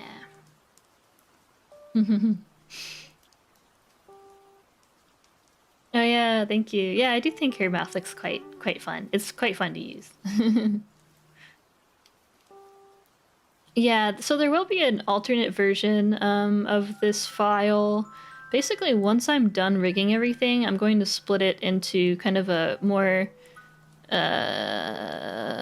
there's going to be like 2 different versions, so there will be a casual one that should be a lot lighter. I mean, they should both still run about, like well, but there will be a lighter one in the case that it causes any issues. Yeah.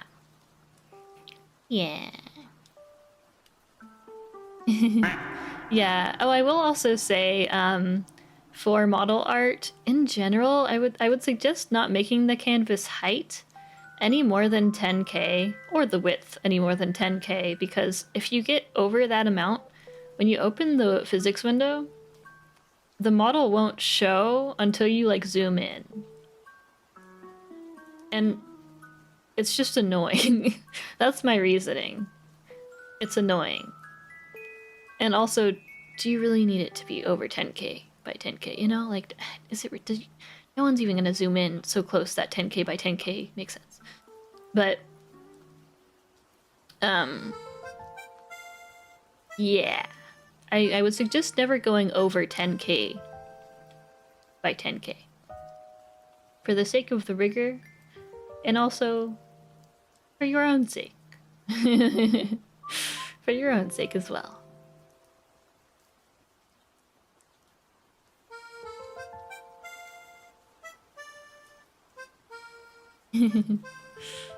Yeah.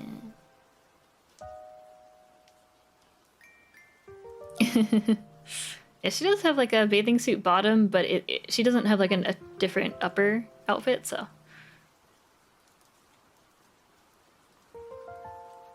Yeah, I gotta test my GPU. Would there be a bust file and a full body? I guess it would depend on the model, but in general, like if you were to do that, then you would probably, you'd have it be full body, but then you would just not rig the lower half. But like you could make a bust only, like for this one, I could do a waist up, but it won't even matter because all of the hair would still need those big textures, and all the density of the textures tend to be more on the upper side of the model anyway, so deleting the bottom half and all the textures even wouldn't actually do... I mean, it would help, but but it wouldn't do as much as you'd think. I guess it would depend on the design, though. Some models are very bottom heavy in terms of like details, so yeah. I will say, if you're making a VTuber, design in general that will be streamed, I would suggest keeping more details or more of the effort put in the upper half, because the lower half doesn't get seen nearly as much anyway, so it's better to put more effort into the top half.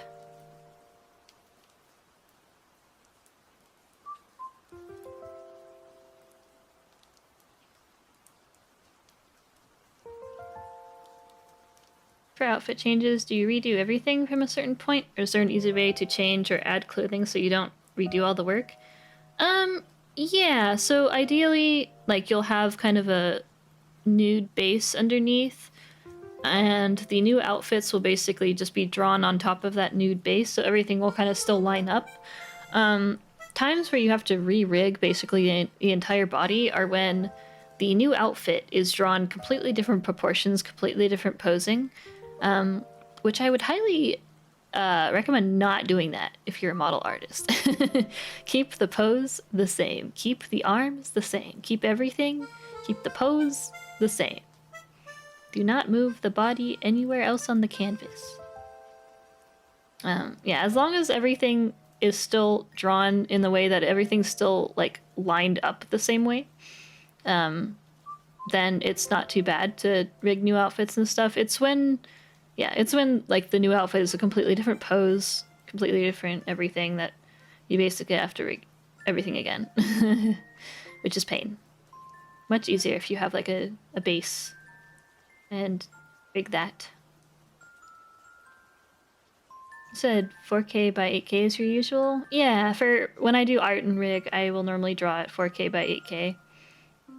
But for my half bodies, I think I've done those at 4K by 6K or 5K? I'd have to check. I know Kuko's was like hip and up, so I think that one was... can't remember.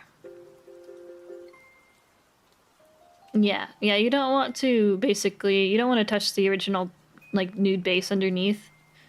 Because that would probably be already rigged in a certain way. And if things are all rigged with the intention of, like, a new outfit going on top, it'll be a lot easier going forward if that idea is already there.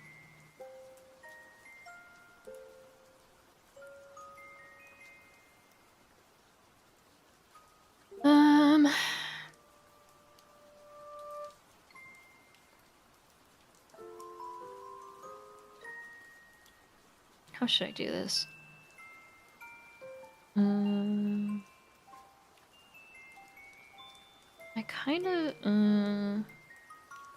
kind of want this to be the same way as the hair, where it's doing the angle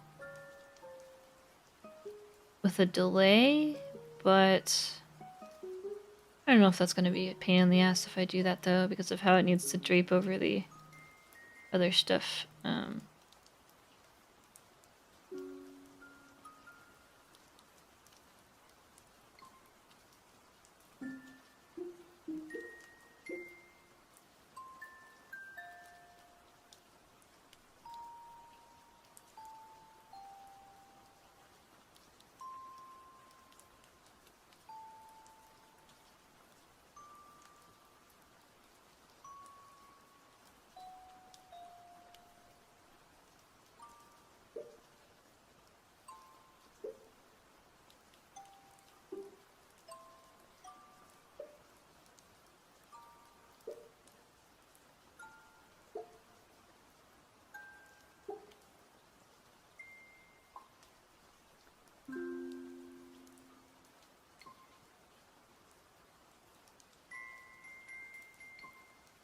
What if they remove, like, the stocking on Vienna? Does she have legs under, or would that be re-rigged?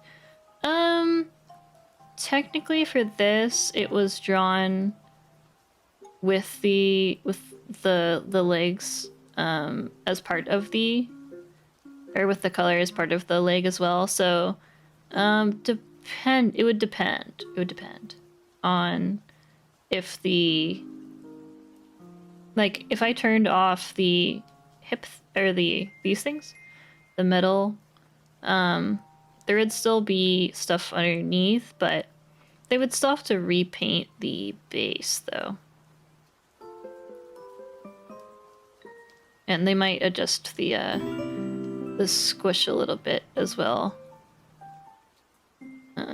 Yeah. In this case, like, because it's part of her dragon form, I'm not sure if that would come off ever. That's a good question.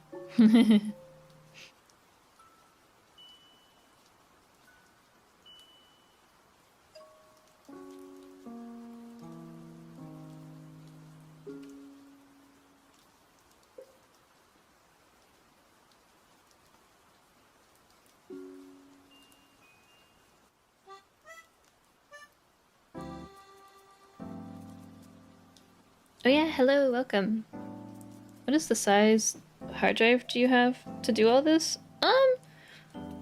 Hard drive space actually isn't too much of an issue with Live2D. The projects don't get too insanely large. Like Vienna's project right now, for example,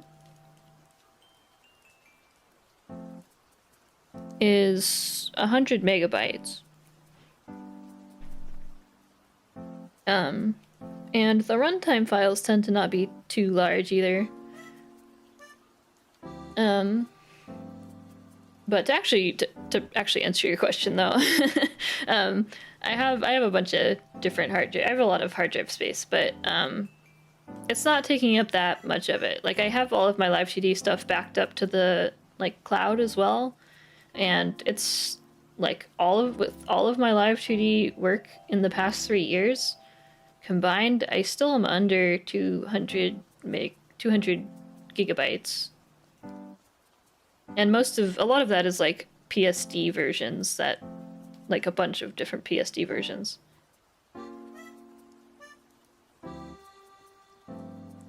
So if it's over 1.2 gigs. I see. Yeah, I've never had a project be that big. I don't even know what my biggest project is. I can see. Like Lucy's project. Lucy's project was 150 megs, not gigs. She's megs. Like, yeah, most of my projects are like 150 megabytes. This one is also Limu's project file is, yeah, it's 140 megabytes. 600K? How?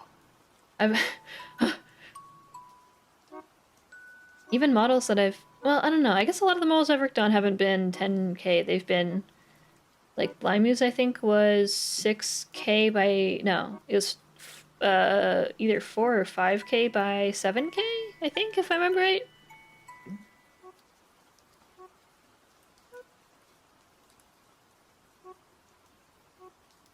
No, it was, oh wait, no. Limu's was 5K by 9K.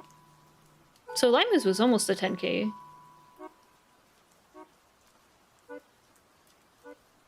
14 4K by 4K textures. I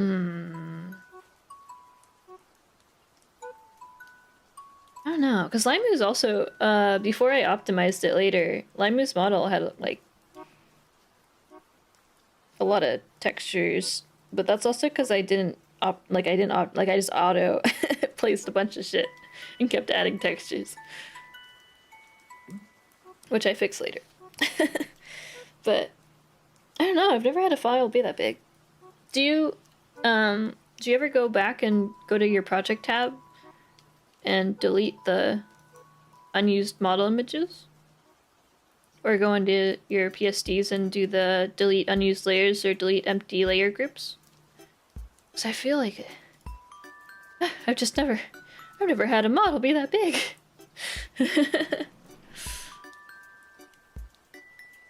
Yeah. Yeah, the PSD, I've had very big PSDs for sure.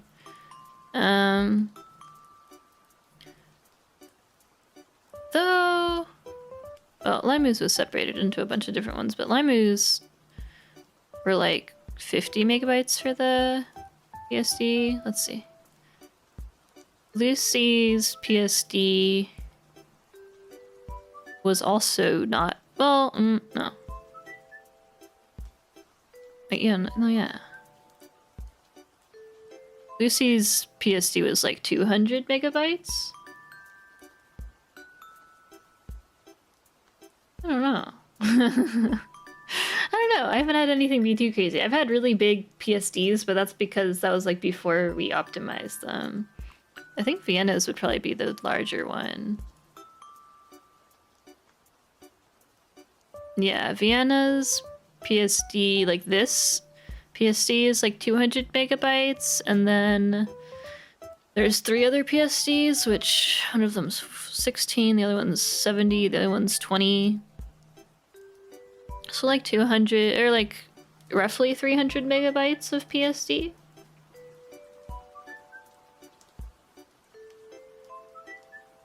But, yeah. Yeah, if you're keeping the R-meshes like at 100 scale, that will definitely make stuff a lot bigger. God damn. Yeah, I've never had a file be that big. I don't know. I mean, if you have a lot of layers that take up a ton of space, I guess that would do it. Like, I remember, what was it? One of the PSDs I got at one point, the artist had done a bunch of full canvas gradients that covered the entire canvas. And that shit was so big. It was like 2 gigabytes. Because there's a ton of different layers that they used those entire full canvas gradients on. I don't know why they thought that would be good, but it's okay. I fixed it, but it was like, wow, why would you do this to yourself? Even as an artist, that hurts.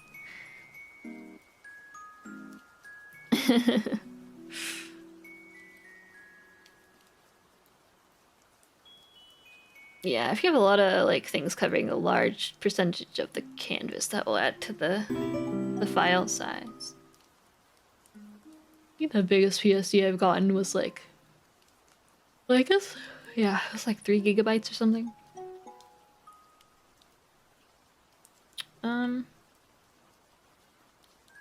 I might actually...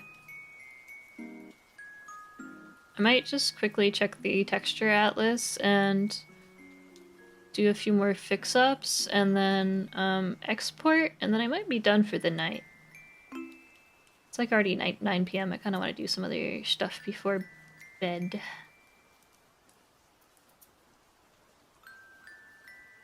Current model is 12 megabytes. It's just a little guy. Just a little guy. I remember there was one, was it this one? There was one layer that was still really tiny. This one? Yeah.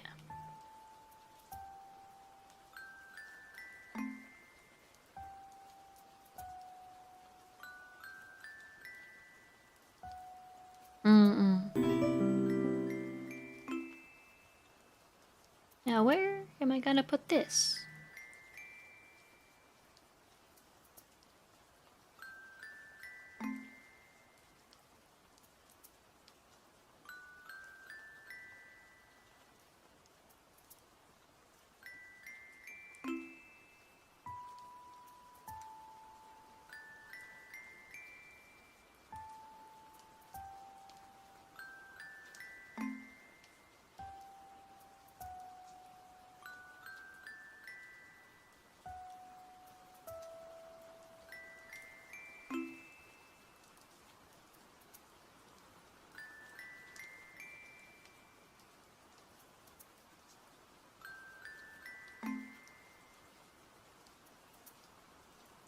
What if...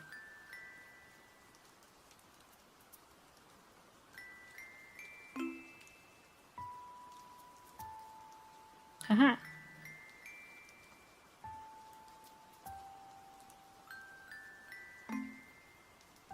Intense match of Tetris.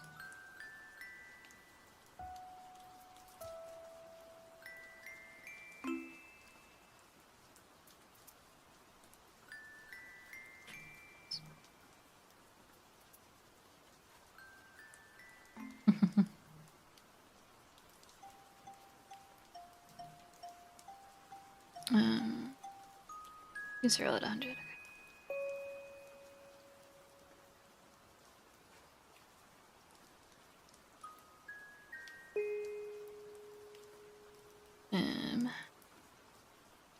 Yeah, these are at like 25 for the stars and stuff.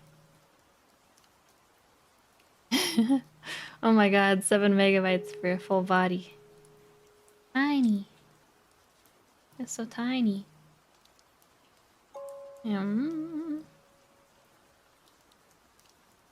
Oh, this is gonna be what's kind of nasty.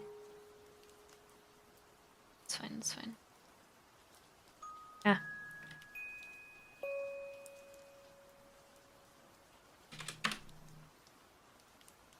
Hmm.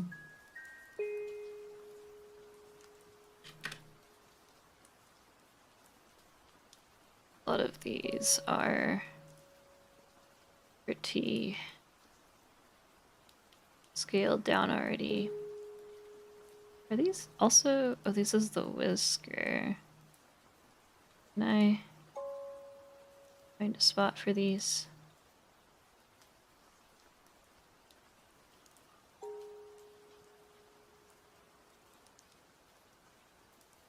Put this on the hair layer.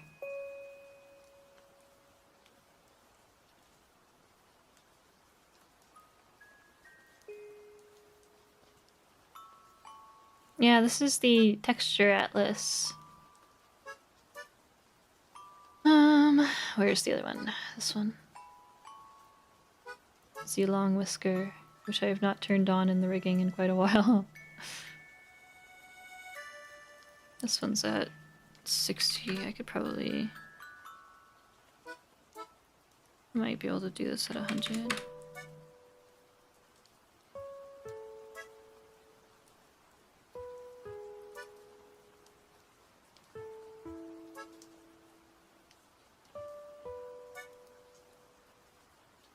Hmm.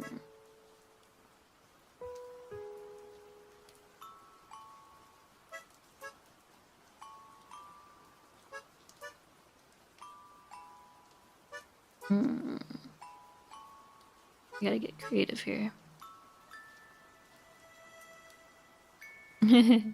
Yeah. Maybe this was the right spot. I believe we can make it work.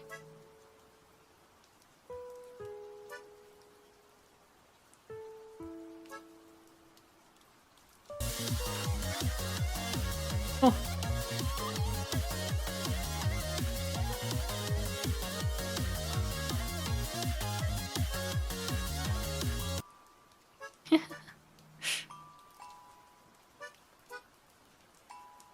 The sorting hat. Oh no.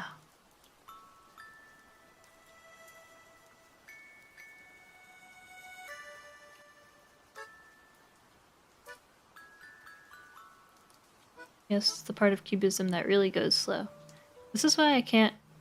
I know people make 8K by 8K textures in Live2D, but this is already so laggy, and it's a 4K by 4K. I don't get it. I don't get what they're doing to make it work.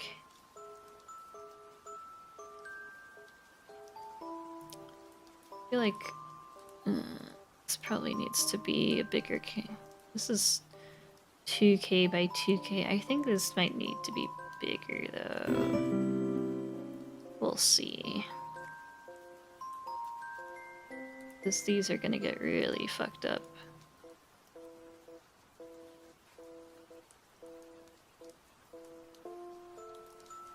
I guess I could just auto and see what happens.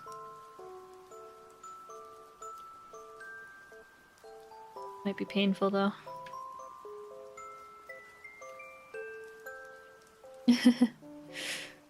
I have a 3070 Ti though.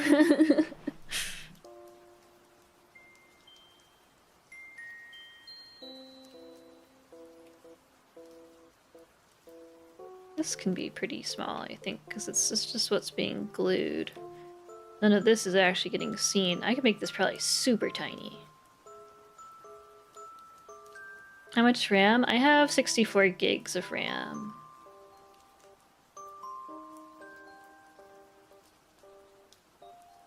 Actually, let me like delete this and then...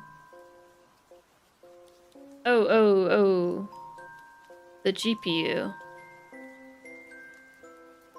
Let me see. It has 40 gigs of GPU memory. 8 gigs of dedicated GPU memory, 32 gigs of shared GPU memory.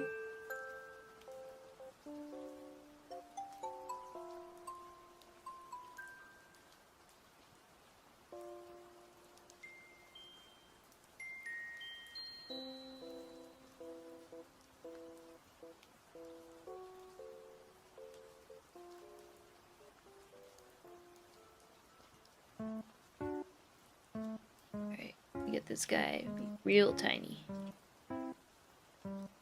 I think because this is just for glue control, it can be like minuscule. I think. Which would make everything a lot easier. About 3090. Shouldn't a 3090 be better than my 3070 Ti?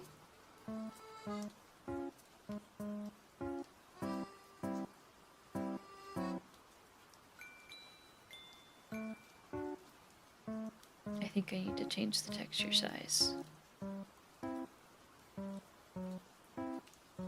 Oh, I see. Well, yeah, I just wasn't sure if the 3070 Ti was better than a 3090. I wasn't sure how big the gap was. Okay, okay, we're making this higher quality again.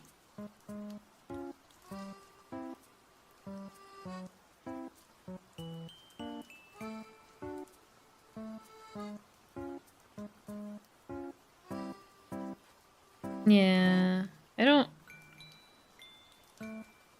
know.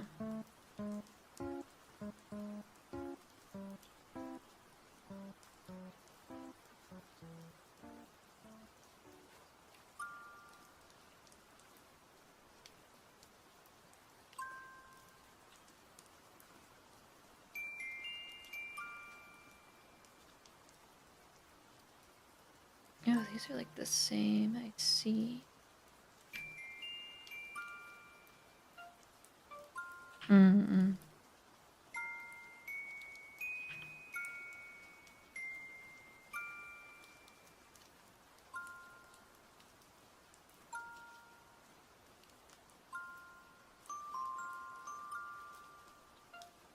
Oh shit, I forgot to...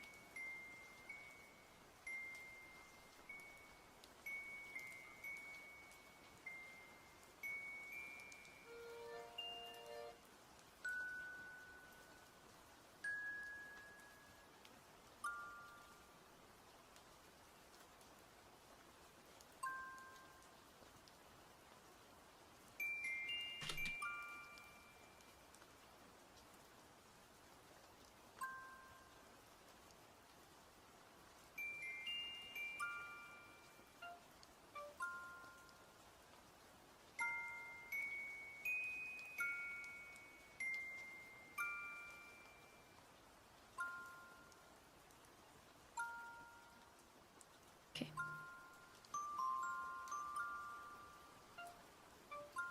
I think that's okay for now.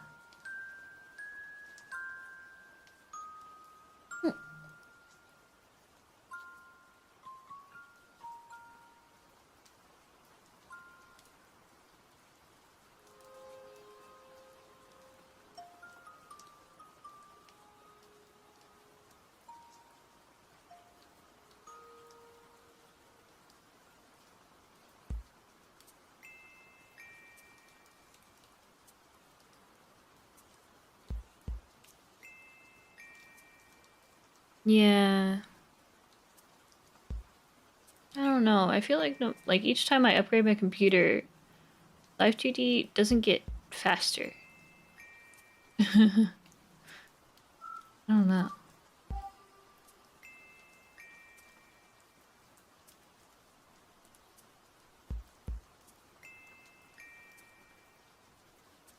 Huh?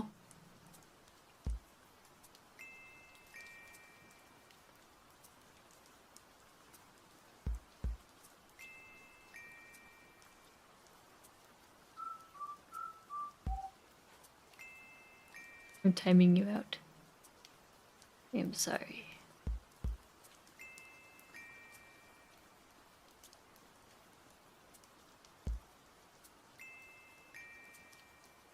I'm exporting the texture atlas.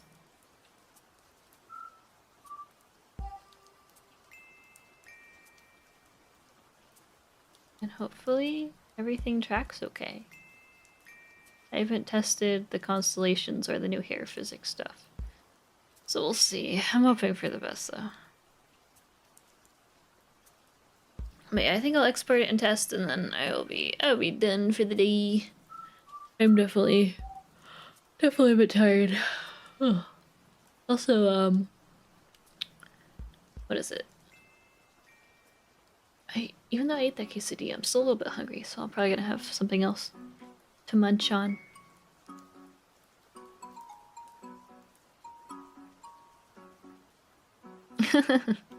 I see.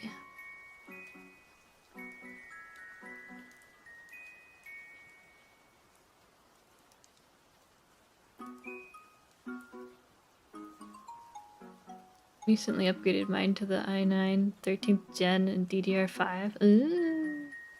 I see. Shouldn't have gone the pretty sucker GPU. Yeah, I haven't really cared too much about, like, how my PC looks, I guess, because I don't look at it that much. I do have a pretty good case, I think. Or at least it makes it very easy to, like, open it up and plop some stuff in there and close it up. Because it's, like, just a big old glass door that's, like, magnetic, I think. I can open and close it easy peasy.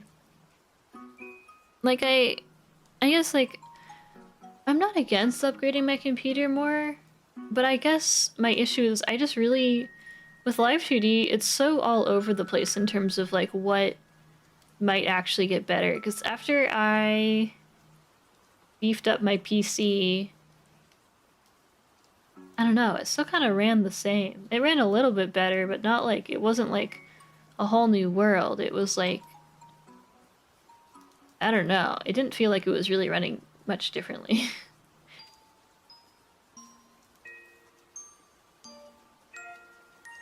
Yeah, I do just stream and work on the same PC. I don't have a stream PC, and it does run better off stream, but it does also still get pretty slow by the end of projects. By the end of projects, things are running at a pretty low FPS. But yeah, streaming does definitely bring down my frames a bit.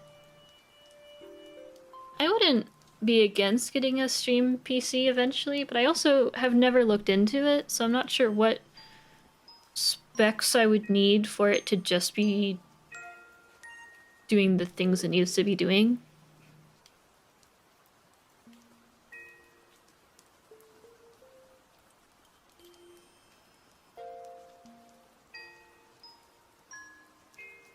Yeah.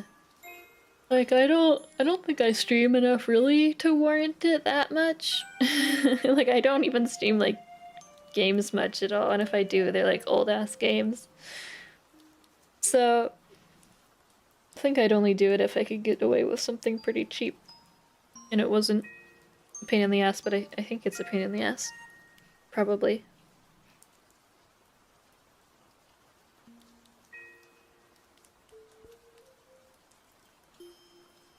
It is exporting.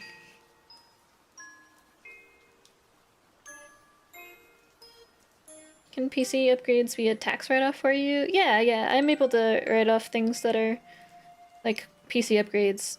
Currently though, I'm kind of not in a great financial situation though, so I can't really, I don't have like extra income right now to really get anything for a while.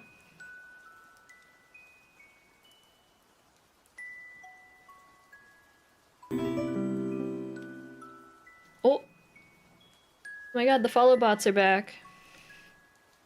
Piss off!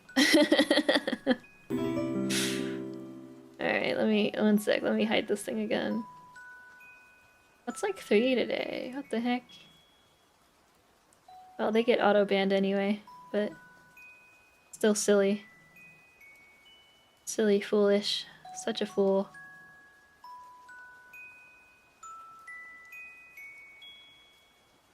Yeah.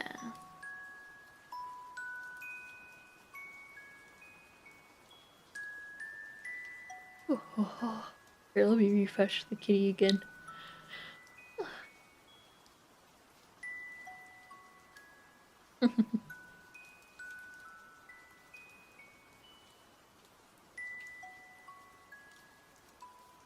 Yeah.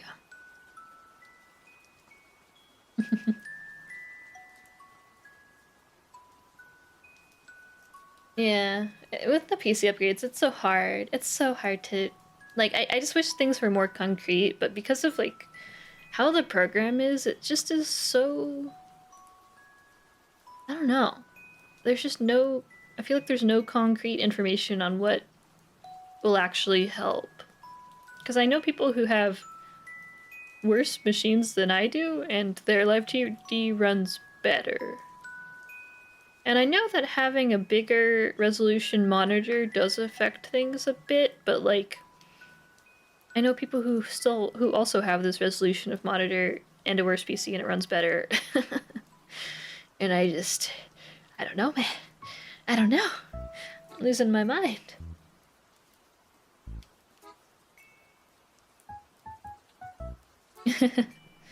Yeah, I just, if it was a more straightforward program, I feel like it wouldn't be as bad.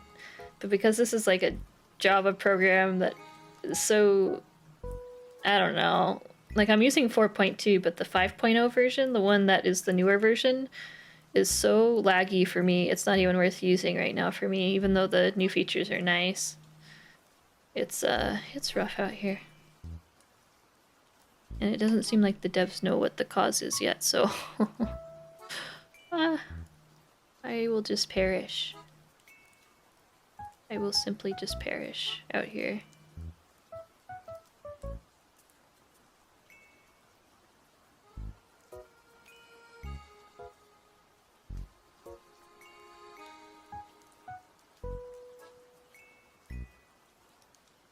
You technically just make a full body E2 rigged out and then only use half the body in close-up streams. I mean, yeah, it won't change how it runs, but yeah. Or I mean, you mean like making a different export with just the upper body? It would help like a little bit, but...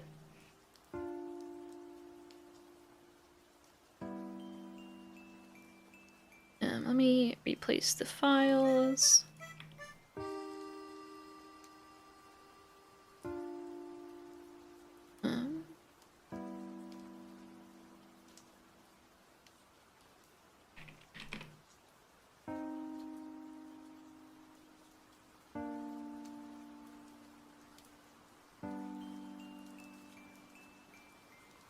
Okay.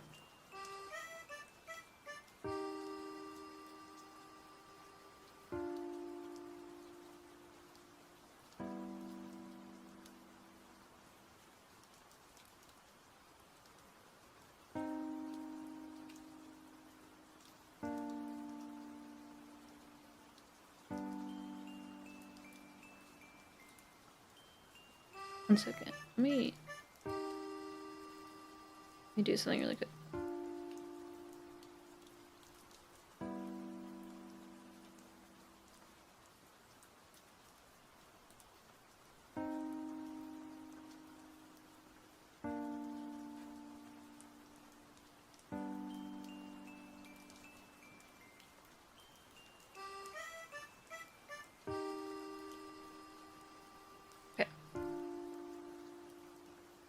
That looks so weird without my goodies.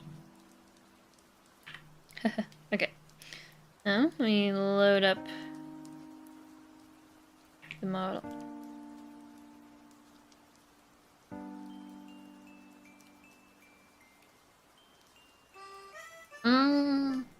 I see. I feel like... Oh, why is my model doing this? 1 second. Hey, Bridger.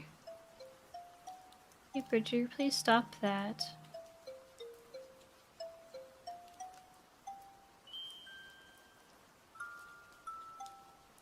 Oh. I feel like my CPU is... Or I thought I got a pretty good CPU though, so I don't... Is it bottlenecking? I don't know.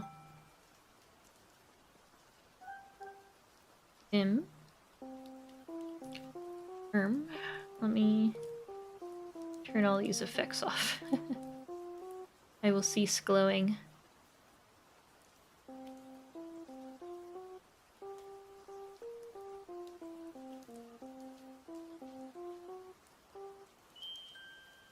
Oh. Why is it doing that? Oh, do I still have an effect on? Hold up. I do. Hahaha. That's what's doing that.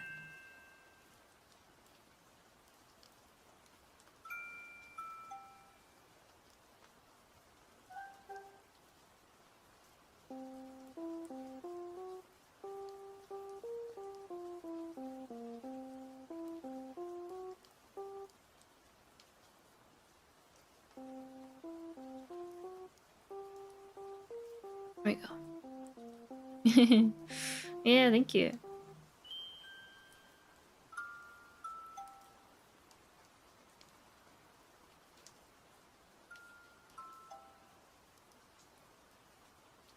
I don't know how I feel about the bottoms of the hair though. Like, this doesn't feel... Well, I don't know. I'll have to mess with it more. Oh! Grape! Welcome! Welcome, welcome. I was just testing out the model before I end stream. Welcome, welcome. Here, let me do a shout out. Welcome, Raiders. Yeah, I've been rigging Vienna's model. I'm just testing her out a little bit. Yeah, welcome. You're playing... Oh gosh, I don't know how to say it. Lunasit? Lunasit?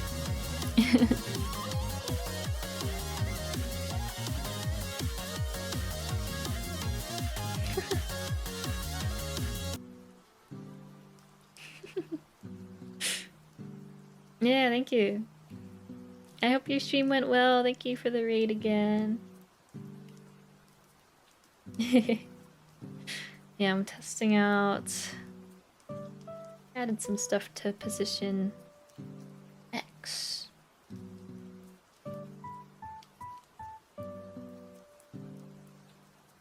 How do you set up the rainbow mode? It is with a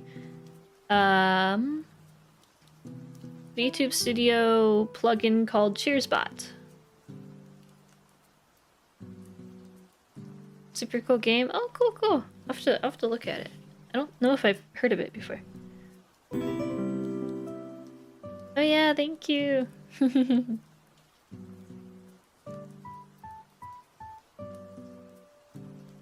Yeah, I haven't done a floating model before, so it's been really fun to just kind of fuck around and find out, you know. Find out what I can do with it.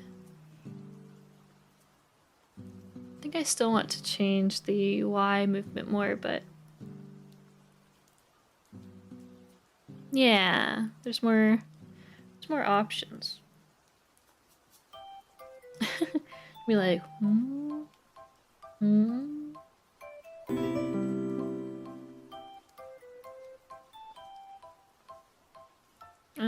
did I set up any... I don't know if I set up many hotkeys yet.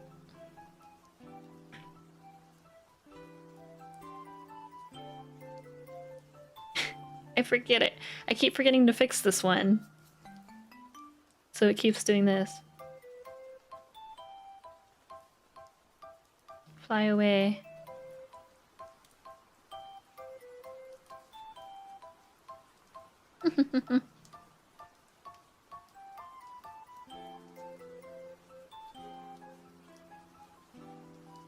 Bring it close and make it into half body. Does it lose quality? I mean, not. I still have a lot of stuff at 100%. Or I have all the face stuff at 100%. Ooh, I am seeing some things with the body movement that I need to fix. I think it's... But the body... What is doing the stuttering? Something was stuttering. I'll have to figure it out.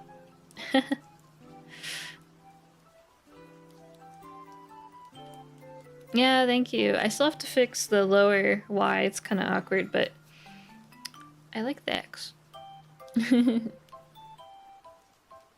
Yeah, hello.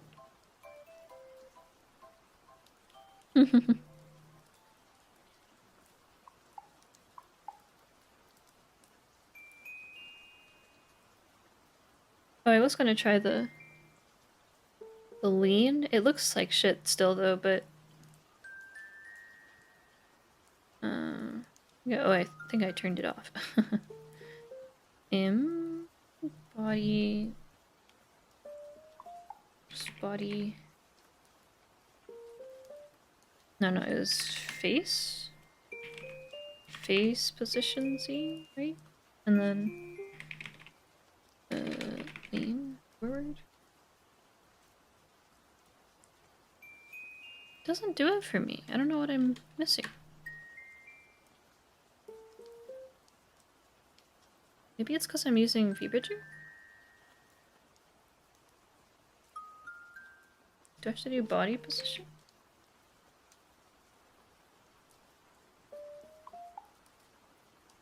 It doesn't track for me, guys. The body lean doesn't track for me. I don't know what I gotta do. Do I feel like... No. That doesn't do it either.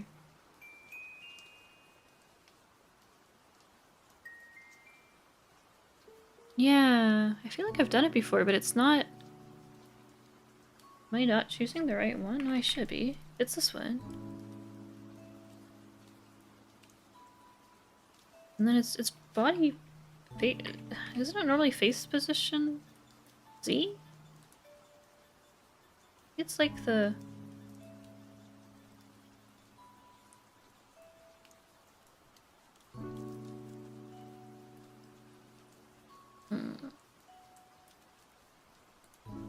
Oh, for the hand, it does move. I still need to work on it more, though.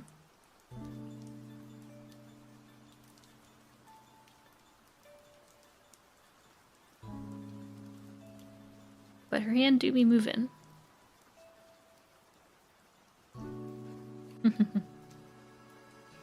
I'm not sure. It's like not even... It's not even... Like the input number is not barely changing. God, why is my VBridger so tiny?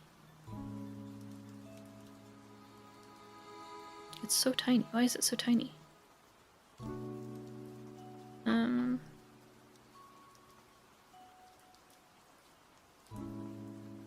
I have it off? No, it's at 100.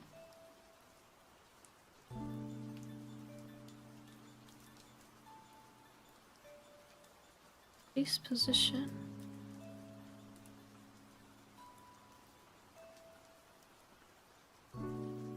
Why? It might be my iPad, though. I don't know if I've actually had it track before. I thought I'd try it on this model just for funsies. But...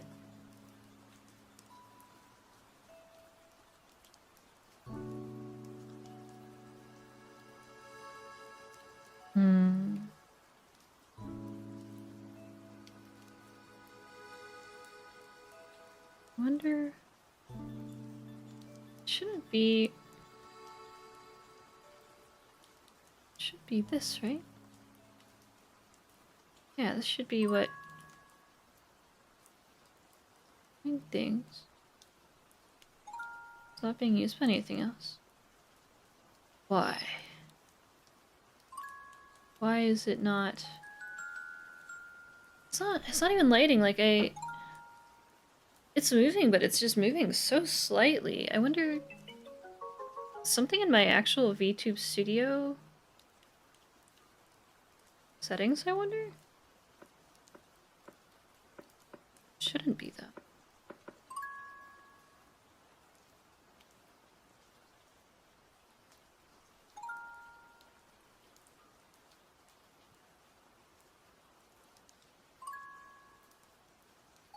Yeah, it shouldn't be. This is no... None of this is... really did. Hmm. That's so odd. I don't know why it's doing that. Do I need to add like a new...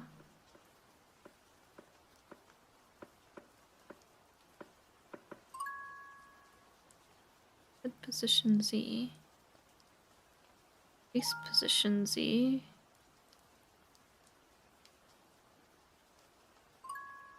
Negative 10 and 10. Well, thank you for the hydrate.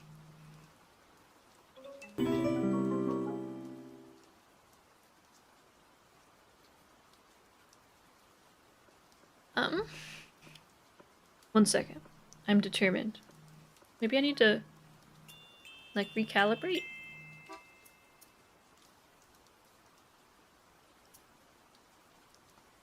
I feel like that'd be, like, insane, though. I have to make this, like, this small of range. Why is it going up? Wow, this stuff doesn't make sense to me.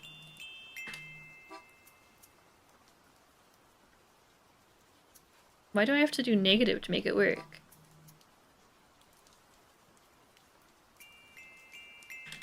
Makes sense. It must be, maybe it might just be in like an iPad, my iPad specific issue. Yeah, now it's working. But it makes no sense that it has to be a -2 max. I don't know. It's working though.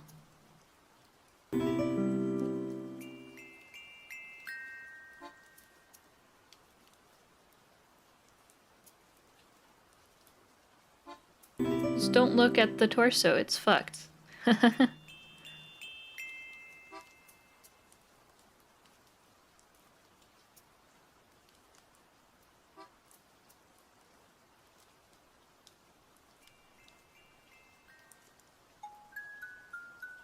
Oh, what was that? Oh.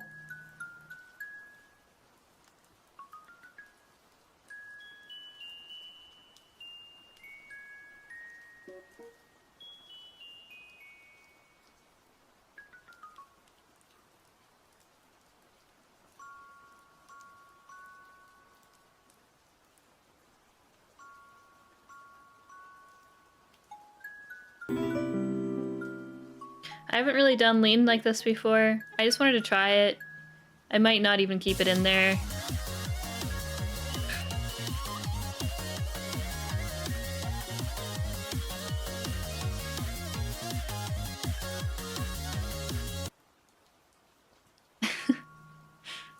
I don't know. I don't know why. Why is the head...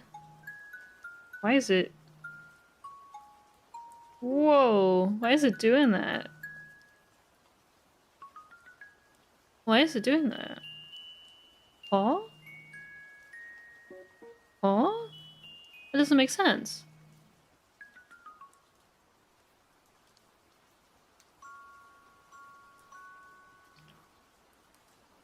Why is it doing this? It shouldn't be stuttering. It shouldn't even be moving like that. I don't... I don't get it.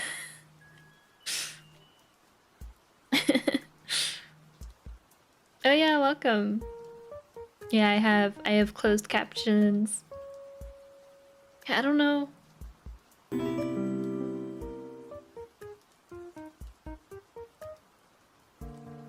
I really should not be doing that.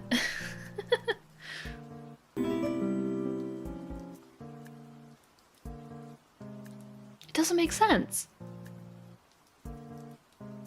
It's not set up to do... I don't know. I don't know. I don't know. I don't know. I don't know. I'm gonna delete this for now. It's not making anything better. It was a test. It was a test. Just to see what would happen if I did it. And maybe it's not the way. Maybe it's not the way.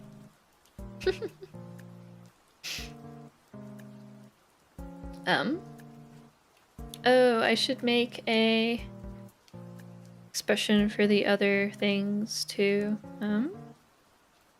This is gonna stutter a bit, please do not perceive. Robes on.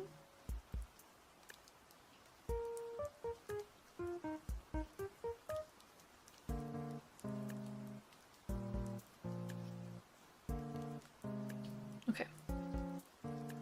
And then did I set these yet? No, okay.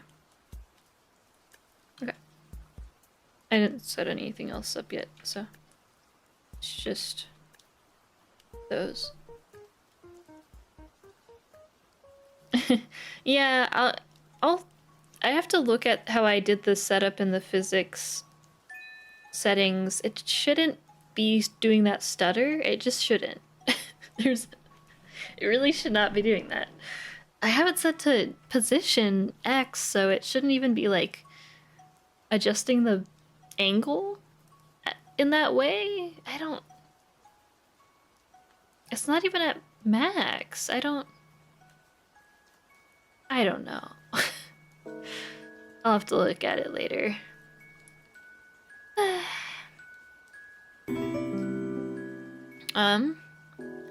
But I do think it is coming along. It's coming along.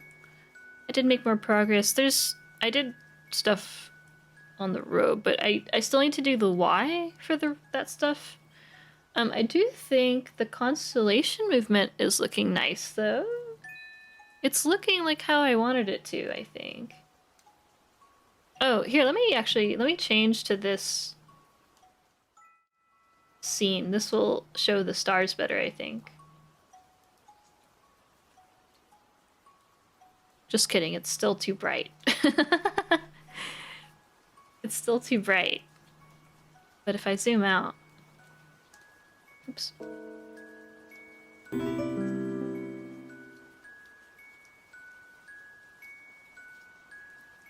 Yeah, I guess it has to be a pretty dark background to show the constellations. They do be stars. Yeah, it would have to be... I mean, if she has a darker, like, background or overlay, for her, like, just chatting and stuff, I don't think it would be an issue. But I mean, they will be toggleable, so I would assume if she's, like, playing games or something, she might have them off so that they don't block the screen. I'm not sure. Not sure. But yeah, there's a lot of stuff that's gonna be toggleable for the model. There'll be another hairstyle too, because the hair does kind of, well, I mean, if it's like this, the hair doesn't cover too much. But for like the halo and stuff, or if she has the bigger horns on, it does kind of cover some space.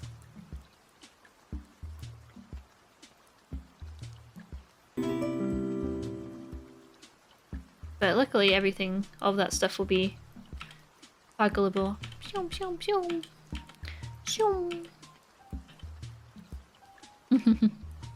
I do like the big horns though.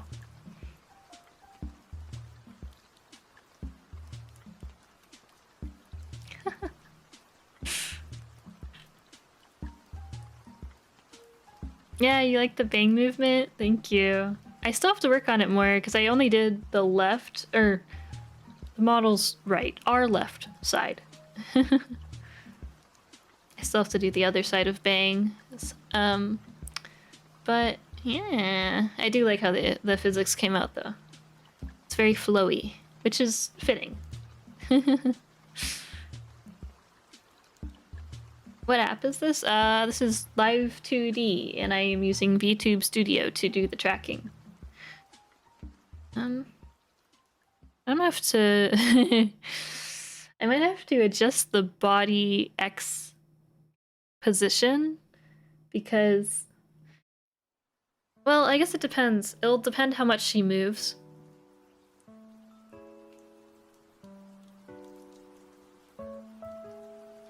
I can definitely move around quite a lot, because it's tracking my actual body position, like left and right. So I'm like rotating my entire body. It's quite accurate to what I'm actually doing in real life. But if that's something that will end up working well for her or not, gonna have to adjust, have to test and see what works. What ends up working out.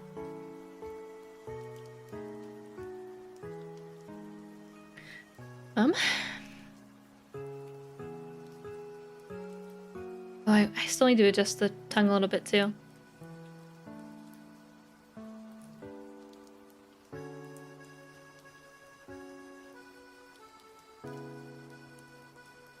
It's tricky. There's a lot of teeth. There's a lot of teeth going on, which makes the tongue a challenge, more than normal. More than normally.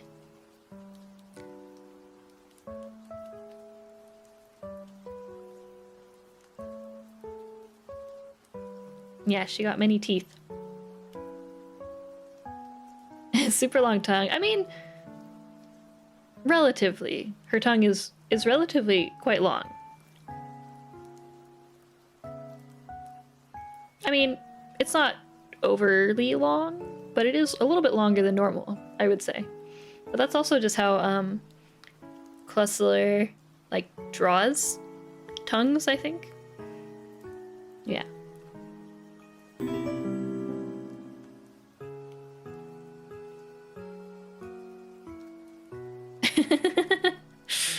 I'm testing the model. Testing the model.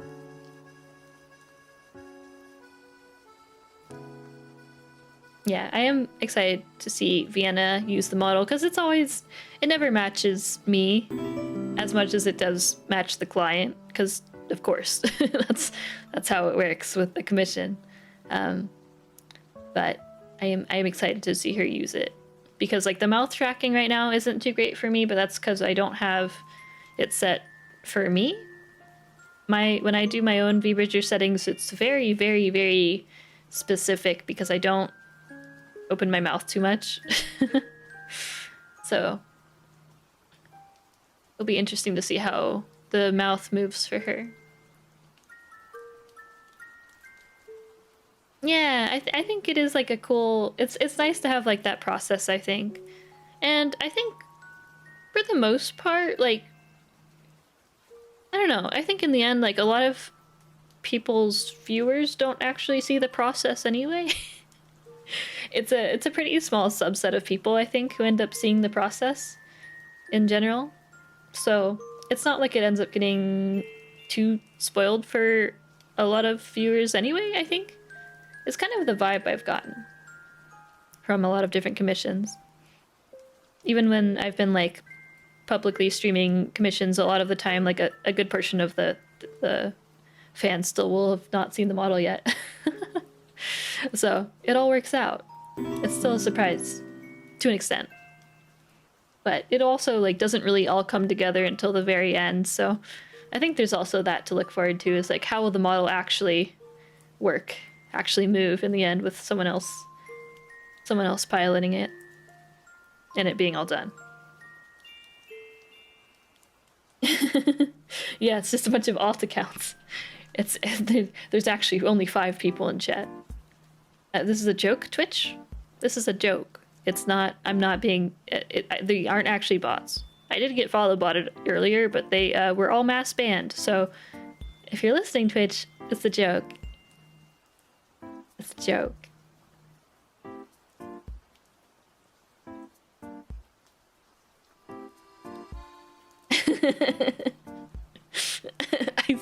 I have my viewers don't realize where. Okay. Let me see who we can raid tonight. Pew, pew. Pew, pew.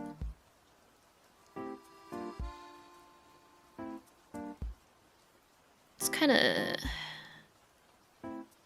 late, but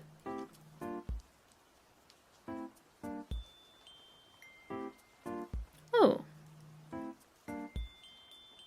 is Maya streaming? Oh, she's doing a birthday stream. Oh shit. Yeah, thank you guys for hanging out with me. Let me see.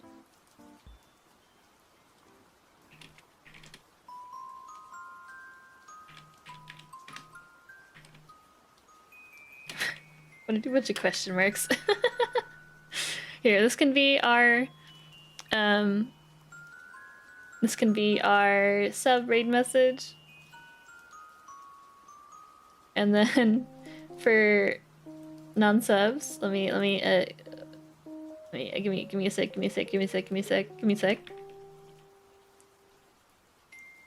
For non-subs, this can be the raid message. Today we will be reading what?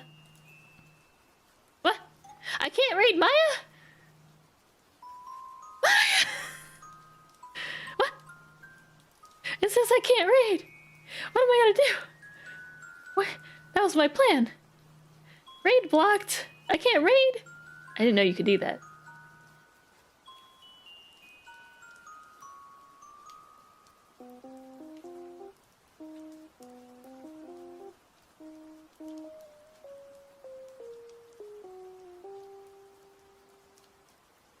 One second. I have to... Yeah, oh, maybe it's because of the follow bots today. And maybe a bunch of other people got follow botted too. That might be it. Yeah, let's just manually... Look, we can do a manual raid, okay? We can do a manual one. I'll plop the link in chat in just a sec. So I'll say goodbye to you guys for today. But yeah, we can manually raid. Manually raid. I rigged her model. She's very sweet. She's very chill. Please say hi to her. Should we add a bit more to the raid message? It's fine. It's fine. I think it's okay. We're not doing a real raid. It's a mysterious alternate raid. Yeah, it's fine. We'll go say hi to her. But yeah, I will see you guys again soon. Probably tomorrow. Most likely tomorrow. Yeah, I'll probably be working more. I don't know, I might be like half work, or I might stream some shiny colors, or I might just work on a personal project. I'm not sure. I'm not sure how I want to spend my Friday. I'm thinking about it. I might like take a break from work tomorrow for stream. I don't know. We'll see. We consider doing all of them. I could, but that might be kind of chaotic. I don't know. Anyways, I'll talk to you guys later. I'll plop the URL in chat, and we can, for those who want to hop on the kind of weird raid train, you can go raid Maya. Okay, I'll see you guys later. Good night. Good night.